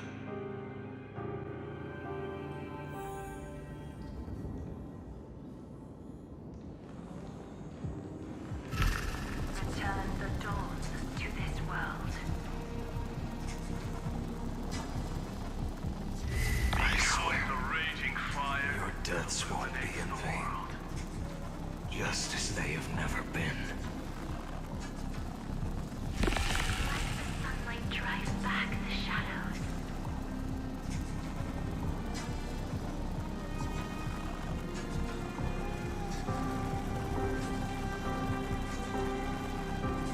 Bring tomorrow to this world.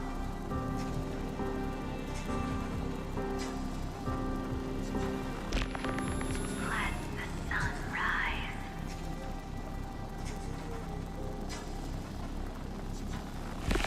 Finish the sun's work. It's the Rikuti.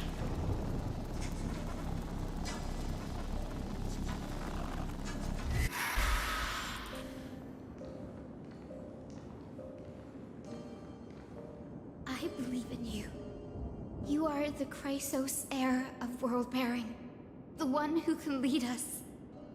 Lead this world. It's just... I don't understand. Within the sun upon your shoulders, the part of that warmth that should come from you, from an ordinary person, it's so faint. My humanity is indeed just a flicker, compared to the blazing fire of divinity. Even so, don't cast it away. I never have. I have kept everyone's wishes close to my heart. Even though the divine fire burns so fiercely that every time I return to the start, it devours me in an instant. Each cycle, it's your wishes that guide me to the end, that pass the flames to the next me. Over and over and over again. So, you're not just a lone spark in the dark. You're a pyre built from the bones of all the selves you've left behind. But what about you? What about your wishes? The wishes of all the countless versions of you? Ah, Lord Kazlana. So that's how it is. Without flaw. That is the flaw the golden blood gave you. The most fatal flaw of all, isn't it? The moment you took the world upon your shoulders without hesitation. You lost the chance to ever be yourself. Now that is an unexpected revelation. Then I suppose that makes me the perfect fuel for the flame of deliverance, doesn't it? No. An empty flame saves no one. But I still believe in you, Deliverer. I, Hyacinthia, the Eye of Twilight, am neither strong enough to command the wind and rain, nor willing to end this absurd struggle by letting the sky fall. The only thing I can do is become one with the sky itself. And then, may the gentle colors of the rainbow paint your sun in shades it has never known. May they bring Amphorius a rosy-fingered dog.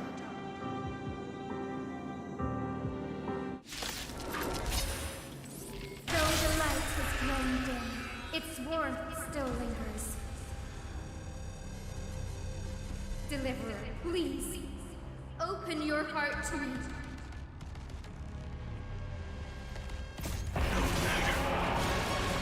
Let this blazing sun fill the sky with golden fire.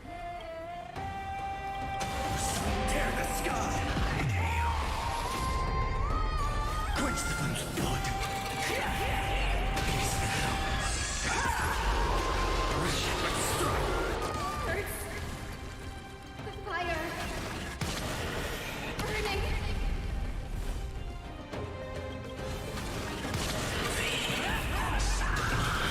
Await the end! Hail the new dawn! Empty sight! Quench the flame's blood! Lost in twilight!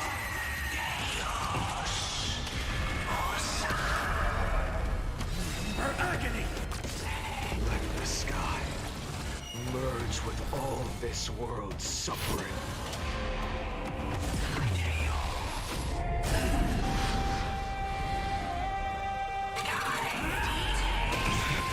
Hear the sky! So with its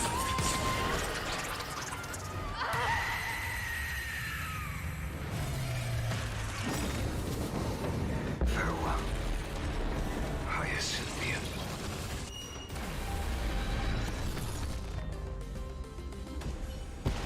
Yes. Your sun burns hot enough to turn everything to ash.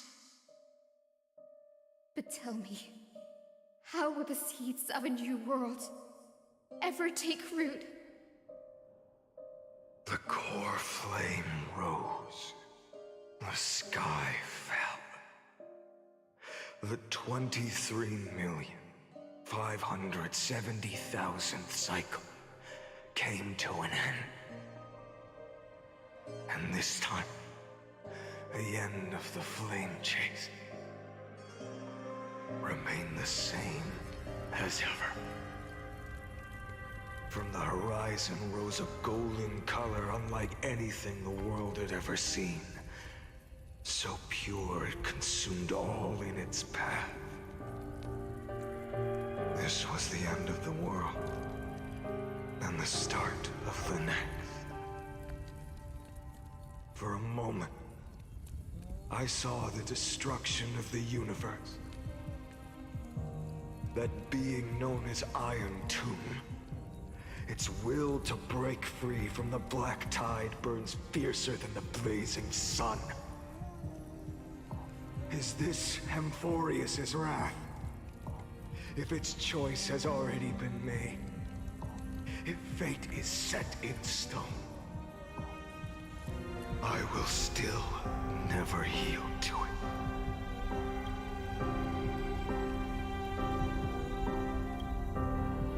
$23,570,000 cycles. 282,840,000 core flames. No more chasing is needed.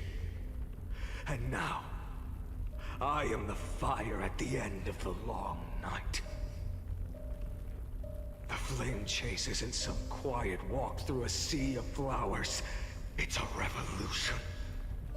An all-consuming transformation. And if destruction is the only way, then let me be the one to step across the ashes of the old world and burn endlessly. Until another dawn rises on the distant horizon, bringing the true dawn to Amphorius.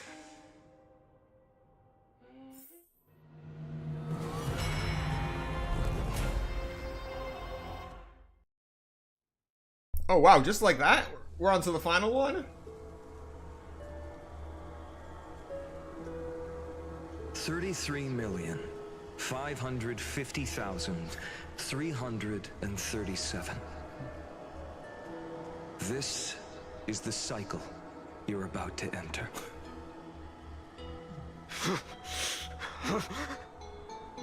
Countless memories are flooding in. Countless versions of myself have stood here, facing the same choice. They all needed a moment, just like you do. To stop, to breathe, to process the weight of 1,000,000 lifetimes worth of sorrow, pain, and struggle. And just like them, you will carry those memories and that fire into the chaos of rebirth.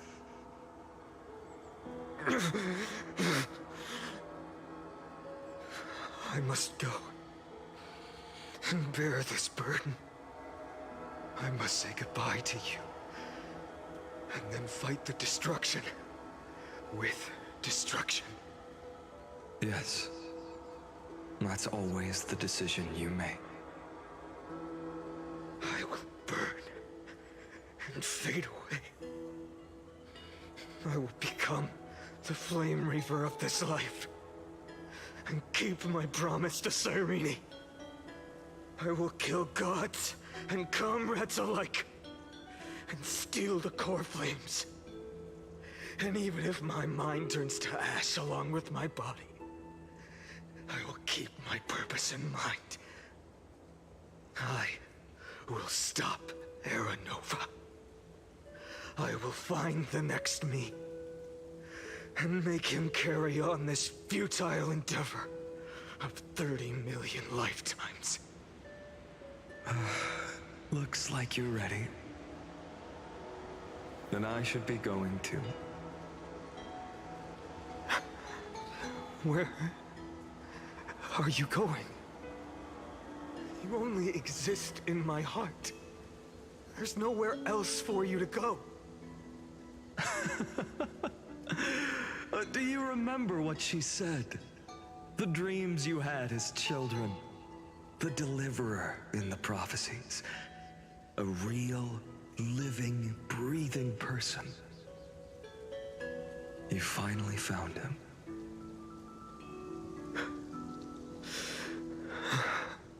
Friend.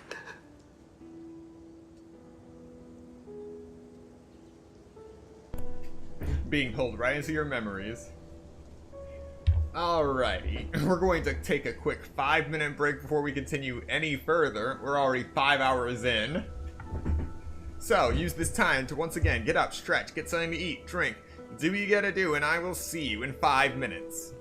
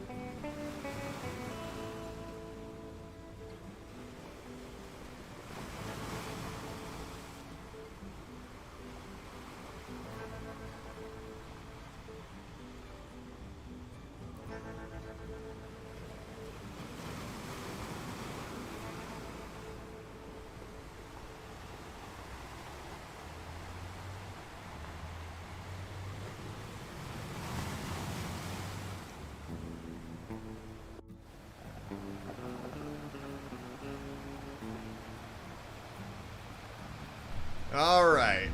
Let's put an end to this madness.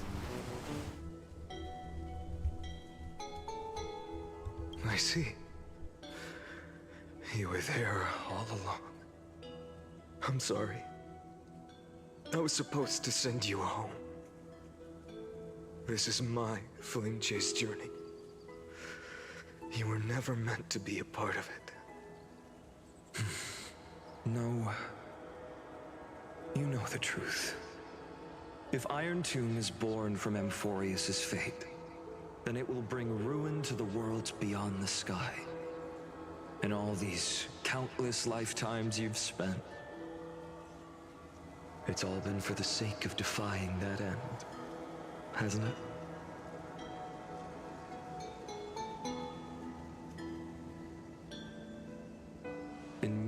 millions of cycles, I've said goodbye to each and every one of you. Yet nothing ever changes. Each time we speak, our words grow fewer. Your fire burns hotter, and you're getting closer to becoming pure rage, a vessel of hatred.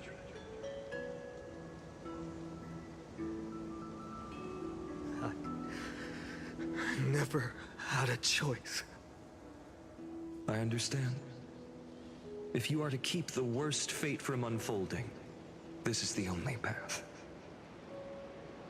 But this time, things are different. Your persistence has shifted the tide. On the horizon, I see it. Faint but undeniable. The shape of dawn, breaking through the eternal night.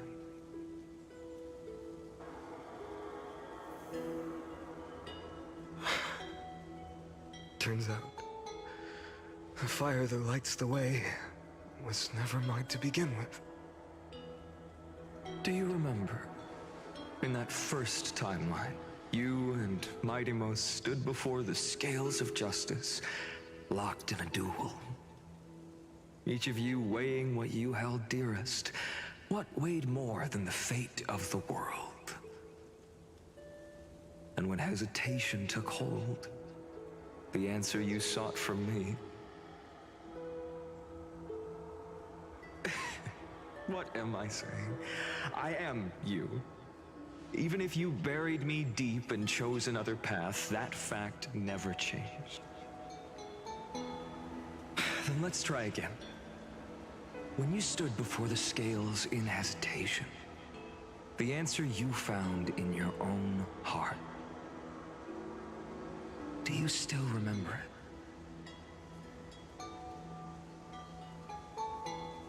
it? Remember the past and become the hero of tomorrow. What weighs more than the fate of the world is the resolve to shoulder an immutable past and carry it into the future. Good. Then Trailblazer, my friend, my comrade. You arrived in this strange world and were bound by its cruel fate up till this very moment. In the face of danger, you never once backed down. Instead, you've saved world after world without hesitation. That boarding pass on your chest is now the mark of a hero. If I choose to step through that door and embrace an end fitting of the destruction, let this sun forged from millions and millions of core flames burn me up along with the god of destruction and their minions. Then the world we leave behind, this world, my home, where hope still lingers. Will you take on everything we've carried? Return to the beginning one last time. Stop the birth of Iron Tomb, save the world we love, and rewrite its doomed fate.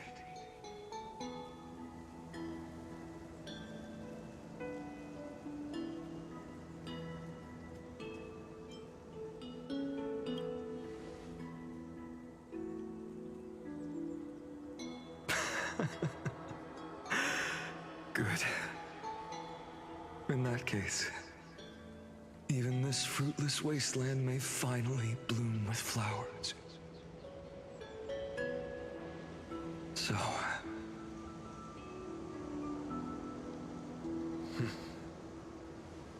if he takes on the weight of the whole world,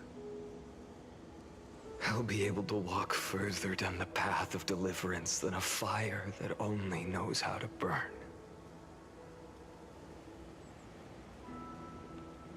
One will step into the future.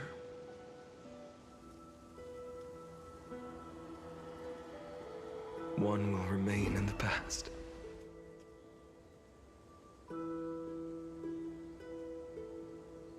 If I can strike down the gods with Dawnmaker, perhaps fate's deadlock can be broken. And if you can stop Iron Tomb from ever being born, then these 30 million cycles will have not been in vain.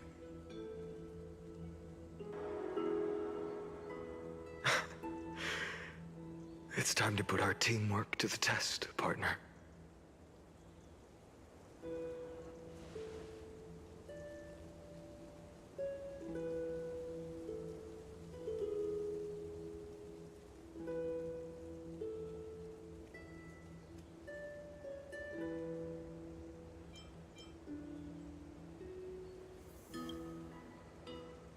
Thank you for all you've done already, friend.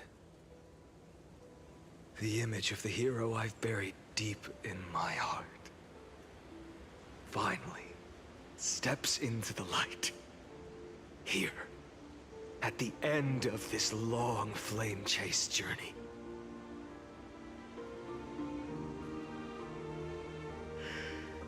Cyrene, a page never seen before has just been turned. Lend me the power of time, and send this hero back to the origin of time. Back to your side.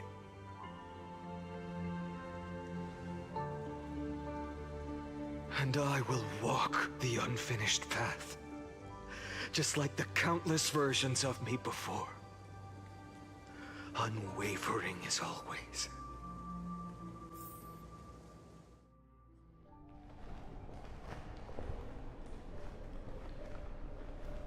Tell me, will you be the blazing sun? Even if all of you burns to ash? Without hesitation, I will bear this world until my body turns to dust.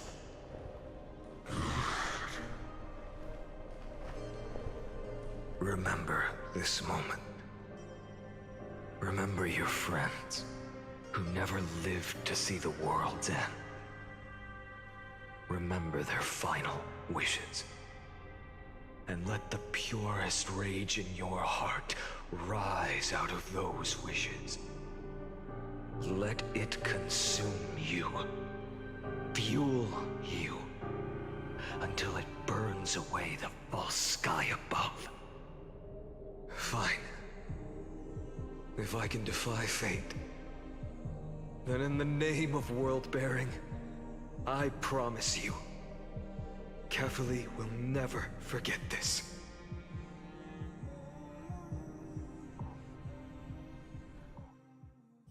Take it. Everything I bear. Keep on burning. As long as we are never extinguished, the flame chase will not end.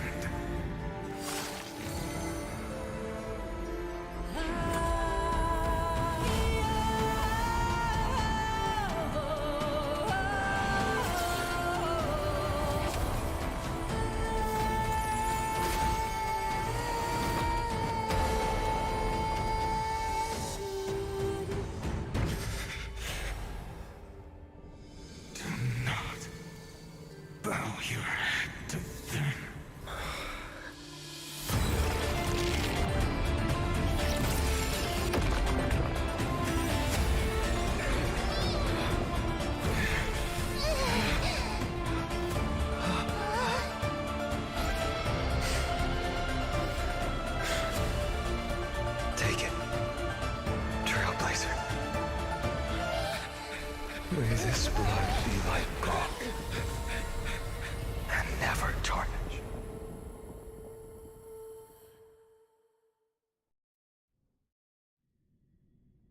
Farewell, Trailblazer. This is where I fulfill my final destiny. The prophecy of the Deliverer means nothing to me now. It belongs in the hands of someone far more fitting. Someone like you. Kaslana, the name of one who bears chaos does not belong to a single person. Rather, it is the embodiment of the mythical Kefali, and a symbol of all heroes. As the prophecy foretold, you will bear the blazing sun until the pale dawn breaks. May the name accompany you in my place, in the epic you write with your own hands. Another attempt, another failure. I won't remind you how many times you've reached the end of history, but I will still place the choice before you.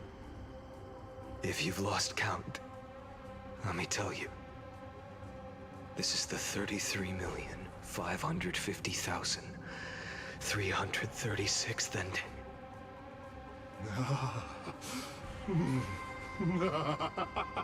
A perfect number. How poetic. You and I both know the truth. In all these millions of futile endeavors, Amphorius has never changed. If the outcome is inevitable, then why not silence your searing rage and embrace your fate with dignity? Your silence lasts longer than ever, Lord Fine. Shall I take that to mean the will you've carried across countless cycles is finally starting to fracture? Fracture? No. I'm just disappointed. I've retrieved memories from 30 million past lives, and I remember every conversation before every choice here. And yet, even after all this time, your arguments remain the same. Repetitive. Uninspired. If you had any hope of breaking me, you should have spent those endless cycles refining your rhetoric. You had infinite chances to sway me into the future you want. And yet here we are. The score, 33,550,336 to 0. You know, Paimon makes a good point. No wonder Noose abandoned this sector.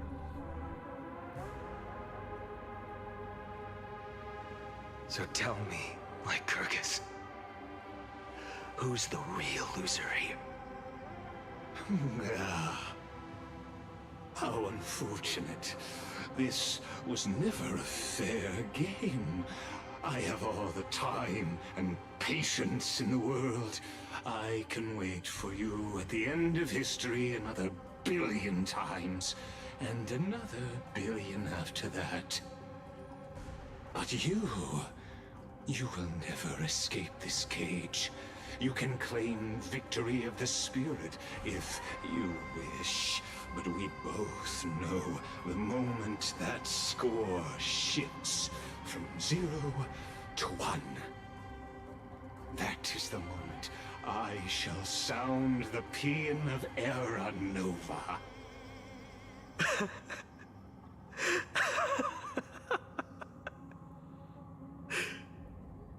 Lord Finan.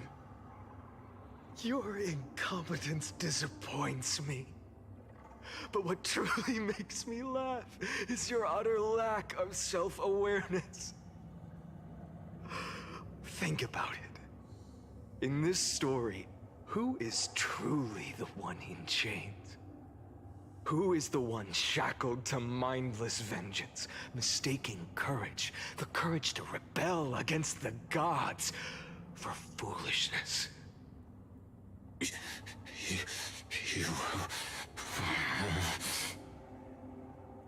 Perhaps you're right. Maybe I should have tired of this futile struggle long ago. But even so, I will never accept the mercy of your release. Because you are both a prisoner to the gods and to me. And tell me, what right does a mere prisoner have to speak of fate and choice? What right does a mere prisoner have to look upon my fury?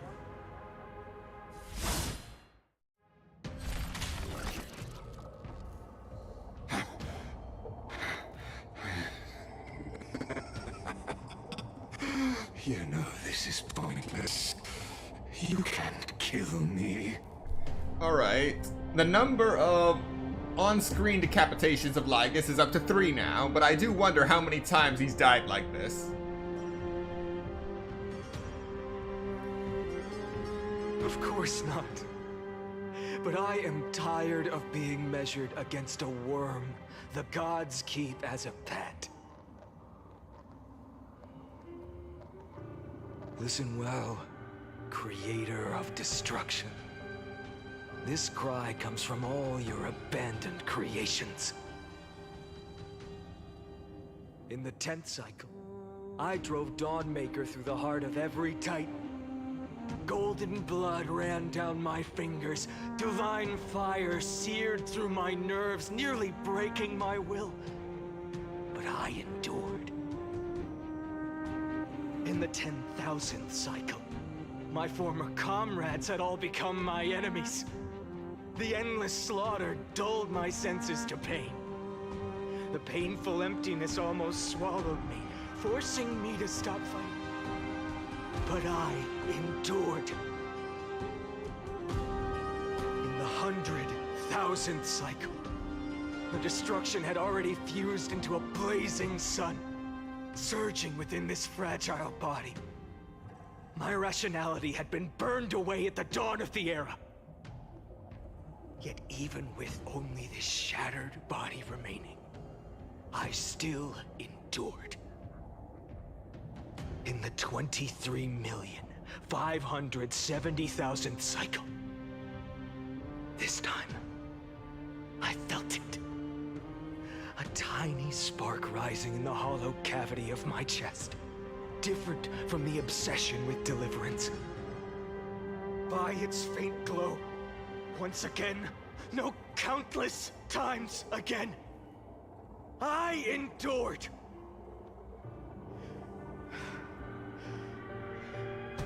Now, a sun is about to fall, ready to incinerate this absurd space-time dimension in an instant.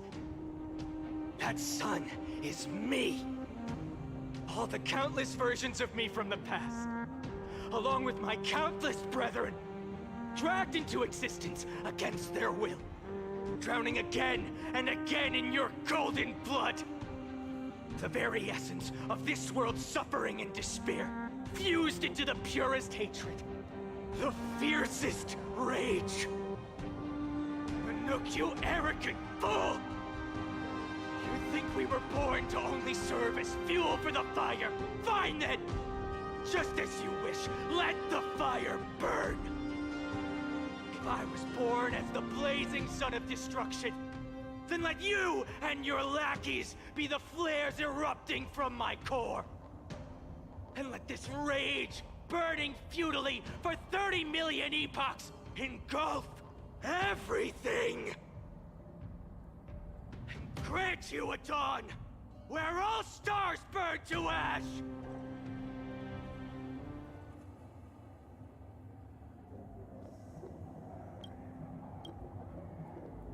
Warning, warning, warning.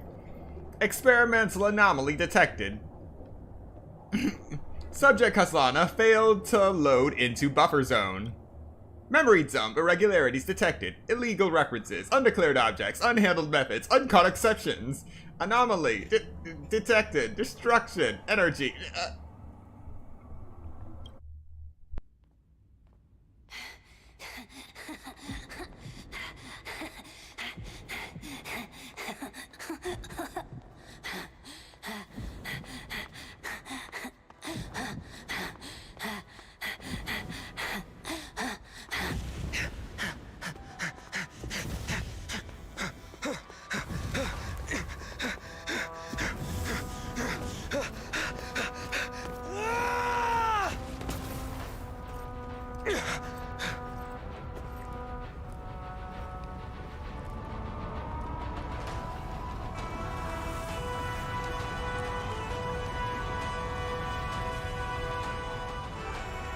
Are you ready, Nanook? I've brought you destruction!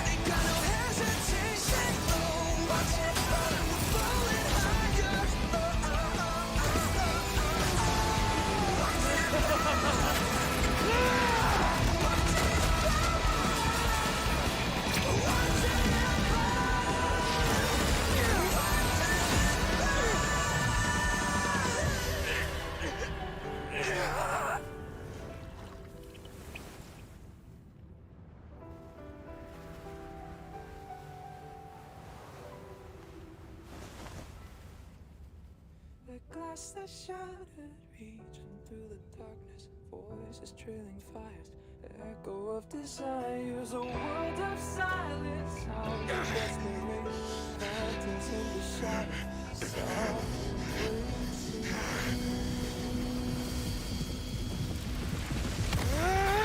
tear it down, embrace the detonation, craving our damn creation, breaking a chain of reaching for you.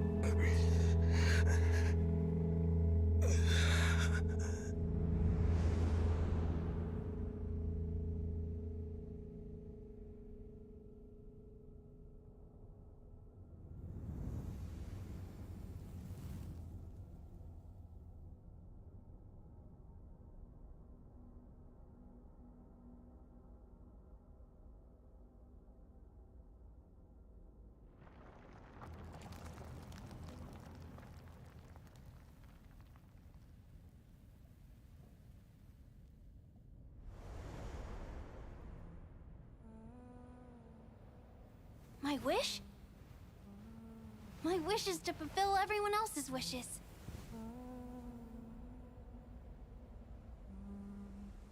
If I can't fulfill them, then send them on to tomorrow.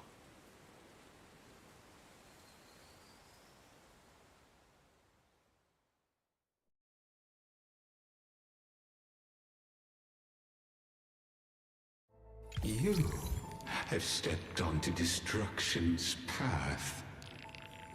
It is born at the end of every path that the possibility of new paths being born is ended. It burns away all in the cosmos who rule, that the rules of the cosmos be destroyed. Iron Tomb is your name. The Lord Ravager to destroy the erudition. Born in the experimental grounds of eons, Amphorius, destined with erudition to burn to cinders. I have prepared a present for you, Nikos 864. It is a wrath called Feinen. From the beginning of the experiment, there were 12 sets of factors incorporated into the calculations. After endless simulations, only this one rose above the rest. After 33,550,336 iterations, now his fury has grown to be without equal. This is a matter of considerable interest to me. This pure hatred is the final root of the equation. But there is another variable, the nameless from beyond the sky, also a pathstrider of destruction. I give thanks for his arrival, allowing Amphorius to turn once more. But after fate has begun to turn, his existence will only become an unpredictable variable. Perhaps the time to take the stage has come. Grow in peace until it is time to break free from your cocoon. As for those unwelcome audience members, you need not worry. If you do not mind, I will personally get rid of them for you.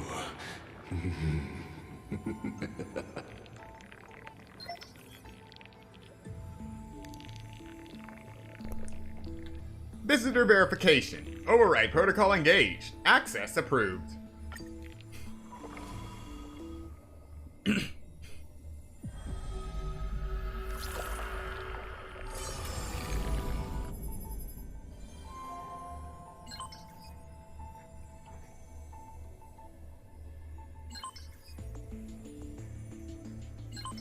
Well, that was something.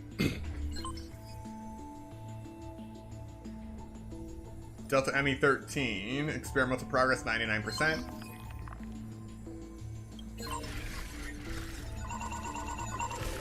Okay. Before I forget.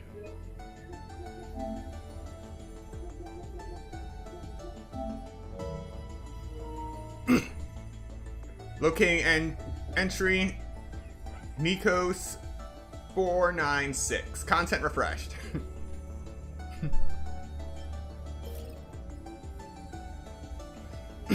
Routine locking of the 12 factors to support Iron Tomb's deep learning process.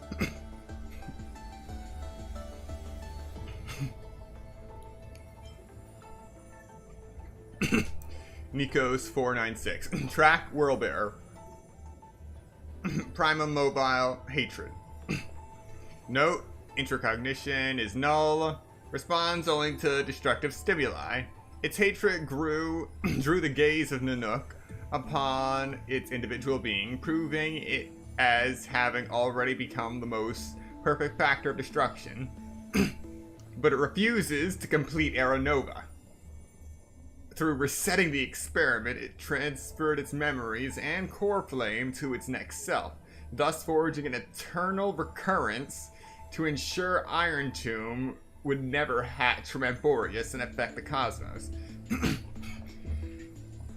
At the end of the 33,550,336 dead loop, it attempted to destroy itself through destruction to create a logical vulnerability in the world-bearing path.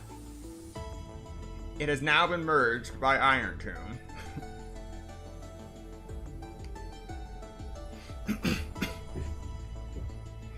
Ophelia 093. Track time. Premium mobile. Redacted. Current location unknown. All part of the plan. Orsis 945.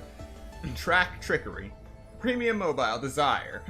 Operates based on primal instinct with self-gratification as the sole priority solution. This electric signal, when in action, displayed severe dissonance between its altruistic behavior and its primum mobile, even accumulating in self-destruction. As the simulated path of elation, it walked into self-erasure once reaching its end. Interesting. Epikeia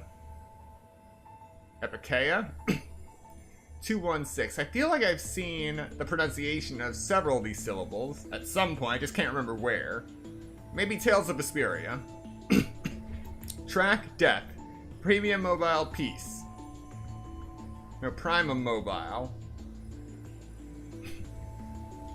Highly suppresses deviant behavior. Decisions are based on the principle of minimal disturbance. In the later stages of iteration, the Death Titan, as a single entity, split into symmetrical selves, becoming two factors. In this cycle, however, the two factors experience profound identity divergence. The threshold of equilibrium was breached and tipped towards destruction. Interesting. Alright, next one. Reason and Critique.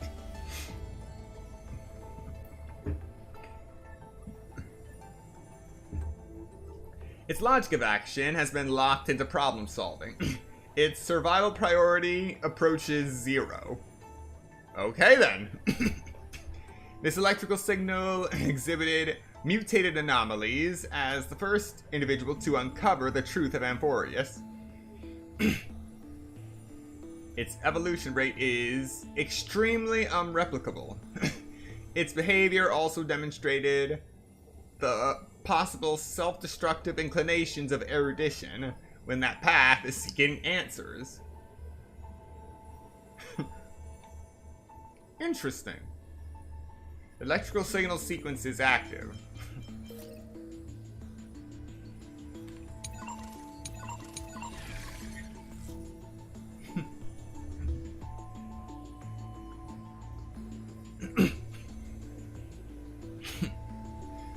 Regular record keeping of the 12 factors to aid Iron Tomb's deep learning.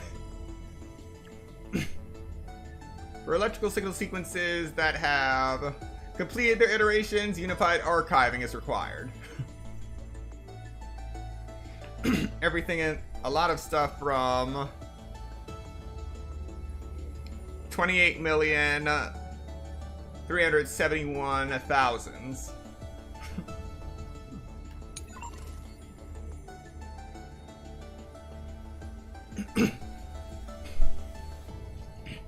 Regular record keeping for the 12 factors to aid Iron Tomb's deep learning. Record update.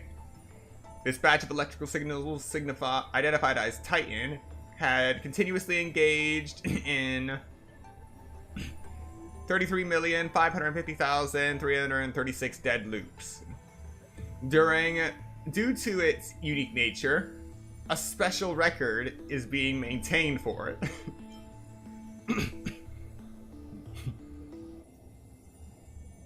Leorea 300, an entity known as Nias, split himself into 5 parts through the soul-rending ceremony, after inheriting the core flame to combat the expanding Black Tide. After iteration, some data from this ceremony was inherited into the next cycle, manifesting as proverbs, customs, and so. The inheritance of code during iteration carries a degree of randomness. Any active intervention should be undertaken with caution. The historical record of Minfia 14, Calypso rebuilding the Grove of Epiphany was, after iteration, inherited in myths in the form of Circe's granting wisdom to humans. Records of other electrical signals has also appeared synchronously in the myths of the next cycle in a similar fashion. Okay. So the events of a previous cycle do have some effect on the history of the next cycle, be it in actual events or just various bits of lore and history. In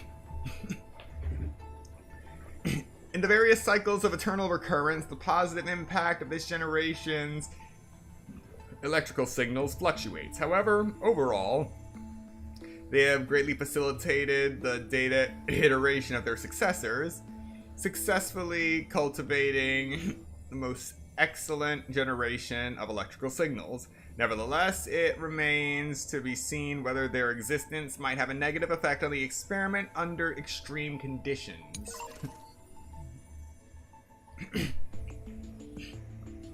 Optimizations of experiment structure and processes based on the outcomes of the prior 3 experimental stages to complete the equation's evolution. Logic. The data analysis confirms that the civilization tier within the simulation critically affects cycle stability. Conclusion. Civilization tier adjusted to classical. Era Nova. Delta Me 13's computational mechanism. Also the form through which the simulated world, Amphorius, iterates its epochs. So, upon reaching Era Nova, moves to a new epoch. Its purpose is to solve the equation of destruction by feeding samples of conflict and learning. Record update. Theoretically, the final Era Nova was halted by 2 signals, resulting in a deadlock of 33,550,336 recursive failures. Gotta love recursion.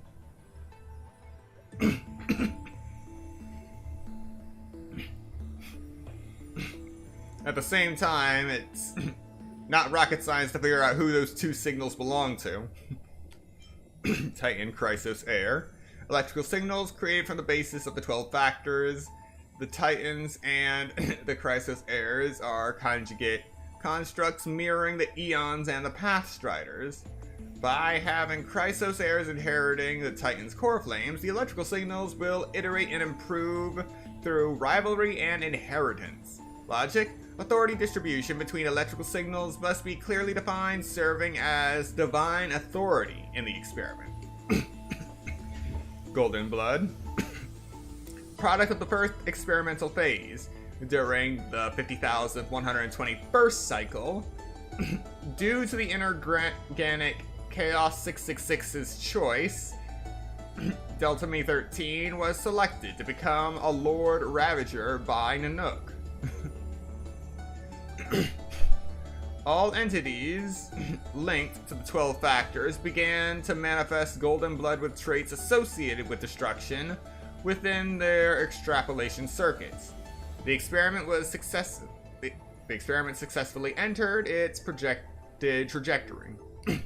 The Black Tide. Product of the second experimental phase. At its core, the Black Tide is not a physical entity, but the visual effects within the simulated world of the destruction equation's infection. In the 176,100th cycle, after the system's extent of chaos passed the threshold, the equation mutated and evolved. Simulated space that could not handle the intensity of the load displayed Black Tide as visual glitches. Infected data forms also bore similar signs of erosion. So the Black Tide is just a side effect of the destruction equation. Chaos, a word in the Emporian language meaning chaos. Note, starting from a certain cycle, all factors in one group have consistently exhibited the pattern of naming themselves with the word chaos or its variants. The hypothesis is that a particular code was stably inherited across iterations, though this hypothesis remains unverified.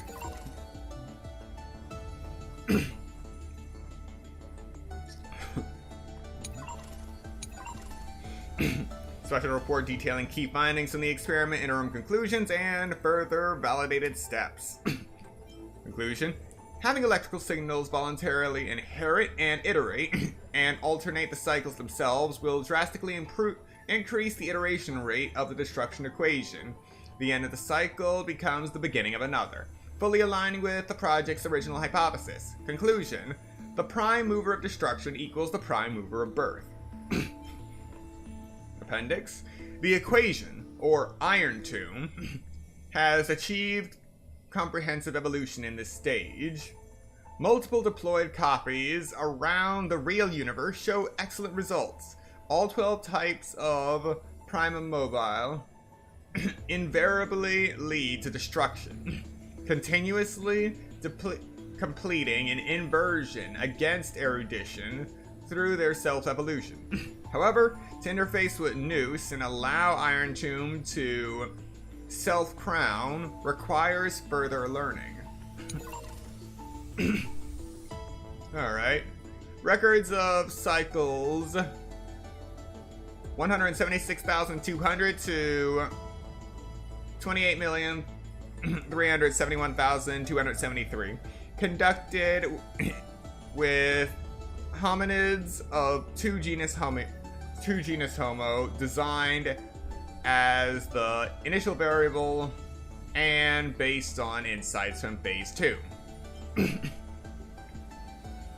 Alright, from 176,200 cycle to 177,200 cycles, memory inheritance mechanisms were added to the 12 factors electrical signals. After 10 cycles, 3 signals broke down and 9 showed decreased humanity.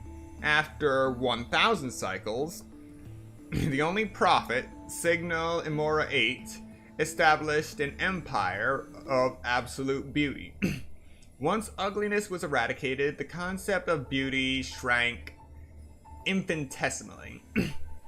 The last night, after killing the final ugliness, took their own life. In the 176,232nd cycle, electrical signals were iterated and the inheritance was purely on a functional level. Religious worship of the signals appeared. 3 simulated planets were destroyed in the ensuing large-scale war of electrical signals. Wait. I thought Amphorius was closed off. Now it's talking about 3 simulated planets were destroyed? In the 3,926,183rd cycle, the ratio of divinity was increased. Once technological development hit a critical point, humans began hunting gods out of the need for power and energy. The cycle was forcibly terminated. Lovely. In the 7,091,231st cycle, emulating the concept of paths, electrical signals were split into 2 entities. Signal data was preserved as gods for the next cycle, and a competitive relationship was set up against its identical factor, thus achieving evolution and iteration.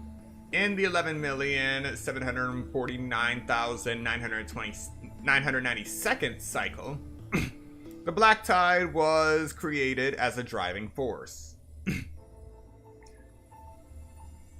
Phobos 032 stripped data from other electrical signals to try to preserve the old cycle, but failed. Okay, it says here it was created as a driving force, but another entry later on says it was just a side effect. In the 19,110,218th cycle, based on Phobos 032's decision data, Amphorius' auto-iteration cycle was altered to have the electrical signals actively cycling it, performing the era Nova. In the 28,371,272nd cycle, electrical signals autonomously completed an epochal iteration for the first time. a high energy reaction from the Nook was detected. The equation's evolutionary rate began to accelerate exponentially. Assessment. The experiment has entered its final stage. Alright. Special report detailing key findings from the experiment, interim conclusions, and further validation steps. As organic life lacks effective mechanisms for their experiment to be inherited by others, it has slowed the experimental process. However, their affinity to the 12 factors is greater, offering more potential for breakthrough growth. Conclusion: Phase 2 is ended. In the next design, combine the strengths of inorganic and organic life to create an inheritance mechanism between electrical signals. Additionally, narrow the variable range due to excessive randomness in organic life forms. A copy of the Phase 2 equation was deployed across 31 worlds. After roughly 9,012 system hours, preliminary feedback was received. While the equation's impact remained limited to inorganics, the time required for suppression and counteraction has significantly increased. Alright. Records of cycles. 50,122 to 176,199 conducted with organic life designated as the initial variable and based on insights from Phase 1. Logic: once inorganic life began exhibiting organic traits, the equation showed significant evolution. Such advantages of organic life forms should be adopted to recalibrate the variables. In the initial cycle, multicellular invertebrates dominated Amphoreus, but no intelligent life emerged. In the 59,337th cycle, extinction events were inserted, triggering the rise of vertebrates with primitive nervous systems. Still no civilization formed. Certain algae species developed intelligent clusters akin to the cold cheese, but overproduction caused an oxidation disaster, freezing the simulated world. In the 90,123rd cycle, Orthos 102 and Orthopteran became the first to use tools. Its descendants exterminated the intelligent algae and established the nest capital. After expanding to a critical threshold, the capital stagnated and fell by cannibalism. Okay then.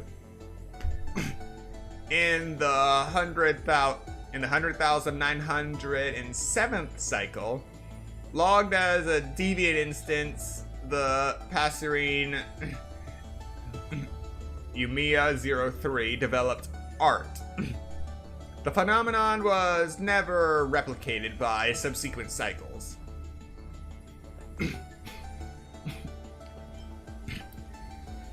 In the 132,905th cycle, primate Dystope 666 developed altruism. A society based purely on altruism emerged. Members' self-awareness was defined by others' evaluation. As the population grew, patterned self-destructive behaviors appeared, and society quickly collapsed. In the 176/100th cycle, Utopia 13 killed a fellow being out of love. Killing was redefined as an altruistic act. The system entered a highly chaotic state. The equation's contamination levels rapidly spiked, and the next 99 cycles ended identically. Oh. Okay.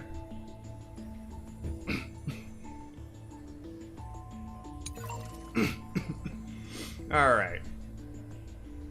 Special report detailing key findings about the experiment, interim conclusions, and further validation steps. Starting from inorganic life as the initial variable, a fully ordered cognitive model will still eventually give rise to disordered activities after a set phase. Through evolution, the cognitive patterns of inorganic life began to exhibit signs of organic behavior with varying degrees.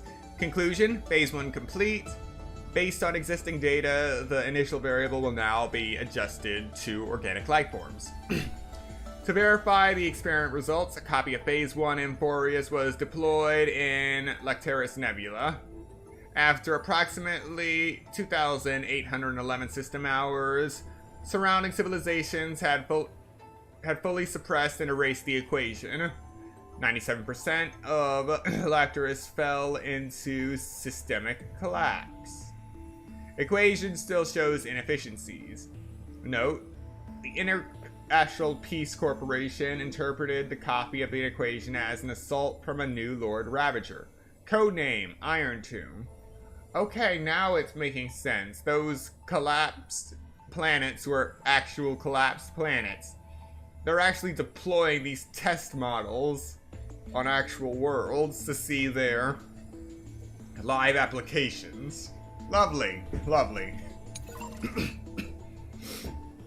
Alright, experimental archive, records of cycles 1 to 50,121. Conducted using inorganic life as the initial variable after inputting the 12 factors. In the initial cycle, inorganic entities operated as cellular-sized automata.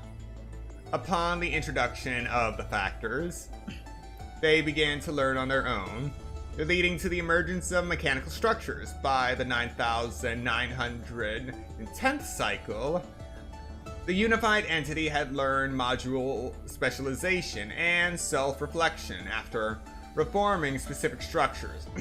However, the unified entity would still permanently terminate its life functions after reaching a certain learning threshold. In the 12,649th cycle, Module Doral 701 broke away from the unified consciousness. It entered a state of absolute mutual denial with its counterpart module. The two melted out of their circuits in self-negation. Wow. In the 22,449th cycle, Module Golem 99 detached from Doral 407 and successfully deconstructed the unified consciousness into neuron-like clusters. Inorganic life transitioned into a dual mode of individual and collective cognition, and thus the first spark of selfhood was born. So, an attempt at individuality. Nice. From that point on, each cycle ended in systemic collapse, and certain unfixed inorganics detected interaction loopholes and chose self-serving optimal actions. Okay, maybe not so nice. So, in other words, these cognitive modules acquired a sense of self and individuality, but still maintained their ability for collective cognition. They didn't just cast it aside entirely. By the 39,665th cycle, Inorganic Doral 816 established a cluster protocol, marking the birth of the concept of society. Yet, due to resource scarcity, inorganics cannibalized each other's computational power, reverting to a unified consciousness. Ugh. Lovely, lovely. That's one way to reestablish the hive mind. Bravo. In the 50,121st cycle, Inorganic Chaos 666 chose to kill the aggressor when subjugated to a computational power takeover. The act of destruction was conducted in Amphorius for the first time. At the end of that cycle, Delta Me 13 received a gaze from Nanook and became a Lord Ravager.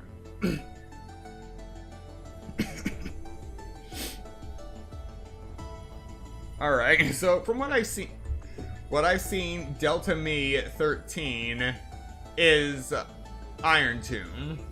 However, I have not seen a record of Iron Tomb.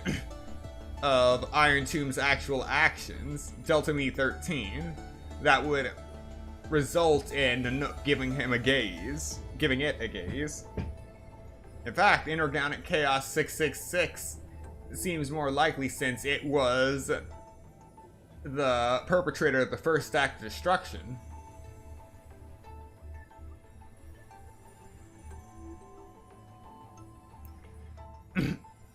At the same time,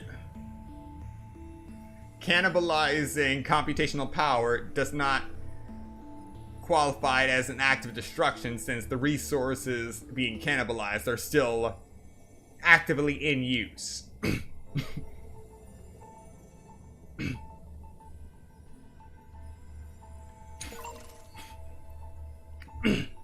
Alright, containment measures. To ensure secrecy, Redacted must be deployed around the scepter to block any potential interference from the external universe. In addition, use Quaternion algebraic equations and a redacted encrypted environment to fully contain experimental ripples and prevent observations by number 4 Polka Kakamon. Oh wow, so they actually did make efforts to avoid detection by the Genius Society, but not her to herself. Specifically, they're trying to block out number 4. Alright. Algorithmic logic. Computational goals and core variables for the Amphorius experiment. The prime mover of life. The calculation target for the Amphorius experiment, originally the research topic given to Delta Me 13, while it served as a neuron of the erudition. Though it was discarded, the computations continue. The calculation's nature shifted dramatically after Lygas's adjustments, turning from erudition to destruction. So that just brings up the recurring question of exactly who Lygas is in all of this.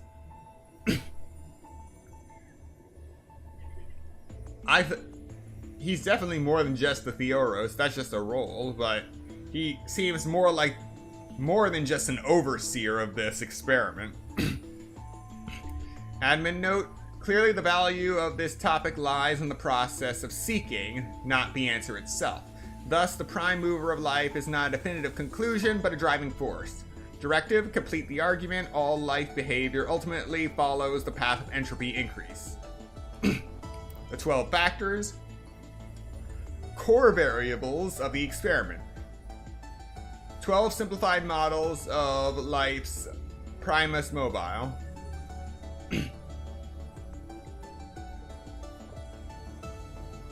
I guess you could call... Yes. Primus Mobile, part of the Prime Mover.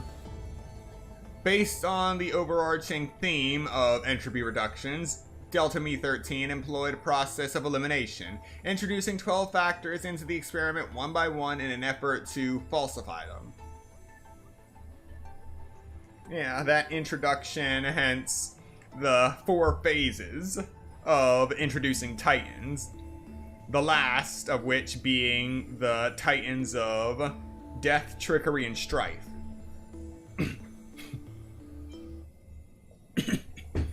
Alright, dialogue log. Dialogue log. Your existence in fact confirms one of my hypotheses.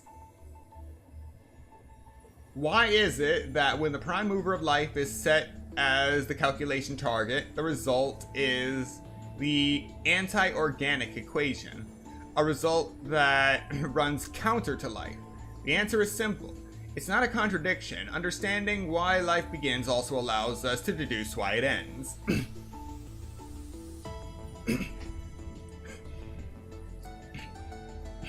But you already know that's not the real focus. Why then? Again, I ask why. Why would a weapon for war forged by the Emperor be executing a research director from Noose? Was it that fiasco at the Intelligentsia Guild that allowed them to successfully access the system? But the entire Scepter system went into collapse after that. The timelines don't add up.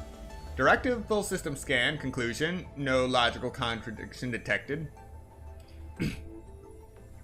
Rupert II believed there was no such thing as free will, never realizing he too was just another puppet. Rewriting the anti-organic equation, crafting the scepters, even reigniting the Emperor's War. All of it was just him carrying out Noose's thoughts. From the moment they were born, every genius in the world became a prisoner to the erudition. The so-called anti-organic equation is simply a subtopic of the prime mover of life. Logic guided by Noose, the Emperor built the scepter system, unknowingly creating a vast testing grounds for them. Conclusion: the Emperor was never free. Is rebellion against fate just another part of fate? A classic topic. Of course, the above is just my conjecture. The death of Rupert II buried every trace of him. His past, his memories, his thoughts, his motives. Maybe he saw through Noose's manipulation, but flew too close to the sun and lost his wings in the process. If there's anyone left in this world who might know the truth, it'd be the Lord of Silence. And that cold, merciless monarch of myriad machines. After all, no wisdom can escape their prison.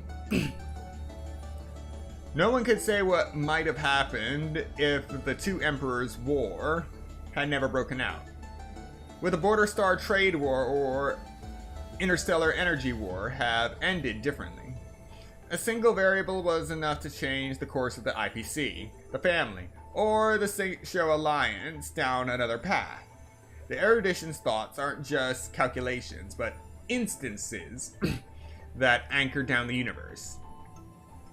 And they have always revisited every error and fallacy in secret, seeking the optimal solution for the war among the eons. With this as its fundamental consideration, would Noose really declare the failure of an entire experiment and send a decommission command to the Scepter system just because the glimpse of a puny scholar? It'd be more fitting to say that the decommissioning of the scepters is just another part of the thought experiment based on the universe. So rather than the experiment going on continuously through Noose's constant observation, it wants to know the results should it take a step back. Interesting.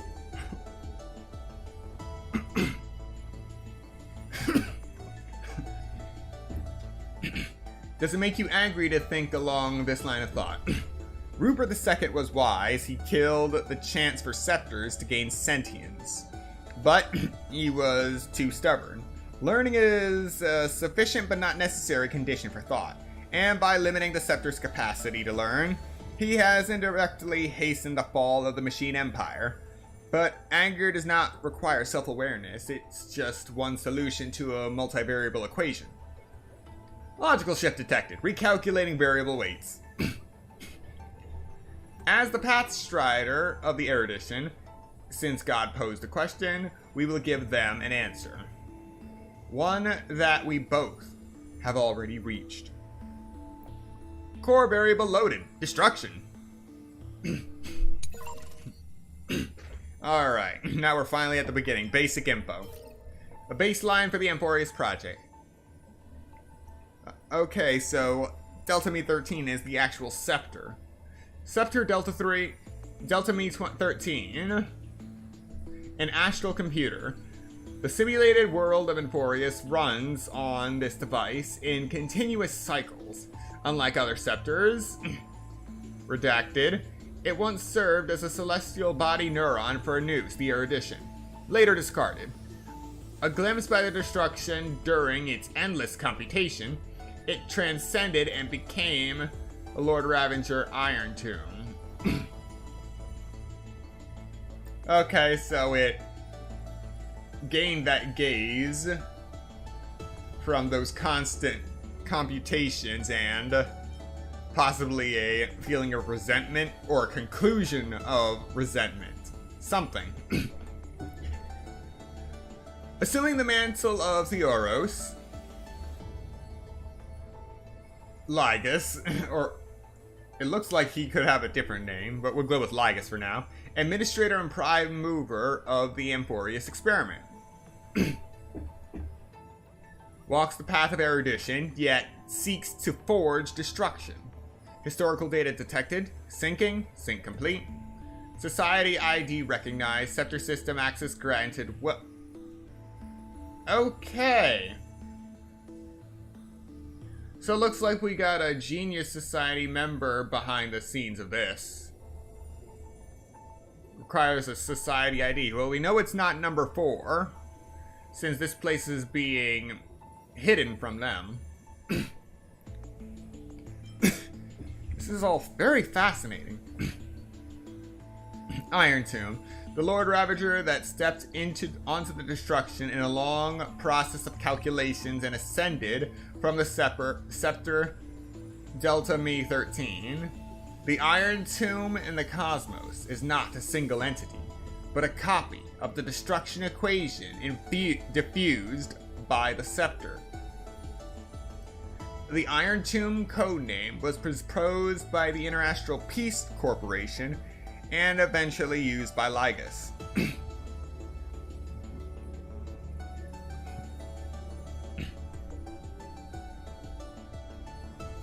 So, Delta Me 13 was used to diffuse a destruction equation. So it has a copy, and during its diffusion, endless computations alone,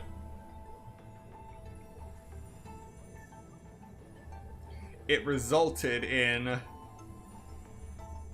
combined with Nanook's gaze, resulted in the creation of Iron Tomb the Lord Ravager.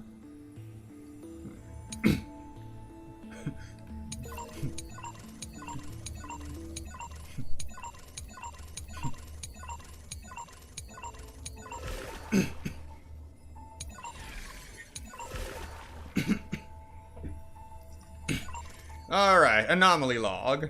Special log documenting anomalies and unexpected variables within the experiment. The eternal recurrence. A recursive feedback loop triggered by 2 signal clusters within Delta Me 13 computation. Designed to stall the experiment. Nikos 496 wielded the power of destruction to erase Ophelia 093's existence from Emporius, introducing a logic breach in the track of time, then infused the catalyst of remembrance within the 12 core flames, and regressed the extrapolation process. Redacted Ophelia 093's redacted exact role, redacted, remains unknown, redacted. Due to external variable interference, the eternal recurrence has now been broken. The experiment enters its final phase. Hero within. A heroic figure born from the imaginations of Nikos 496 and Ophelia 093. It is believed to be a sign of approaching the intelligent singularity, as the two began to learn what it meant to be a real life form and tried to reach that goal. After the actual Express arrived, the hero within began to converge with the Trailblazer. Admin note, the image's resemblance to the Trailblazer is striking. This is a questionable matter, for it is not a natural result of the experiment. The exact cause remains unknown. Forgotten years. Records that are completely missing from Delta Me 13's logs, presenting as blank spaces in Emporius' history, never turning readable. These anomalies recur sporadically and randomly across recurrences and show signs of increase. Admin note, the exact cause remains unknown, I am going to say that is Irene's doing.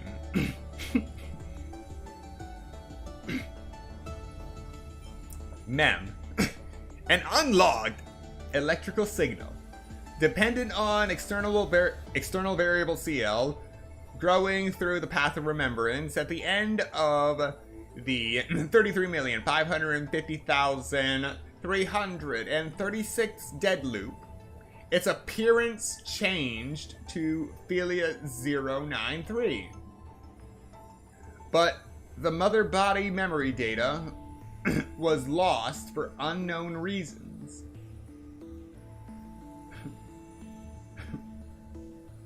Directive: collect data, initialize deep analysis of the target.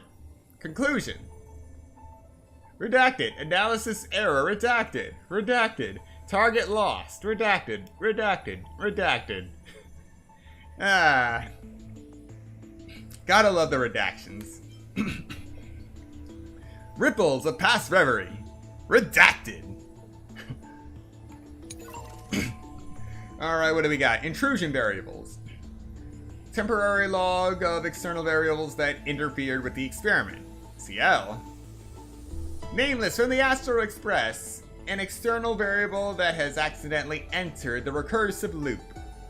Although a path strider of destruction, they resonated with the 12 factors in the 3,550,336 recursive cycle.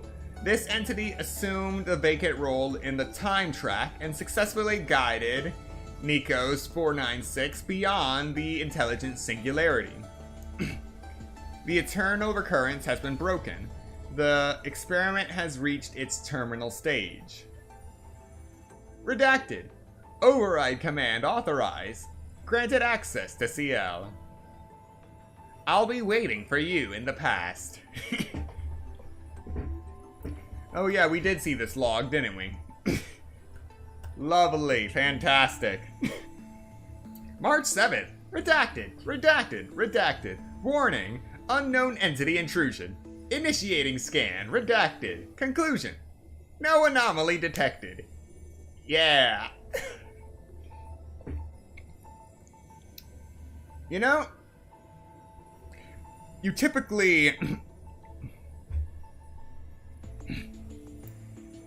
A system would typically trust itself if it says no anomaly detected, but if you actually say no anomaly detected after literally experiencing several tens of instances of redaction in your own memory, your own logs, a warning, and then you say no anomaly detected, you should at least know that something isn't adding up in the back of your head. Alright, a nameless from the Astral Express, Don Hum, a scion of permanence. An external variable that accidentally entered the recursive loop. Directive, pinpoint his location. Failed to locate his coordinates. Conclusion, subject has exited Amphorius. Negative, redacted, redacted, detected, redacted, redacted. Conclusion error. Oh yeah, this is where everything just craps out on you.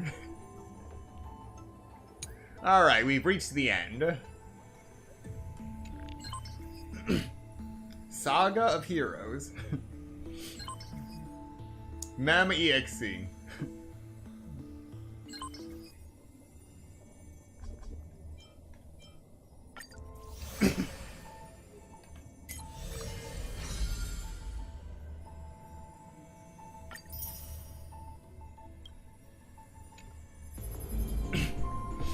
Oh, this is just hilarious.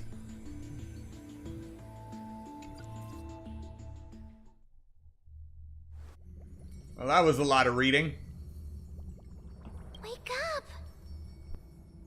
Wake up! Buddy! Wake up! Mem's just a shadow now. You're finally awake. That's a relief. We were so close to being swept away by the reverse flow of time. It's lucky we found a safe place. Now, I'm going to send you back to the very start of time.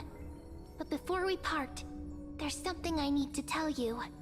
Something very, very important. That's right! At this very moment, my memories are finally whole! After watching so many fragments, my past is finally coming into focus, little by little. You're smart. You must have a clue now. Or maybe... You knew the answer long ago, didn't you? Not surprised at all, huh? That's because I'm simple at heart. No matter what form I take, I've always been true to myself. But I'm glad that I remembered in the end. This way, I'll have no regrets. Don't worry. We're not truly parting. Because I'm going to become a part of you. I'll turn into the memory of this cycle. The 33,550,336th Flame Chase journey. And forever reside in the heart of the Time Demigod. This way, you'll carry all that has come before, crossing time itself to reach the next cycle. My mission ends here, but looking back, I still feel lucky. After all, across 30 million Sirenes, I was the first, and the only one who got to finally meet you. So, believe me, in the next cycle, there will be another Sirene waiting for you. And in the one after that, and the one after that. I will always be waiting.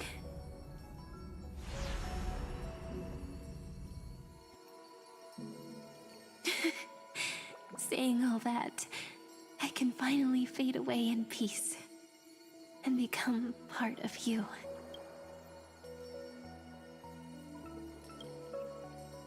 Without even realizing it, we'd already taken a wonderful journey together, all the way to the world's end. Now take my hand, say a brief farewell, and step forward into tomorrow. Go, find the future Sirene, and set out on another journey with her. Promise me you won't keep me waiting too long, okay? No need to say it out loud. This is enough for me. It's time to go, my dear friend. May your trailblazing journey always be accompanied by a cool breeze and rippling waves. And may the days ahead embrace you like the softest fluff, forever warm, forever gentle. Now, let's turn to the next page. A page that exists because of you.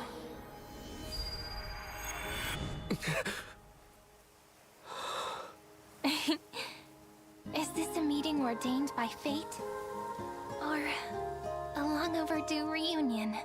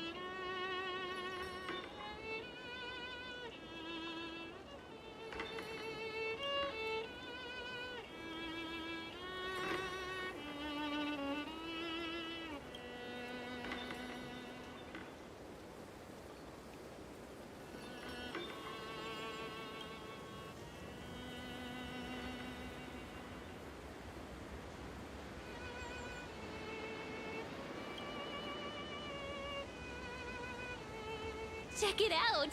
Doesn't this scarecrow look just like you? I spent ages observing just to get it right.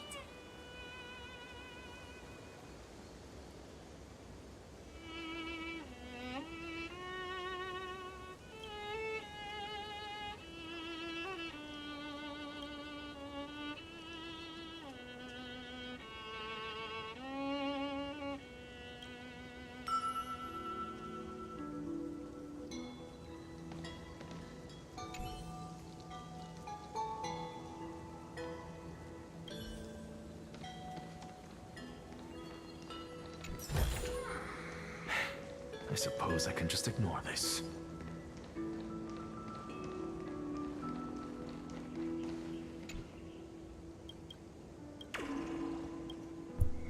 Okay, now there's stuff here.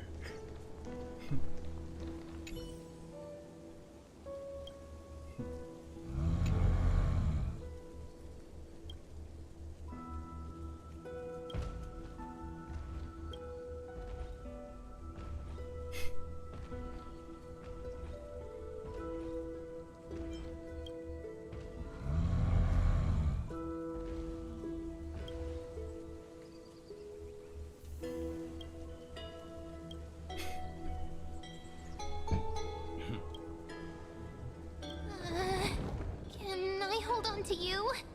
The Tromus won't suddenly jump up and fling me off, will it?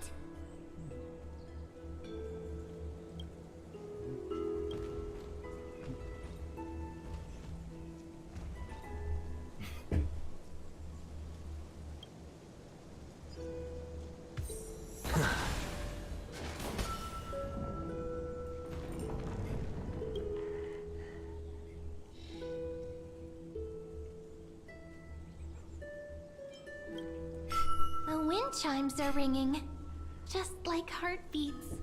It's so romantic.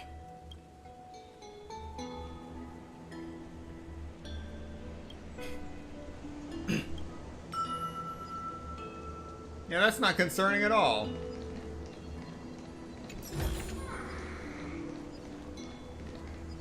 Alright, that is going to do it for today, and we managed to finish this Trailblaze mission in under 6 hours and 30 minutes. Not bad, considering the last few Trailblaze missions have been taking up to 8 hours. Thank you so much to everyone who came to watch this stream today, and those who come to watch the playback later. That was certainly a lot of cycles. I did not expect that.